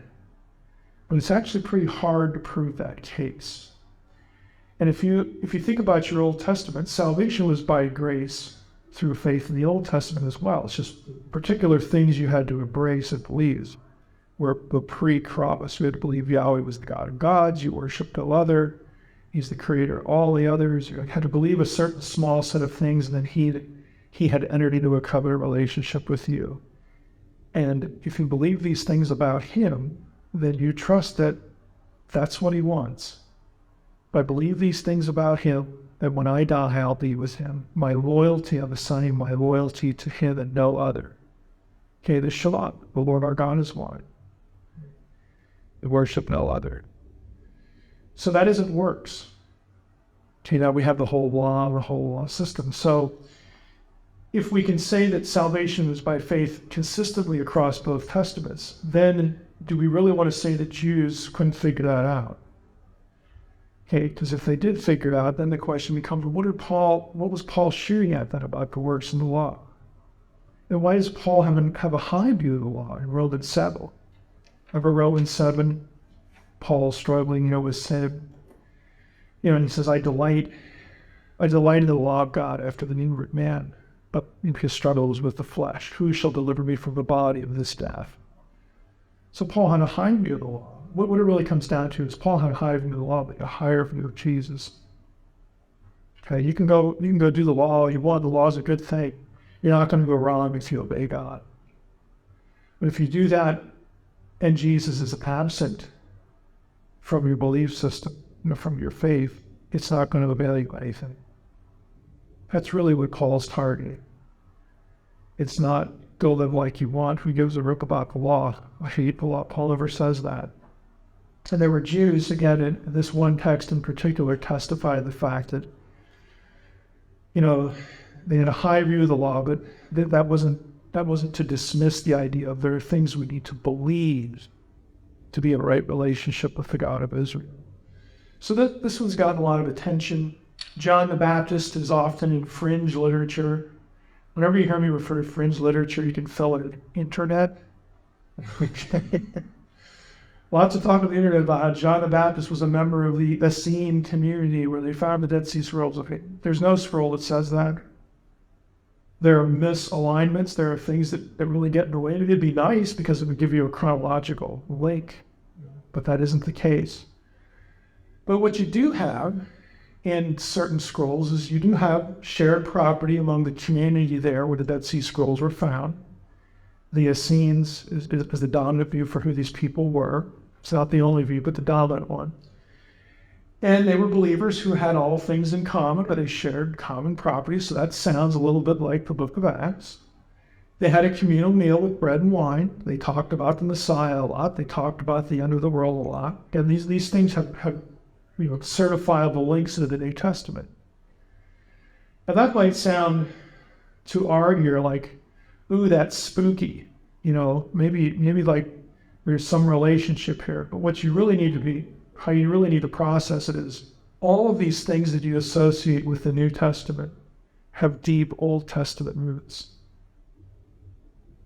And it's very normal for Jews living in the intertestamental period to be thinking about their Old Testament, thinking about the kingdom of God, thinking about the Messiah, thinking about right versus wrong, thinking about how is all this going to end, when are we going to get rid of the Romans, when's the kingdom coming back. All of these things, if you're a Jew, you're thinking about it. You're writing about them, you're saying things about them, and there's going to be overlap with the New Testament because guess what? All those guys were Jews too. I mean, they were. That's who the apostles were. So you'll read whole books, and there are movies, YouTube, and again, lots of stuff on the internet about, this is really where Christianity comes from. This wacky group out in the desert. The Essenes and the Dead Sea Scrolls and all this sort of stuff. And you'll hear people talk about, well, this is why there was such a conspiracy to keep the scrolls hidden for decades. Scholars, squirreling them away in their offices, refusing to publish them, blah, blah, blah, blah. Just whole and grand conspiracy theories erected over this. If you're interested in the Dead Sea Scrolls, James Van Der Tim has a really nice book. That's an introduction to the Dead Sea Scrolls Today. He has a whole chapter on why the conspiracy theory is stupid. Okay, it's not the title of the chapter, but that's what the chapter is about. And he does something very simple. He runs down the list of publication dates. The scrolls began to be published in the 50s. It's less than a decade after they were discovered. And they have been published and were published in succeeding years, every year hence. It just takes a long time when you discover, like in Cave 4, 100,000 fragments of a scroll buried under a foot of bat dung. Okay, that just takes a while to get all that stuff out, clean it up, and then you have 100,000 piece puzzle piece with no cover lid to cheat off of. Okay, that's what you're dealing with. So yeah, it's going to take a while.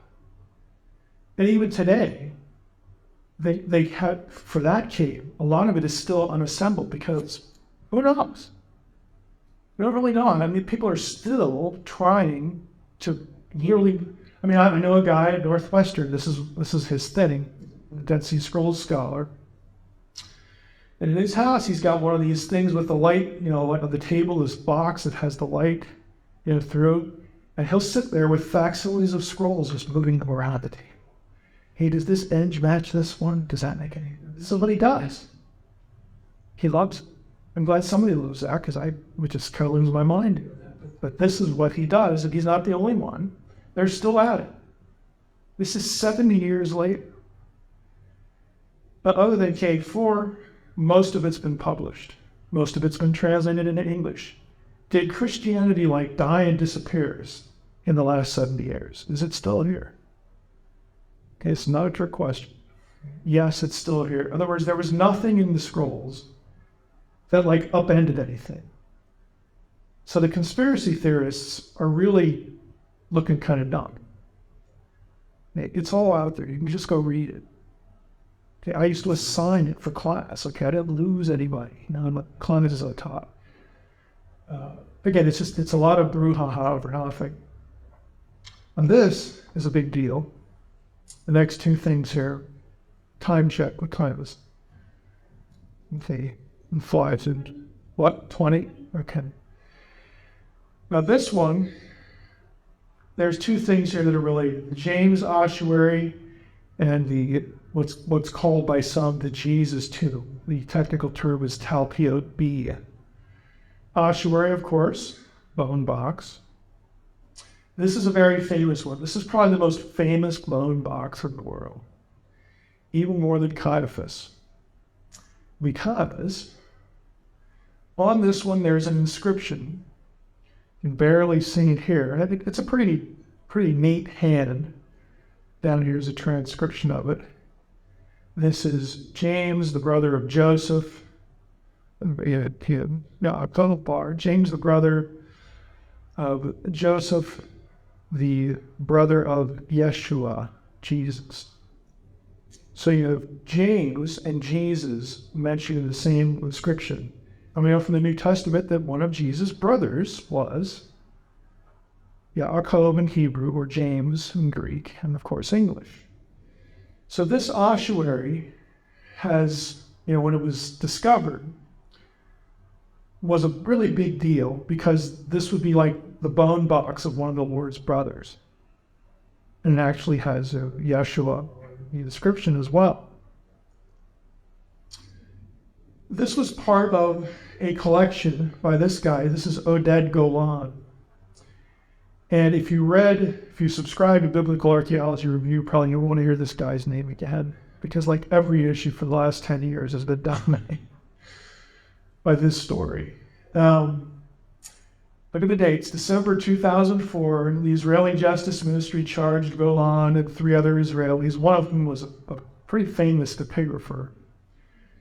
And one Palestinian was running a forgery ring that had been operating for 20 years. And among the objects that the Israeli Antiquities Authorities identified as a forgery, ivory pomegranate is mentioned. I actually had to study this in graduate school. I mean, if that's a forgery, somebody did a really good job. But this box was named in the indictment. Lots of people who thought that this was a forgery. And Golan denied the charges, but since some of this other stuff came out as, that was faked, when they arrested Golan, this became part of the equation, this box.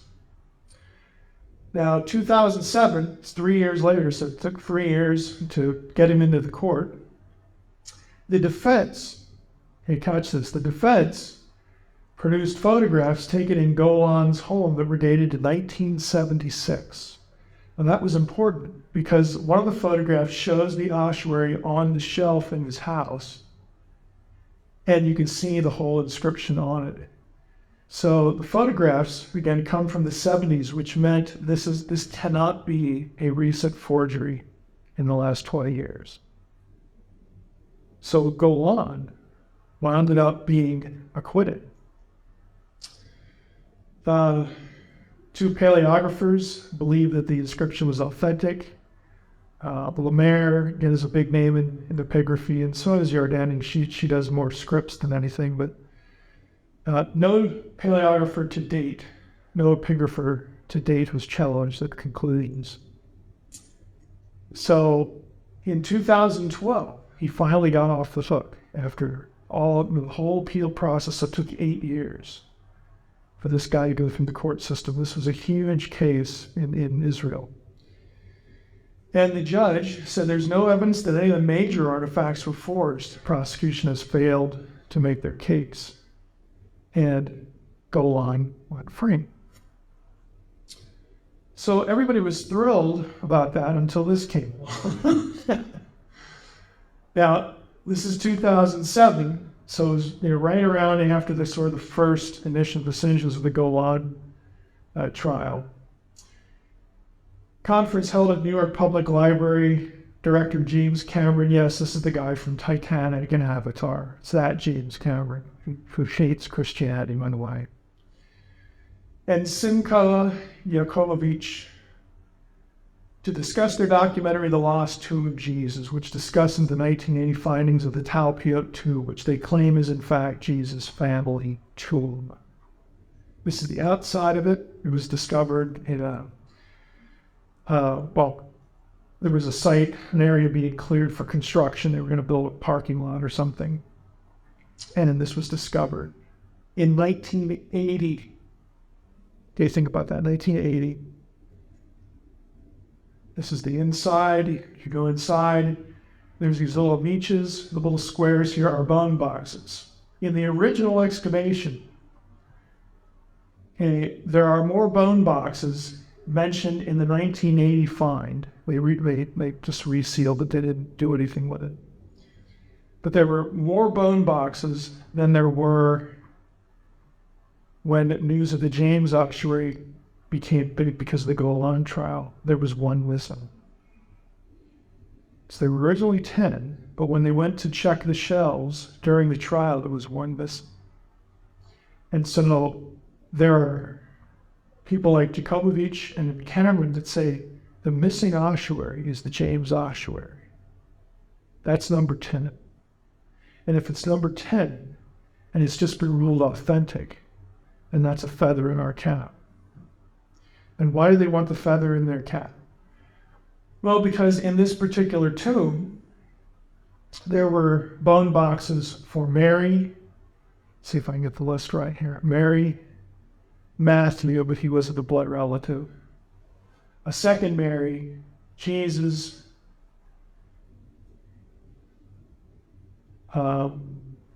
Yosef, James. Yosef is was it like a pet name for who wasn't Mark? I mean, there are like 7 or 8 names associated with the gospel stories in this tomb. So when news of this broke, that was 2007. Now, I had actually done a paper on this thing about 3 or 4 years before this, so I knew what this was. I'd done a conference paper on it. And 2007, providentially, was the year that the ETS had its regional meeting in Oregon, which I attended, and Darrell Bach was there. I don't know if you've probably heard of Darrell Bach. I mean, he's written a lot of stuff for the church. He teaches at Dallas Seminary. I was talking with him after his session. He goes, man, I got to get on the plane. I got to go to New York. And I got to go to this press conference. And we're having this thing about the Talpiot tomb. And I'm supposed to be the evangelical counterpoint. I said, really? I said, do you need this one? He's like, yeah, where did you hear about it? I was like, this has been known since 1980. So I gave him a copy of my paper. Shot it to him in email. He reads on the plane, it helps him out at the press conference. Well, the big deal was, again, the collection of names. So this just was like, for Cameron, this is like, yes, this is it. I'm going to get rid of Christianity, all this kind of stuff. Okay, scholars from the atheistic corner all the way up to the evangelical corner went after this thing, as you can imagine. And there are lots of problems. The names of the tomb and the names of the Gospels are among the most common in the first century. There are, it's been a while since I looked at this, 3, maybe 4, at least 3, maybe 4 ossuaries with the name Jesus on them. And there's at least one more, Jesus, son of Joseph. There are 2 of those. So, unless you got multiple burials and crucifixions and resurrections, and you have a problem there. So you've got a problem with the names, and there's all sorts of other intrigue about it. And if you want to read the, again, I would recommend reading this paper. Okay, I gave Michelle a copy of my paper because it has images in it. There are some serious problems with the names. And let me just give you an illustration. Okay, all the names are there, but there are no what are called patronyms. What's a patronym, you might ask? That tells you how you're related. So, Jesus and Mary, for instance, Cameron wants to say, listen, Mary Magdalene, they were married. The Gnostic Gospel said they were married. The Da Vinci Code, and David Brown. Look, Jesus, and they even did, there were bone fragments in that one, so they did DNA analysis. And they're not from the same family, they're different people, and they could have been husband and wife. Yeah, they could have been like aunt and uncle. They could have been like, both 2 sides of the family. They could have been, some other remote family relationship that doesn't fall within the DNA or him. There could have been 3 or 4 different combinations just for that one. And you do the same thing with all the others. Plus, there's another site in Israel that has like 5 of the apostolic names in the same tomb. And some of them overlap with this one. Okay, these are common names. So again, and that's just the sort of the most transparent problem. So if you're interested in it, again, we're living in 2016. Okay, we're still here. Princeton did a whole write-up on this issue. Overwhelmingly, the papers in this volume are skeptical. I think I'm pointing out things that are they just don't work. To me, it doesn't pass the logic test to begin with. Let's say that none of the other problems exist. See this picture back here? Okay, this would have been on the street. And Cameron says this was a sign because this is a Gnostic symbol. This is a sign of the tomb of Jesus. So in other words, all of the Jews in the first century and the second century, and all the Romans who walked by and saw this, nobody shut down the apostles. Nobody produced any amount of writing that said, these people are nuts because we can go visit the guy's tomb. Nobody does that? Great. I mean, even in the Gospels, they say, that this whole thing about producing the body. So for 300 years, people walked by this and nobody said boo. That just doesn't seem coherent. Somebody would have said something. And how, even if they never wrote anything down, how did the thing survive? How would you have people living in the first century believe what the apostles preached when they could just as well go down the street and see that they were wrong? The answer is because you couldn't just go down the street and see that they were wrong. So there's kind of a stink factor to the whole thing. But it was news, back in 2007. It doesn't get trucked out too much now, and not because it got a lot of attention and it got a lot of heavy debunking. If you're into math, you would want to read these if you're a math guy or an engineer. This is a friend of mine, Randy Ingermanson. He was the first person I called after Darrell Bach told me they were going to have a conference on this, because Randy is a computational physicist, and he does computational statistics. Okay, Randy published several papers about doing a statistical analysis on the names of the tomb. So this thing has been gone backward and forward, whatever. But I picked it. I wanted to include it here because these are the sorts of things you will run into at the grocery stand and on the internet. This is what you'll run into. You won't run into some of the dry and dusty stuff that academics do. You'll run into Gnostic Gospels.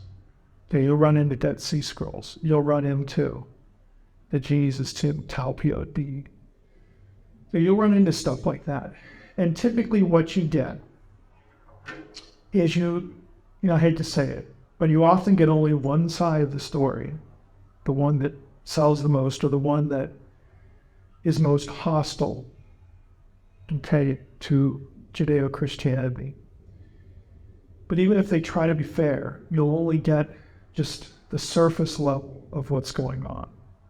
You have to know that there are resources out there where you can start drilling down into all these things. And people spend a lot of time, they really do. Whether they're evangelical or not, like Bart Ehrman, the famous atheist guy, New Testament scholar, NC State, he's not buying any of this. He got into a lot of trouble with the militant atheist community because he wrote a book in defense of the historicity of Jesus. He didn't believe anything about Jesus, but at least he's honest next. He's not buying any of this. So be thankful for people like Bart Ehrman, even if they just make you grind your teeth most of the day. You still have them. They're still out there, and we're still doing good work. Questions? Go to the website. Michelle, I sent the paper and the links. If you want to, again, read some of the stuff you can. But just so that you know it's out there. Right? Okay. Yes, sir. I've in the past I've seen a lot of stuff on the what they call it, shroud. Yeah. The Shroud of Turin. Yes. With any background story. It's still. I'm trying to remember what decade it was. I think it was the 70s, so it was too old. It's been carbon dated, and the carbon dating of the shroud unanimously points to the Middle Ages. prior to the carbon dating, there were some things about the shroud that led people to think that they had a first century object. Namely, there were pollen and what's the right word? I'm not a science guy. Is it molecules or something like that? There were pollen fragments on the shroud that could be dated by botanists or paleobotanists. And they're there, so, some people would say, well, that proves the cloth existed, maybe not the image. Maybe, again, we had a case where we take a whole object and put an image on. Now, I've seen 2 or 3 signage shows of how using medieval tools, medieval artists, certain techniques. I have seen people reproduce images on shrouds, and it's doable. Now, that doesn't mean that this was that, but it just means that it's doable.